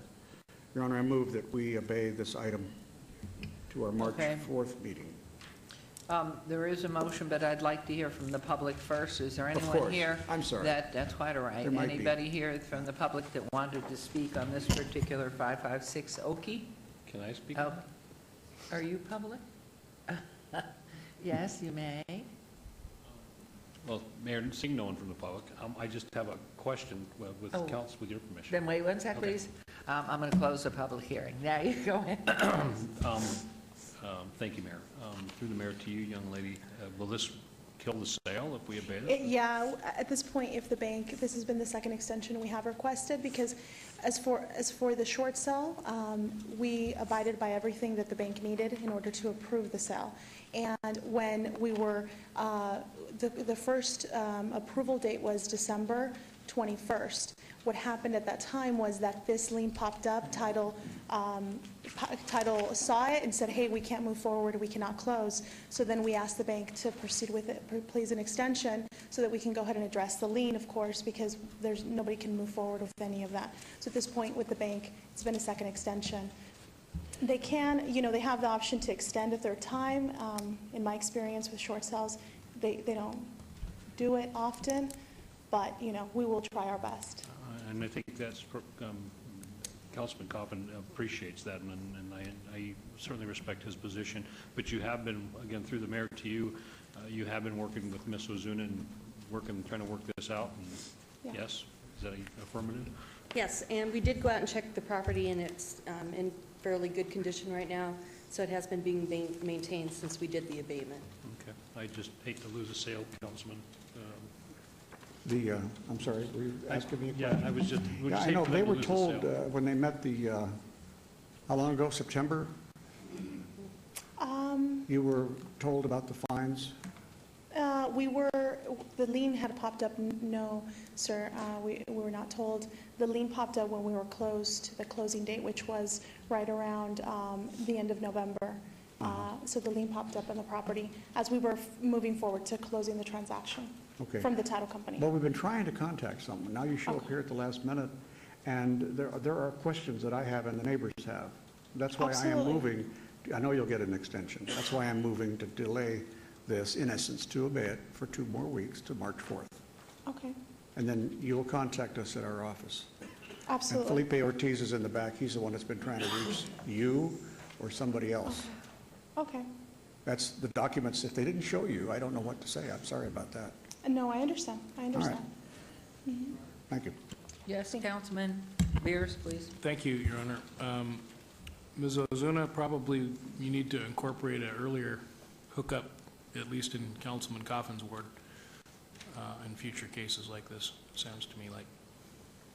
Yes, he will be notified, and they'll be told to call him. Okay, there's a motion for the 2-week abeyance till the 4th. Is that what you put it? Please vote and please post.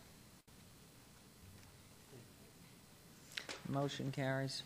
Thank you. We'll move on to agenda item 73.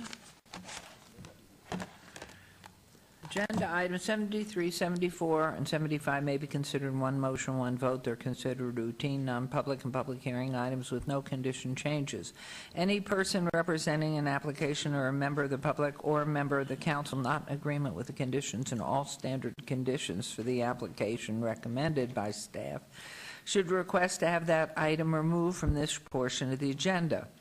Item 73, EOT 57098, non-conforming applicant owner Garden City LLC, for possible action or request for an extension of time for a non-conforming use motor vehicle dealership, new 5750 Sky Point Drive, TC Town Center Zone, SCTC, Service Commercial Town Center, Special Land Use Designation, Ward 6, Councilman Ross. Number 74, RQR 56771, applicant Lamar Central Outdoor, LLC, owner City Parkway 5, Inc., for possible action or required review of an approved special use permit U0238-91 for an existing 65-foot tall, 14-foot by 48-foot off-premise sign at 301 Mesquite Avenue, M Industrial Zone, Ward 5, Councilman Barlow.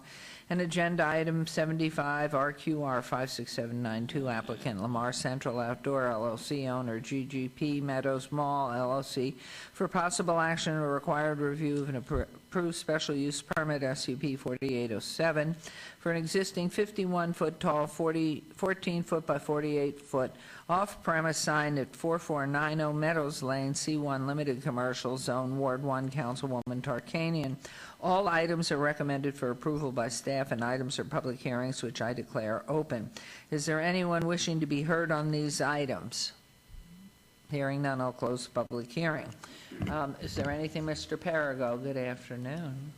Thank you, Your Honor. These items are all in order, and staff is recommending approval. Okay, thank you very much. Is there a motion to approve 73, 74, and 75, please? So moved, Mayor. Thank you. There's a motion to approve 73, 74, and 75. Please vote, and please post.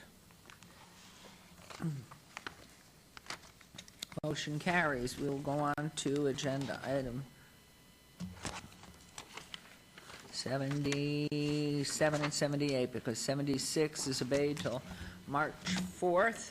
So agenda item 77, MOD 56652, and a request for a major modification of Town Center land use plan to amend special use designation from SXTC Suburban Mixed Use Town Center to GGTC General Commercial Town Center, TC Town Center Zone, SXTC.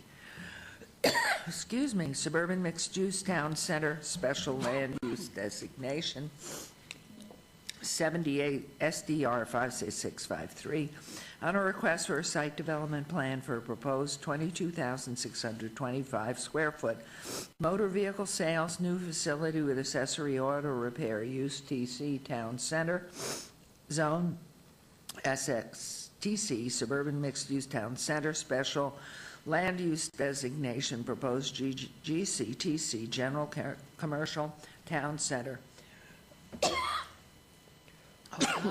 Hold on. Right Do you there want with you. some water? I'm fine, thank you, John. I'm just choking to death. It's okay. Never try to talk and swallow. The applicant owner Centennial Azure LLC on 4.43 acres adjacent to the north side of the Azure Drive, approximately 1,270 feet west of Tenaya Way. Planning Commission and staff recommend approval on both items. These are in Ward 6 with Councilman Ross. Public hearings, which I declare open. Is the applicant present? Yes, ma'am. And your name, please. Mike Bellon, 1408 Sainsbury Drive, here on behalf of the applicant Centennial Azure LLC. And any comments you'd like to make at this point? Honestly, no, ma'am. We concur with all of staff's recommendations and conditions, and we submit to your questions and ask for your approval. Thank you. Anyone who wishes to be heard on these items? Hearing none, close the public hearing. Mr. Perigo, you're on.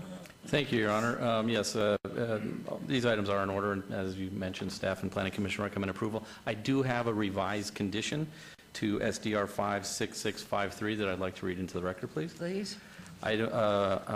Condition number 3, all development shall be in conformance with the floor plans and building elevations date stamped October 23rd, 2014, and the site plan, landscape plan, date stamped February 9th, 2015, except as amended by conditions herein.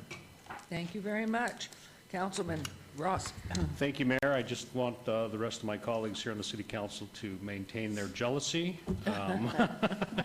as we are getting another car dealership out in Centennial. And Mr. Bellin, it's always a pleasure to work with you and your clients, especially when you bring great projects like this. So looking forward to having another dealership right there and enhancing Azure Drive a little bit more, and maybe that will encourage a little bit more development on the other side of the street so we can get some of those parcels built out as well. So I would move to follow Planning Commission's staff recommendation for approval of Agenda Item 77, Mayor and Council.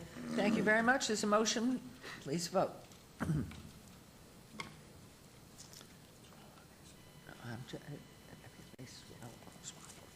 Motion carries. Thank you very much. Good luck. And would like to express my appreciation to Mr. Perigo and his staff for working with the applicant, and move to also approve Agenda Item 78, subject to all conditions. Oh, well done. There's a motion. Please vote. I thought they were of one. Please post. Thank you. It's so good they pay attention. Wonderful. Thank you. Agenda items 79 through 82.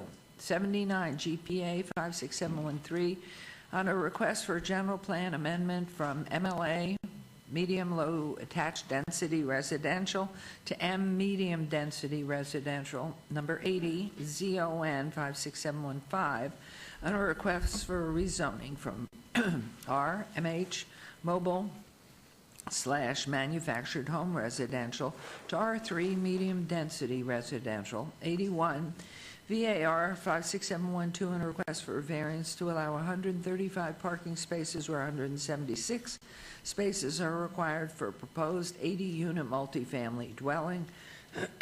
Agenda item 82, SDR 56711, for possible action on a request for a site development plan review for proposed 80-unit multifamily residential development with waivers to allow a 3.5-foot buffer along the east perimeter where 6 feet is required, a 0-foot buffer along the southern perimeter where 6 feet is required, and a 0-foot buffer along a portion of the western perimeter where 6 feet is required.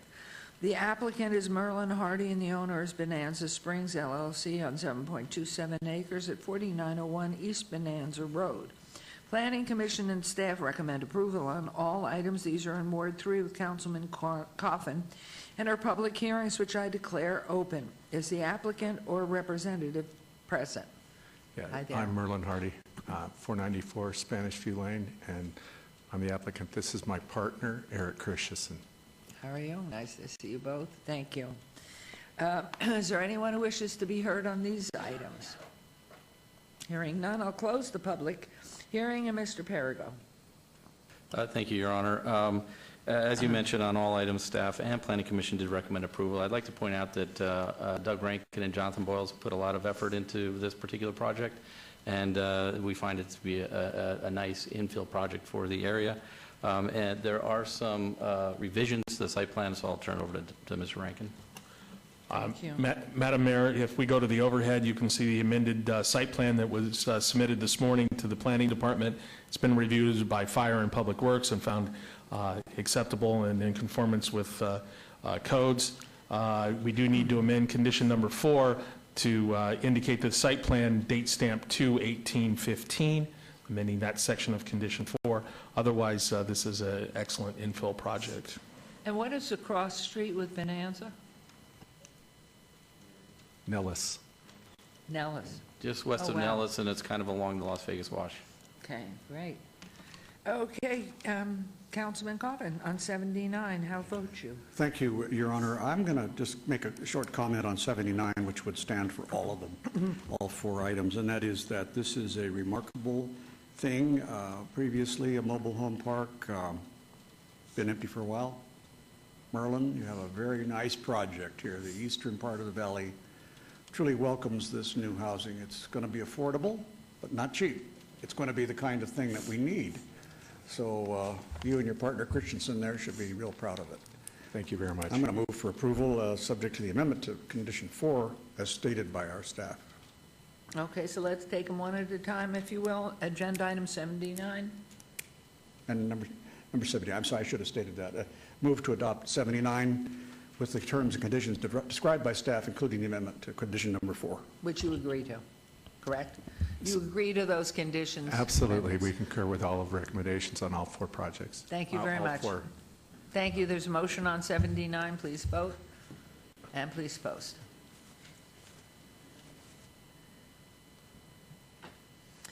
Motion carries. And on number 80, please.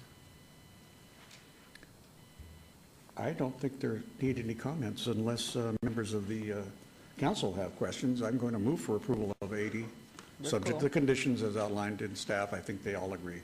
Yes, they did on all agenda items. So there's a motion on number 80. Please vote and please post.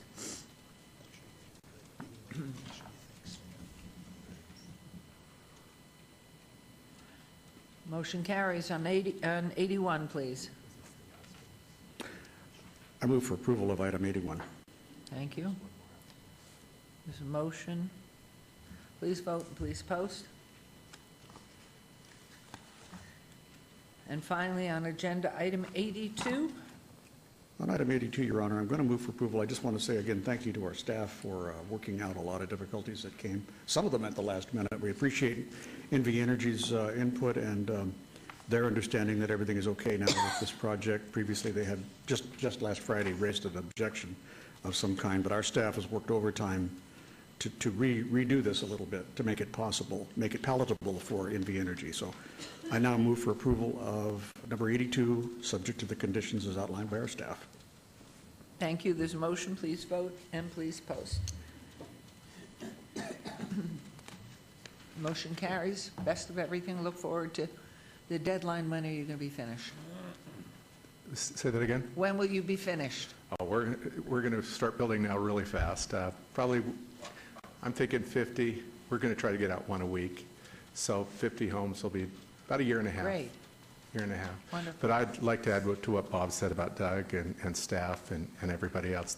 There were a lot of shoehorns involved on this project, and I sure do appreciate your time. Thank you very much. Thanks, Doug, and Tom, and staff, everybody. Thank you. Good luck. All right, agenda items 83 and 84.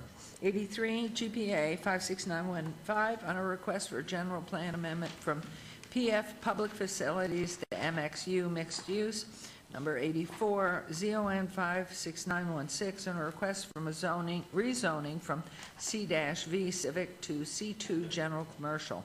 The applicant owner is the City of Las Vegas and a portion of 3.51 acres at 821 North Las Vegas Boulevard. Planning Commission and staff recommend approval of both items, which are in Ward 5 of Councilman Barlow, public hearing items which I declare are open. We are the applicant, so who's speaking on our behalf? Anybody? Does anybody care about the city? I care about this, Your Honor, and I'll be Thank happy you. to speak on this. This is simply a parcel that has two different zonings and two different land use on it, so it's a cleanup item to make it all consistent so that the entire parcel has the same zoning and the same land use, and staff is recommending approval. Is that the before, and is there an after? With all the trash. Look at all that trash. It was a rainy day and wind. No answer. Okay, Councilman Barlow, how feel you? Yes, Mayor. I'll move to follow staff's recommendation for approval, subject to the condition of them cleaning up the site. Thank you. Thank you. On agenda item 83, that is. We will make them pain through 84. There's a motion. Please vote and please post. That motion carries. And 84, please. Move for approval, subject to all conditions. Thank you. There's a motion, please vote, and please post.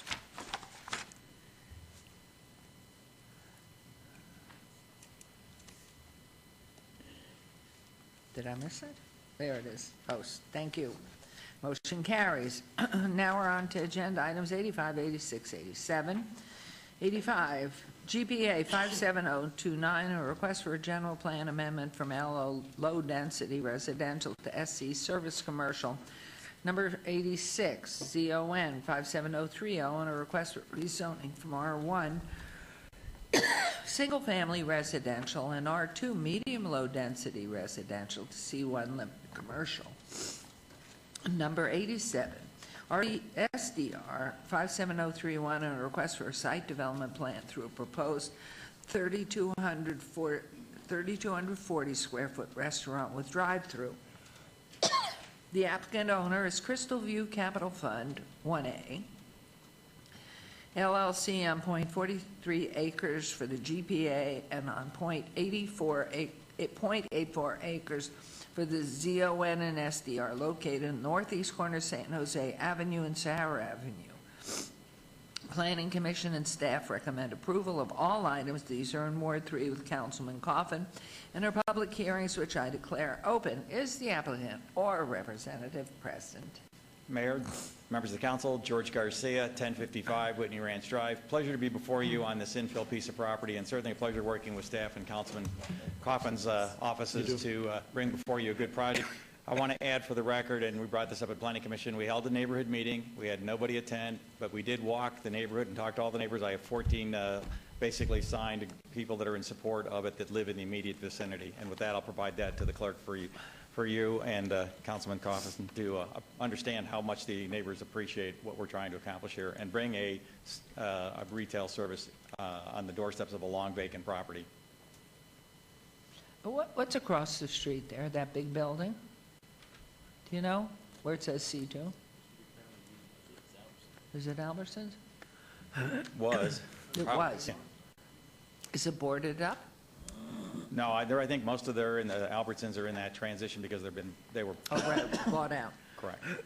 Okay, this is public hearing. Anyone who wishes to be heard on these items? Hearing none, I'll close the public hearings. I have a question there. Thank you, Your Honor. All three items are in order. Staff and Planning Commission is recommending approval, and I would like to acknowledge the work of Yorgo Kajafis and Peter Lowenstein on this one because, again, working with the applicant and Mr. Garcia, who really worked hard with us to make this infill project work and bring it to you with recommendations for approval. So I want to thank staff for their help in this as well. Thank you. Councilman Barlow, you had a comment, Yes. a question? If we can go back to the overhead, the previous rendering, possibly the colored one.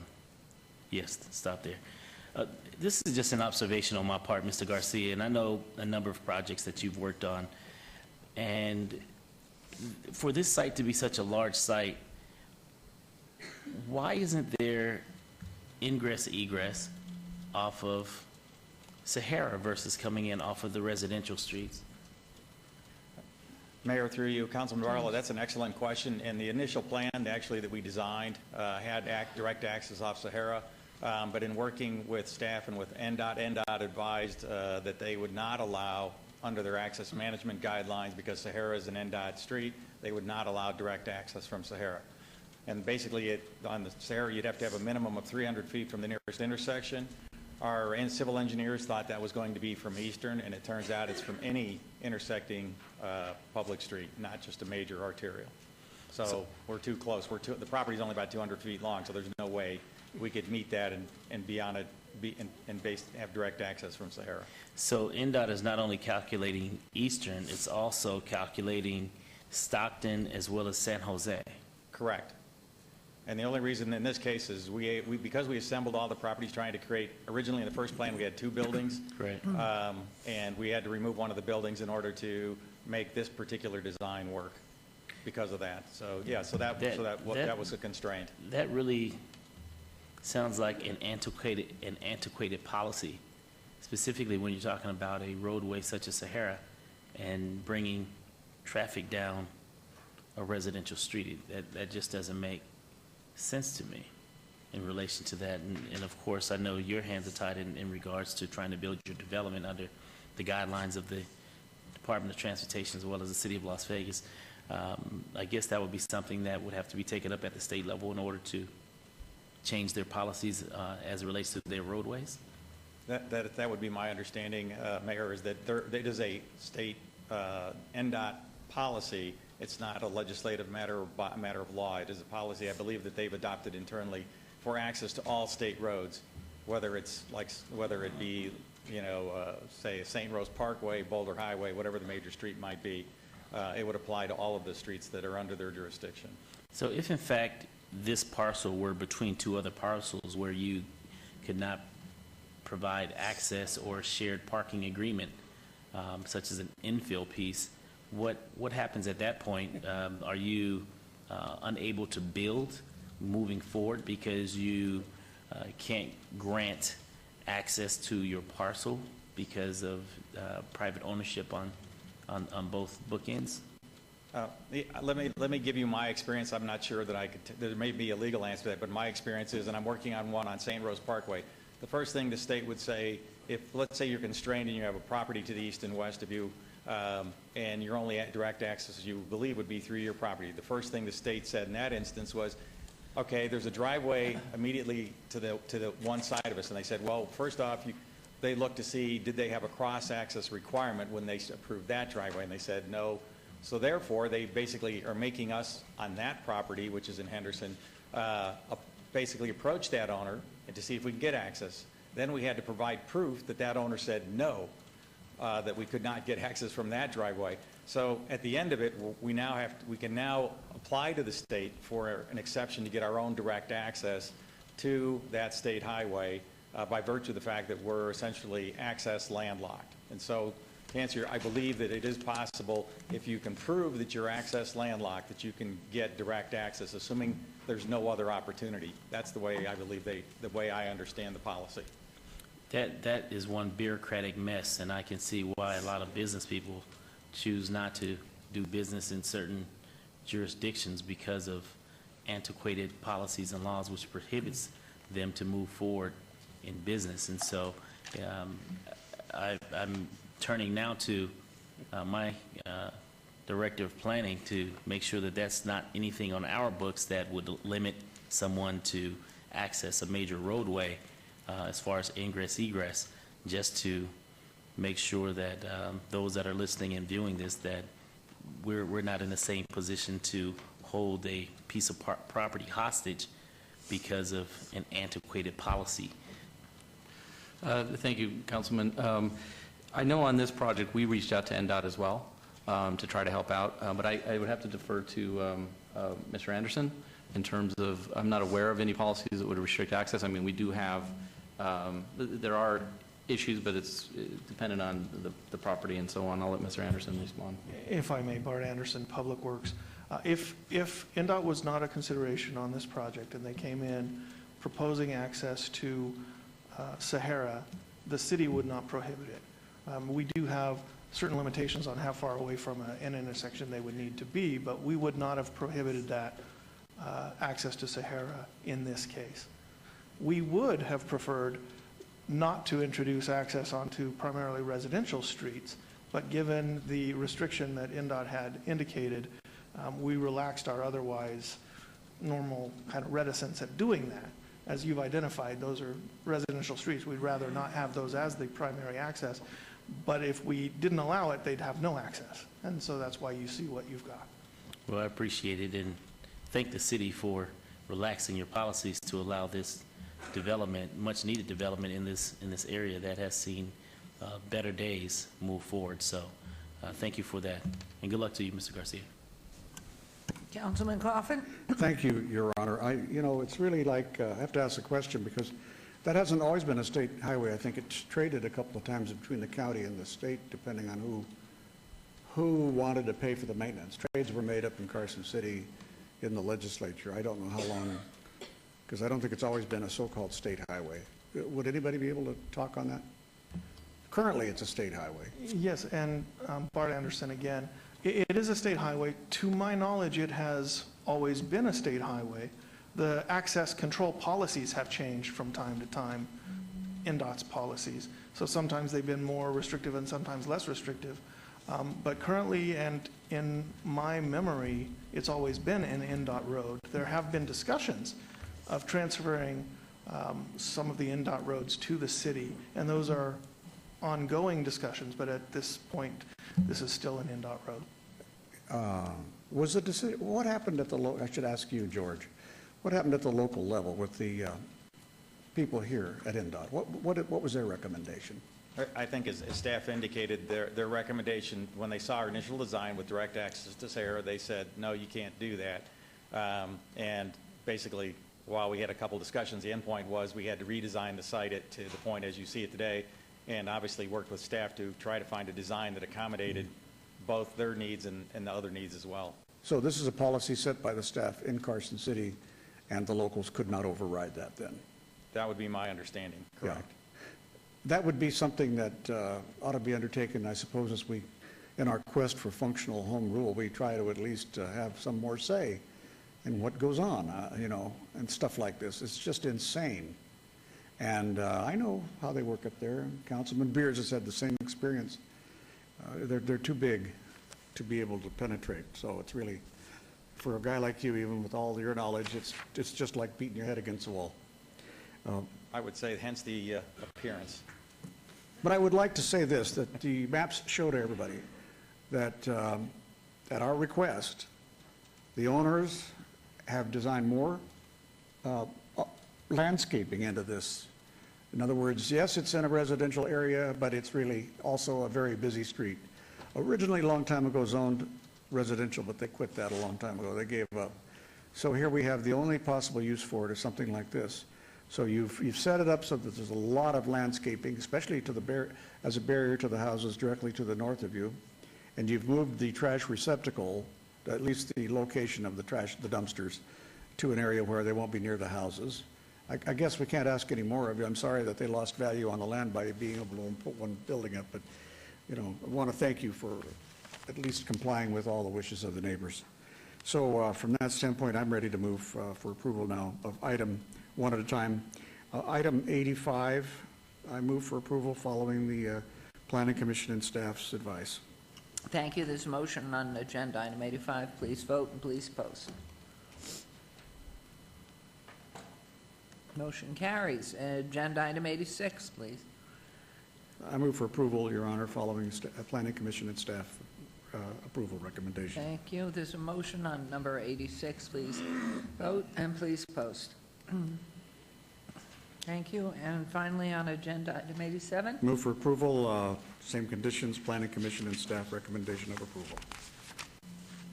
Thank you. There's a motion. Please vote and please post. Thank you, Mr. Garcia. Mayor and Motion Council, thank carries. you. Okay. Agenda items 88 and 89. GPA 57254 and a request for general plan amendment from SC Service Commercial to M Medium Density Residential. 89. CON 57255 and a request for rezoning from C1 Limited Commercial to R3 Medium Density Residential. The applicant is Nevada Hand, the owner of Southwest Regional Council of Carpenters, on 12.59 acres located 501 North Lamb Boulevard. Planning Commission and staff recommend approval on both items. These are in Ward 3 with Councilman Coffin, or public hearing. Items which, how are you, which I declare open. Is the applicant or representative present? Yes. Good afternoon. I'm Bob Feipelman with Nevada Hand, 295 East Warm Springs Road. I'm here today asking for your support for a general plan amendment and zone change, but I'd also like to show you the site plan that you're going to see in a couple months when we come back to you with the SDR. We're planning for 240 affordable family units. We have 2-bedroom units that'll be 1,033 square feet, 3-bedroom units that'll be 1,250 square feet, and 4-bedroom units that'll be 1,470 square feet. And we've met with the neighbors, and we've met with staff, and I would like to commend Peter Lowenstein, which really went way above helping me get this thing on schedule. So I would like to make sure he gets commended. So I'm here to answer any questions that you have. Are these mobile homes or are these actual? No, let me show you construction? a rendering of what the project will look like when we're finished. Okay. So these are Oh, apartments. beautiful. Much needed. Beautiful. Right. This rendering's actually a little bit out of date. We've changed the entry a little bit, but essentially this is a school here, and if you remember, this is the where the Carpenters Union Building sits right here, and the Vera Johnson B property with the Housing Authority, and we're actually in partnership with them right now to Great. rehab this entire property. So we think this will be a great addition to the neighborhood. Beautiful. Absolutely beautiful. This is a public hearing. Anyone wishing to speak on these agenda items, please come forward. Hearing none, I'll close the public hearing, and we turn back over to Mr. Perigo. Thank you, Your Honor. On items 88 and 89, staff finds that the general plan amendment and the rezone are compatible with the surrounding neighborhood, and we recommend approval, as did the Planning Commission. So here's some more bragging. I can feel it coming on. Councilman Ross. I'll try not to brag, Your Honor, but it's really nice. Oh, it's his? Really nice. You know, that old Carpenters Union Hall is just got to go. It's going. And it was such a, a bare lot for so long. I kind of wondered whatever would happen. And so here it is. You're utilizing real estate right next to the wash. It is not rectangular. You've managed to make a design out of it that gets maximum use, but it doesn't intrude on the neighbors. And you're right about that. The wash then gives you a barrier between the school and these buildings. They're, one would call medium density. Some of them are 3 stories high, but I think they're going to fit okay. And with Vera Johnson next door to the north, I think it'll work fine. So I don't have any objection to any of these things. I think it's the sooner you can build, the better. I now move for approval of item number 88. Thank you. There's a motion on number 88. Please vote and please post.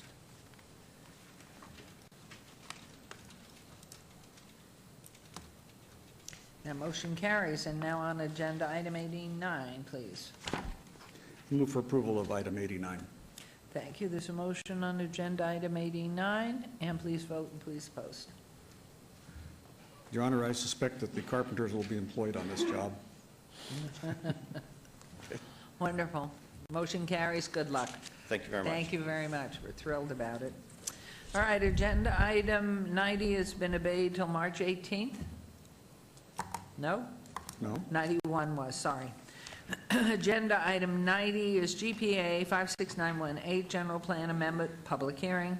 Applicant owner, City of Las Vegas, for possible action on a request for a general plan amendment to amend the trails element, the general plan, and all related maps to remove a portion of an existing multi-use transportation trail on 9th Street between Fremont Street and Clark Avenue in Ward 3 with Councilman Coffin.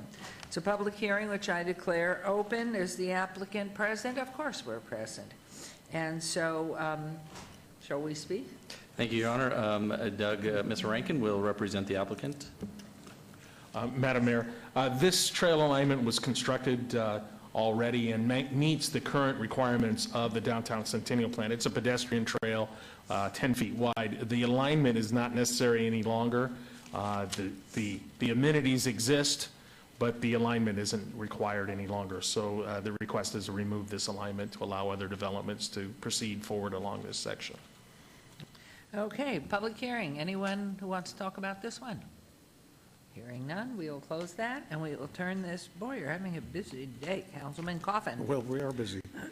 Well, Your Honor, this actually runs with item 97. I do not know exactly why they weren't paired together on the agenda, but they definitely have a pattern here. Because in order to create the vacation, which is considered in item 97, you have to amend the general plan to take out the trail there. And the trail means nothing, really. I think at that point it was just to link Fremont Street to the high school, but this part of the high school, of Las Vegas High School, is 2 blocks away from the front of the school.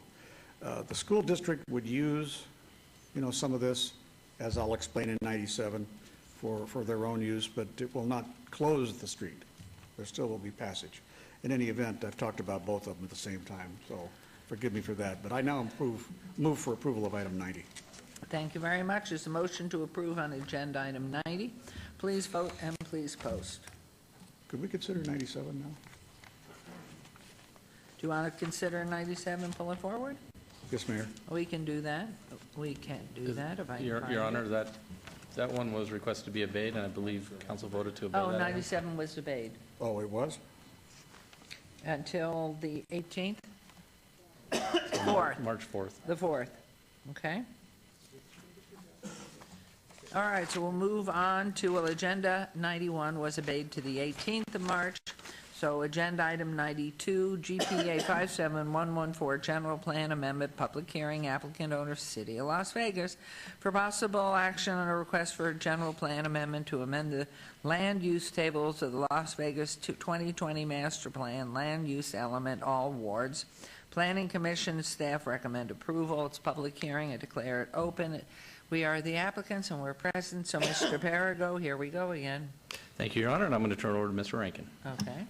Madam Mayor, this will update the land use table. Recently, the City Council reinstated the RD single-family residential zoning district, which is a zoning district between R1 and RE, and also added the residential small lot district, which is a zoning district between RCL and R1. This would add those two zoning districts to the land use table to allow RD in the R rural density at 3.59 units per acre and low density at 5.49 units. They still have minimum lot sizes to meet, and would add the RSL zoning district to the low, which is 5.49 units per acre, and the medium low, which is 8.49 units per acre. So this brings our land use tables into conformance with our zoning code. Gosh, that's wonderful. I've been waiting for a long time for that. It's a public hearing. Anybody want to talk about this? Hearing none, no. We'll close the public hearing, and so we can have anybody who hasn't made a motion today. Go for it. Who hasn't? But I have, but I'll make a motion on okay. this one. Okay. Move to approve. Thank you very much. There's a motion on agenda item 92. Please vote and please post. Motion carries. So we'll move on to agenda items 93 and 94. 93, ZON 57131, a request for rezoning from U, undeveloped TC Town Center General Plan designation to T-C Town Center, and agenda item 94, SDR 56848, a request for a site development plan review for a proposed parking facility with waivers to allow a 0-foot perimeter landscape buffer where 15 feet is required along the north perimeter and a 5-foot wide buffer along the east perimeter where an 8-foot buffer is required. The applicant owner is Fort Apache Homes, Inc., on 5.0 acres adjacent to the south side of Rome Boulevard, 200 feet west of Grand Montecito Parkway, TC Town Center. Zone, MSTC, Main Street Mixed Use, Special Land Use Designation. Planning Commission and staff recommend approval of both items. These are in Ward 6 with Councilman Ross and are public hearings, which I declare open.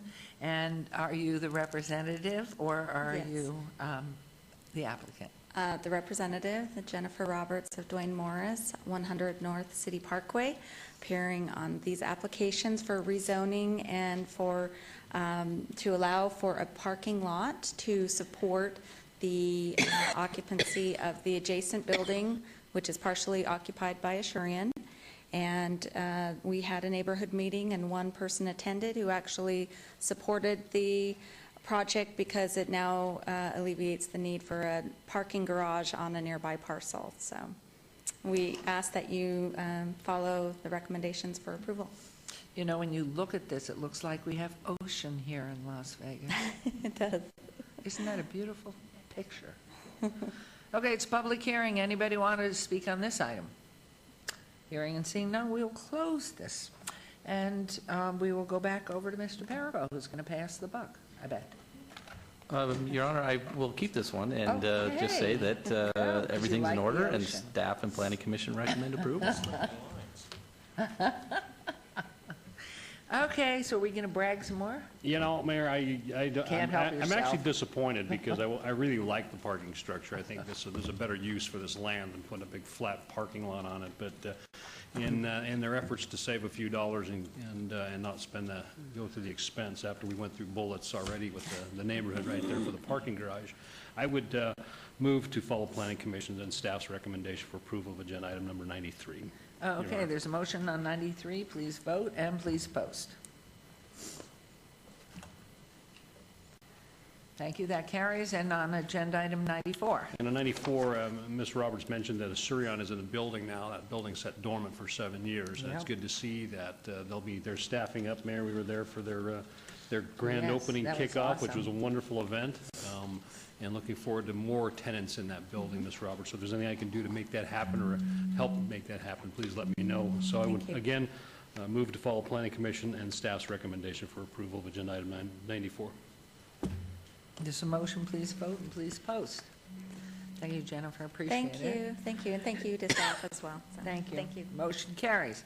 Agenda items 95, 96, ZON 56357 on a request for rezoning from U undeveloped SC Service Commercial General Plan designation to C1 Limited Commercial, and agenda item 96, VAR 57299, a request for variance to allow a lot width of 74 feet where 100 feet is required. The applicant owner is Nirvana LLC on a .54 acres at 4940 Vegas Drive, U, undeveloped zone, SC Service Commercial, General Plan designation, proposed C1 Limited Commercial. Planning Commission and staff recommend approval of both items. These are in Ward 5 with Councilman Barlow in a public hearing, so which I declare open. Is the applicant or representative present? Please come forward and state your name. Hi there.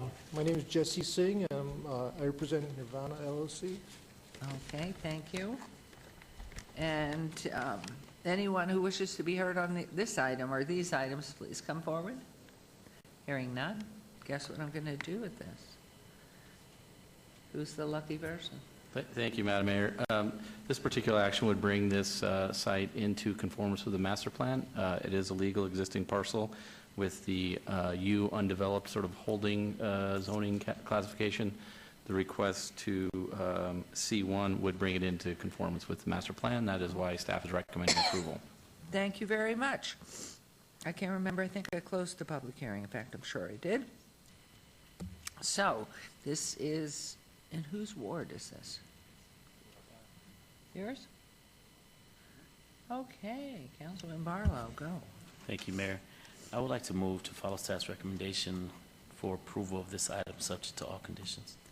Thank you. There's a motion on agenda item 95. If you'll vote, please, and post, please. You haven't been here all day, have you? No, I was here, then I left for lunch, just Okay. made it right back. Good. The motion carries. And on 96, please.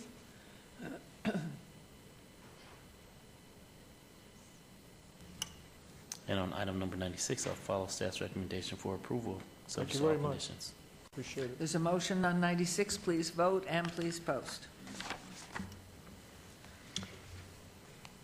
Motion carries. Best of everything. And Mayor, Thank you. to I point out to Councilman Barlow on Fairhaven Street right there, there's a nice little ranch where kids have birthday parties and they have horses to ride and sheep and goats and rabbits and chickens and all sorts of great stuff. Yeah, that's a great little place. So just thought I'd point that out. Good neighborhood. Have they been neutered and spayed? It could be feral. All right, 97 has been obeyed to the March 4th. 98, I'd instruct the city clerk to set the public hearing dates and appeals from city planning commission meetings, dangerous building, or nuisance litter abatements. Thank you, it is done. And so, we have the Lone Ranger, only one person left here. Okay, citizen participation.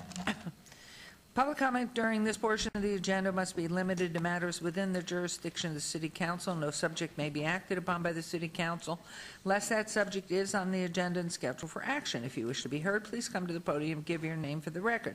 The matter of discussion on any single subject, as well as amount of time any single speaker is allowed, may be limited. Are there any members of the public who wish to speak under this portion of the agenda?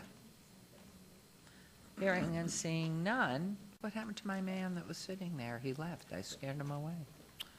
Okay, we'll move on to agenda item 100. What? I have no idea. It went away. There was one person. All right, we're into agenda item 100.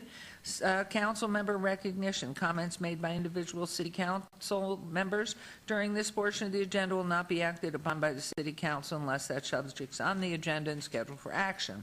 Is there any member of the council who wishes to speak under this portion of the agenda? And I understand that Councilman Ross has to catch a bus? Now? No, I'm good. Okay. I'm good. Okay. But yeah, I did. You did. I am riding the bus You were today. ready. You Yes. thought we were going to be here a long time. I'm okay. We're going to put you on first because you're talking to yourself, Councilman Barlow.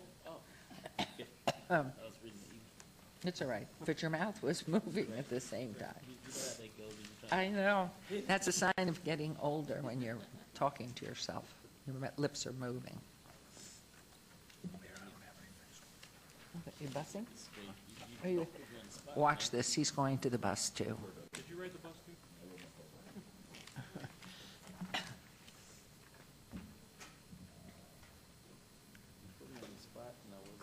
Okay, shall I give it to Councilman Coffin? Because his desk is clean. Are you ready, Councilman Coffin? Yes, I'm ready, Your Honor, and I have no remarks to give. Thank you very much. Thank you. So you're still fiddling. We'll go down here. Councilman Ross, you're next. Thank you, Mayor and council members. I have one serious note and then one kind of humorous note. Earlier it was mentioned in our city council meeting was about Westminster, the American Kennel Club and their competition. We have our own Nico from this great city of Las Vegas. Beautiful. Won Best of Breed yesterday morning, and Nico is owned by Tuesday. Tuesday and Hadley James. Oh, Who have been no. breeding Great Danes in the city of Las Vegas for 25 years. And so that didn't make the newspaper, which I think it probably should have, because he's a local dog. He's one of our own. He won the category in Madison Square Garden? He did, in Madison Square Garden. He won yesterday morning. Tuesday texted me at 7 o'clock and it said he Isn't won that- Best of Breed and competed against 3,000 dogs to get there. So we're real excited for them.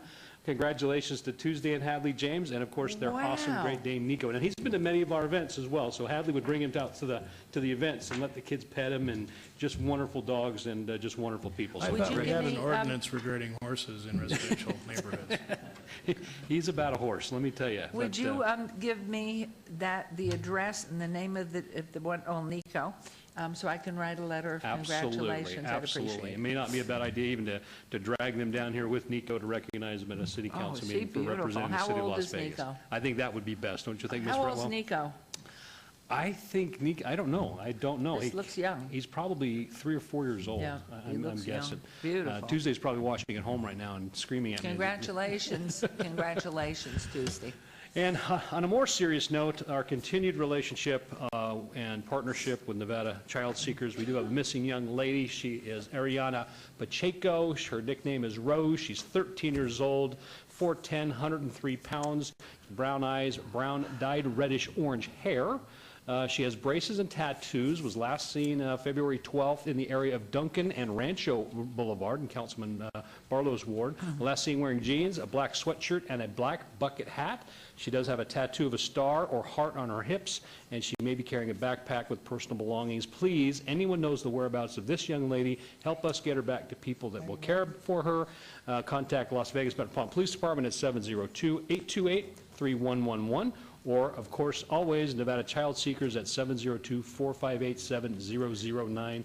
Thank you, Mayor and Thank council you. members.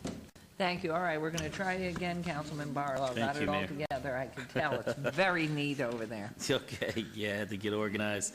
On February 21st, in celebration of Black History Month and the upcoming Nevada Reading Week, the creators of the Go-Go Greta Children's Series and Metro Arts invite you to attend the 3rd Annual Love for Literacy Festival, February 21st from 9 a.m. to 3 p.m. at the City of Las Vegas, West Las Vegas Arts Center, located at 947 West Lake Mead Boulevard, and the West Las Vegas Library, located at 951 West Lake Mead Boulevard.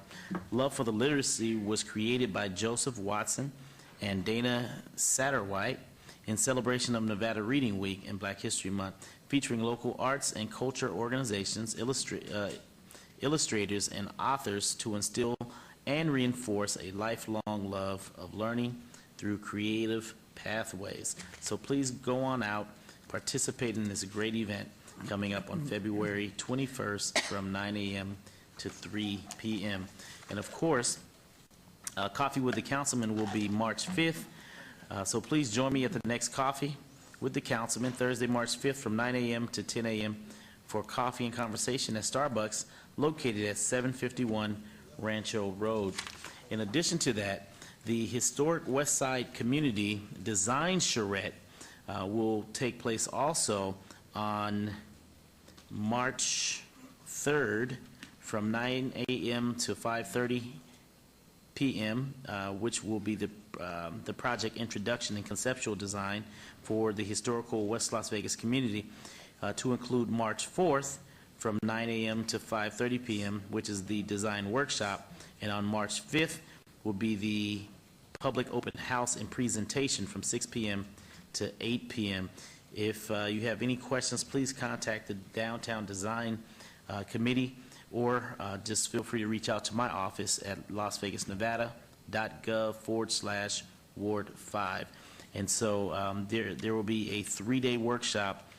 This meeting will take place at the Doolittle Community Center, located at 1950 J Street in Las Vegas, 89106. The UNLV Downtown Design Center is hosting its second community collaboration for the 100 Plan for the historic West Side community. So please come on out March 3rd, March 4th, and March 5th, starting at 9 a.m. on the 3rd and 4th, and at 6 p.m. on the 5th of March. Thank you so very much. And of course, you can always follow me on Facebook and Twitter to keep up with all of the wonderful things that I'm doing in and around Ward 5. Thank you, Mayor. Thank you. Councilman Beers. Thank you, Your Honor. We're going to do Beers with Beers on Thursday, February 26th, 5:30 to 7:30 in the evening up at Lola's. Is the old Ruby Tuesdays location off Town Center and Summerlin Parkway. Hope to see neighbors out there. If you prefer morning and coffee, then on Friday, March 13th, our next Coffee with the Councilman will be at the Egg Works, which is at the Village Center Drive and the Trails, very close to the library, 7:30 to 9 o'clock in the morning on that Friday, March 13th. Bonner Elementary School is having their big fundraiser coming up on March 14th. We're still well ahead of that date, but they are soliciting the community for gifts for their silent auction and raffles. So if you are interested, please call our office, 229-6405. Coaster offers a deal for straight A students. This is the Big Apple roller coaster. We all drive by New York, and see this thing. They're offering a 2-for-1 ride pass to Clark County School District students who bring in their most recent report card showing straight A's. As if the pure joy of getting straight A's is not enough, here's a extra Benny. The offer is valid for one-time use through August. Guests, unfortunately, must be at least 54 inches long in order to ride the roller coaster. nyhotelcasino.com for more information, or as usual, give our office a call. This date in 1959, Ray Charles recorded What Did I Say? Classic. And in 2006 on this date, the Rolling Stones gave a million people at Copacabana Beach in Rio de Janeiro a free concert. And that's all we got, Mayor. Is that the predecessor to Rock in Rio that's coming to us? It might well be. It might well be. Which will be in May on Sahara, just south of Sahara, and the Strip, which is going to really be something special. That is going to be a large That's put on, I think, gathering. by the MGM, which is really, anything we do in Southern Nevada is so great, but that is going to make this town explode. Hopefully, they'll all come downtown. And to close out, join me, along with students from my prior existence in life, from the Meadows School in its 19th year, as we go to Caesar's Palace to welcome in Chinese New Year, the year of the ram, the lamb, the goat, the sheep. And this celebration will take place this Thursday, February 19th, which is my number 2 son's birthday. He's going to be 45. Ugh. At 10 o'clock in the morning at Caesar's Palace Forum Shops, everyone's invited. It's great fun, and hopefully parents will bring some money and spread the wealth around the Forum Shops. On Saturday, February 28th, we will be celebrating the 60th anniversary of Kermit Booker Senior Elementary School. Please join, I'm hopeful, Councilman, you will be there? Councilman Barlow and I, 11 o'clock at 2277 Martin Luther King Boulevard, as we honor the students, the parents, the teachers, the administrators, even the graduates who have contributed to Booker Elementary's achievements over the past 60 years. Our next council meeting will be Wednesday, March 4th, beginning at 9 a.m. in council chambers. Thank you, staff. Thank you, everybody that's keeping us honest and smooth here and making all these pieces of equipment work. Thank you in the back if you're in there. But for those of you back, you're a Lone Ranger today yourself. I see that. So thank you all, staff and our marshals, for staying with us. And we are adjourned. Thank you, thank you. Thank you very much. Okay, thank you very much. Elvis has left the building. Yes, hold on, let me give you your little toy back here.